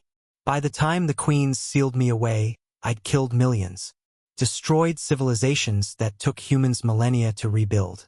All because I couldn't process my grief. Voritha's voice was raw. That's who I was, Harry. That's the monster you're partnered with. That's who you were, Harry corrected. Not who you are now. How can you be sure? After everything I've shown you. Because I know grief. Harry thought about his own losses.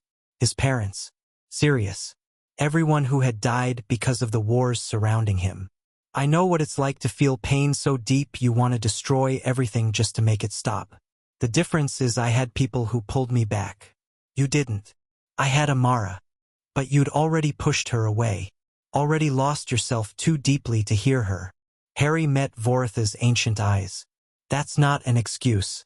It doesn't make what you did acceptable. But it makes it understandable. Vorith was silent for a long moment. When he spoke again, his voice was barely above a whisper. I've had 3,000 years to understand, to regret, to wish I'd been strong enough to find another way. He paused. When the pale hand first approached me about resurrection, I was tempted. The rage was still there, waiting to be unleashed. But then I felt you, felt your blood awakening, your consciousness developing. And I realized, what? That I didn't want revenge anymore. I wanted what I'd lost. Connection, purpose, the chance to build instead of destroy. Voritha's form seemed to solidify, become more real. You gave me that chance. I won't waste it. Harry looked at this being who had committed atrocities beyond imagining, who had spent millennia in isolation and regret, who was now reaching toward something better. Then let's build something, Harry said. Together. When Harry emerged from the blood memory, hours had passed. He was still in his room, but the sun had risen, light streaming through the windows. His body felt strange. Not wrong, just different. Like the shared experience had changed something fundamental. You're more connected to your primogenitor essence now, Vorith observed. The blood memory accelerated your development. I noticed. Harry could feel it. His senses sharper, his power more present, his understanding of his own nature deeper. Is this normal? For a sanguis rex sharing consciousness with an ancient primogenitor? There is no normal.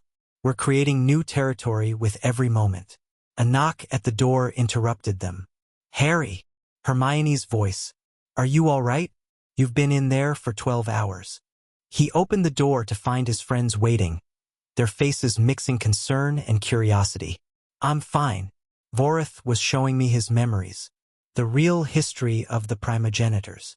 His memories? Hermione's academic interest sparked immediately. Direct transfer? That's fascinating from a consciousness research perspective. The implications for Hermione, Ron interrupted. Maybe save the research questions for after we make sure he's not going to collapse? I'm not going to collapse.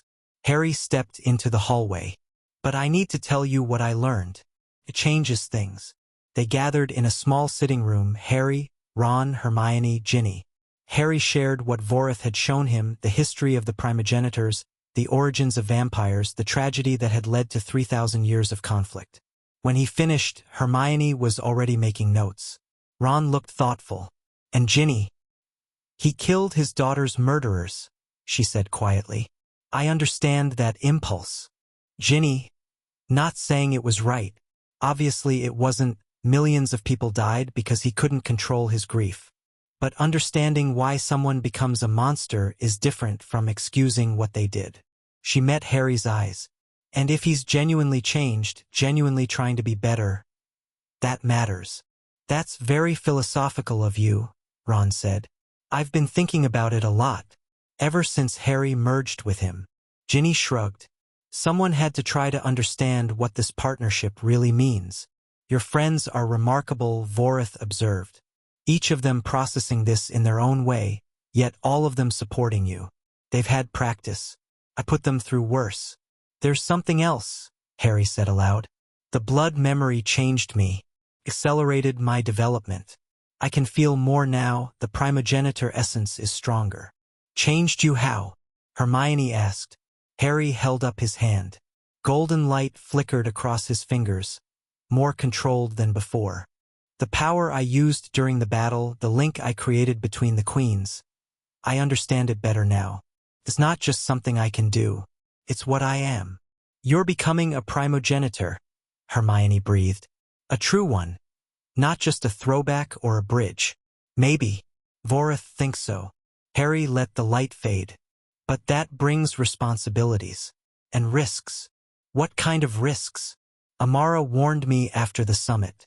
Power like this can become tyranny if it's not checked. The same ability that let me coordinate the queens could be used to control them. Dominate them. Harry's expression was serious. I need people willing to push back if I start going too far. You're asking us to keep you accountable, Ginny said. I'm asking you to keep me human. Or as human as I can still be. His friends exchanged looks. Some silent communication that Harry had learned to recognize over years of friendship.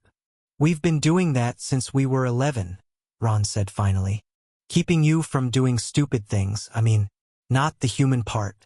Though maybe that too, considering how often you tried to sacrifice yourself. This is different. Is it? Hermione leaned forward. You've always had power, Harry. Always had the ability to do things others couldn't.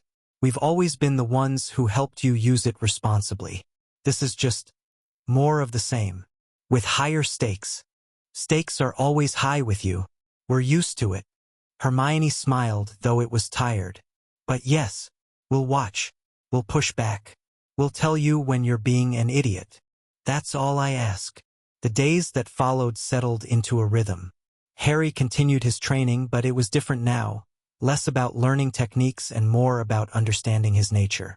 Vorith guided him through exercises that seemed more meditation than combat, helping him integrate the primogenitor essence that had become stronger after the blood memory. You're not just using power, Vorith explained during one session. You're becoming power. The distinction is crucial. I don't understand. When humans use magic, they're channeling something external, drawing on forces outside themselves. But primogenitors didn't use power, they were power. Every ability was an expression of their fundamental nature. Harry focused, trying to feel what Vorith was describing. The golden light came easier now, responding to thought as much as will.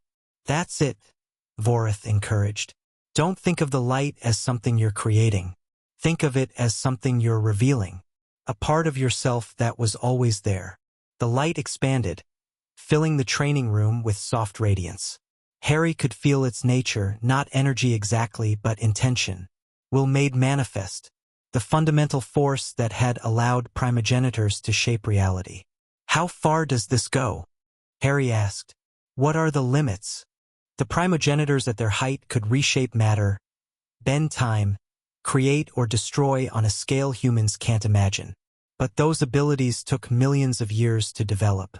You're at the beginning of that journey. And Vorith? At your peak. Silence for a moment.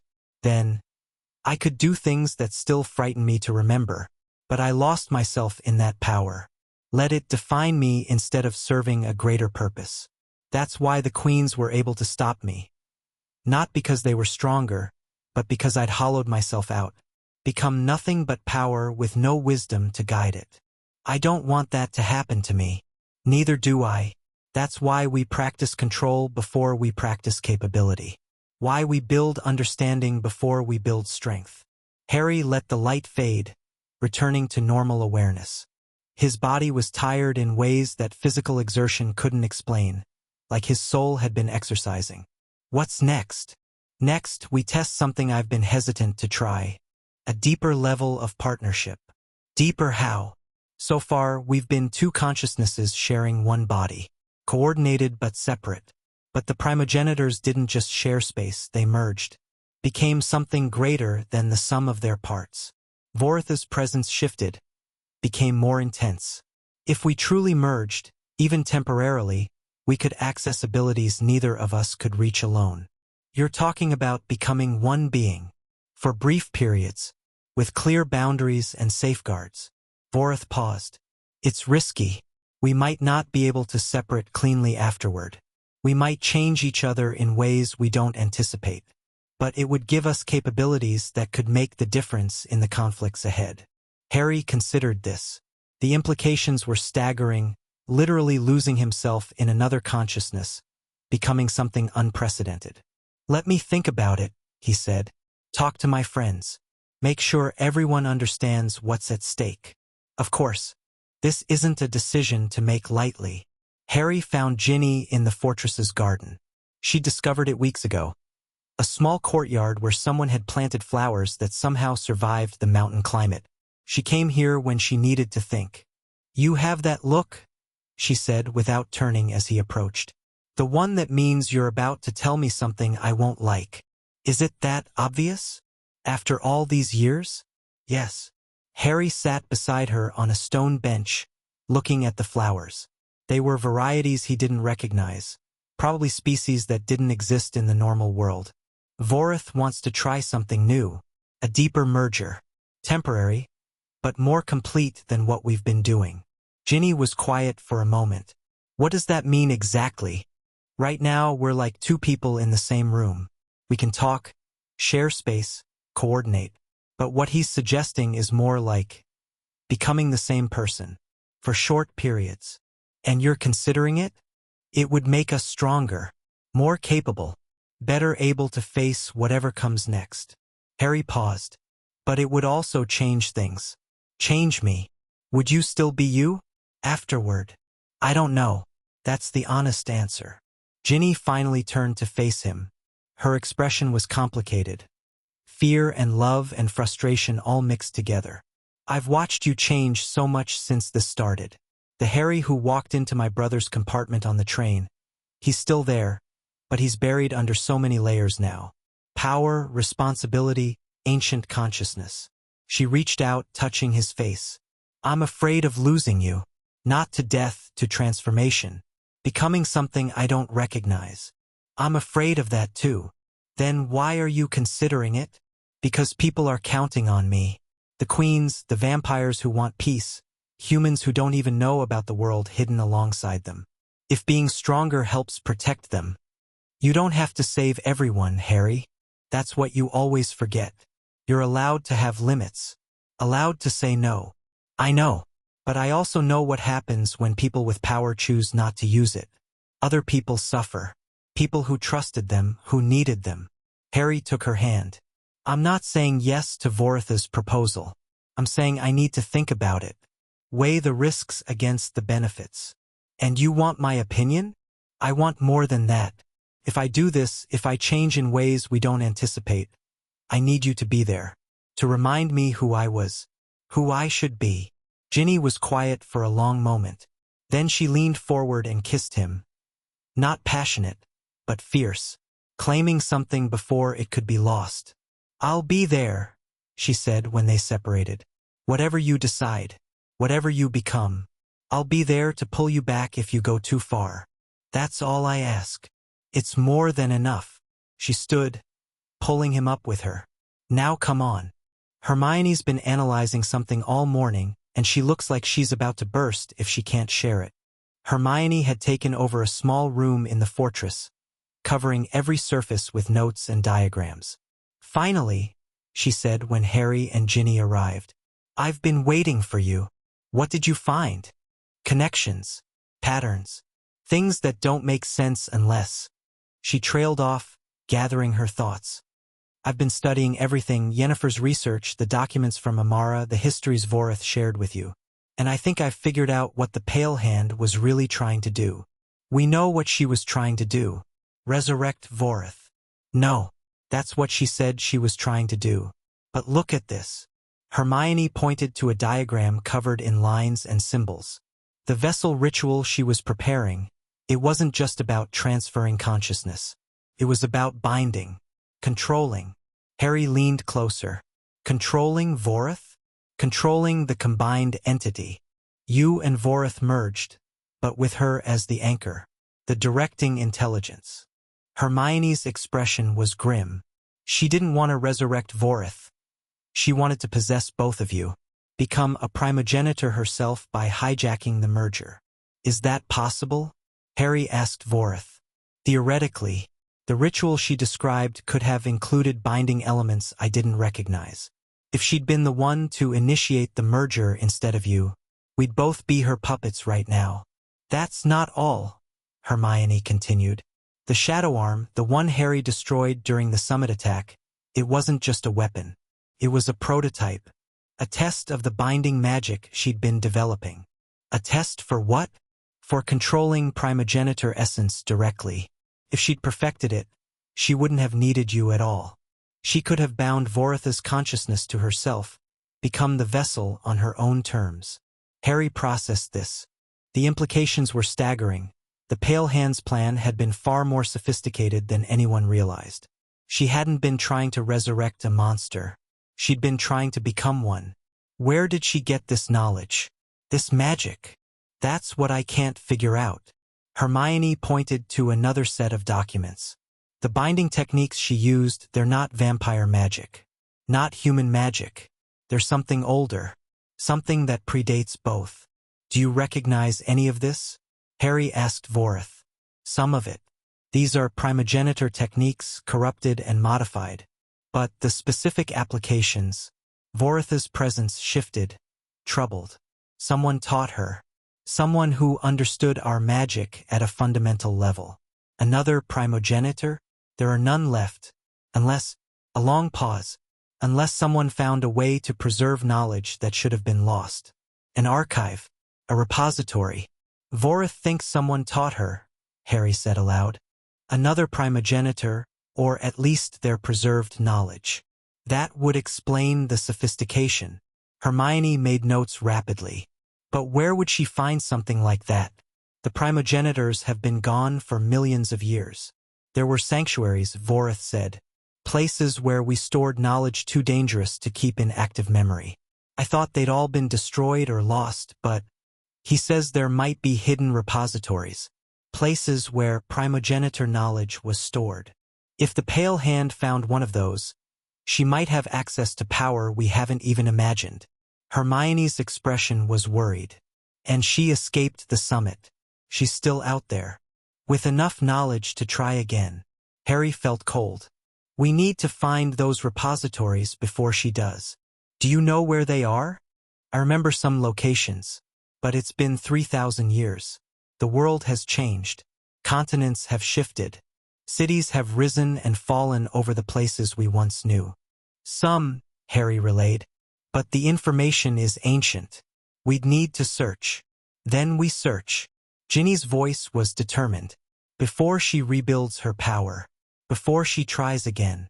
Harry looked at his friends. At these humans who kept choosing to stand beside him against threats that should have been impossible for them to face. This is going to be dangerous. When isn't it? Ron had appeared in the doorway, looking sleepy but alert. Sorry, heard raised voices. What did I miss? The Pale Hands plan was more complicated than we thought. She might have access to primogenitor knowledge.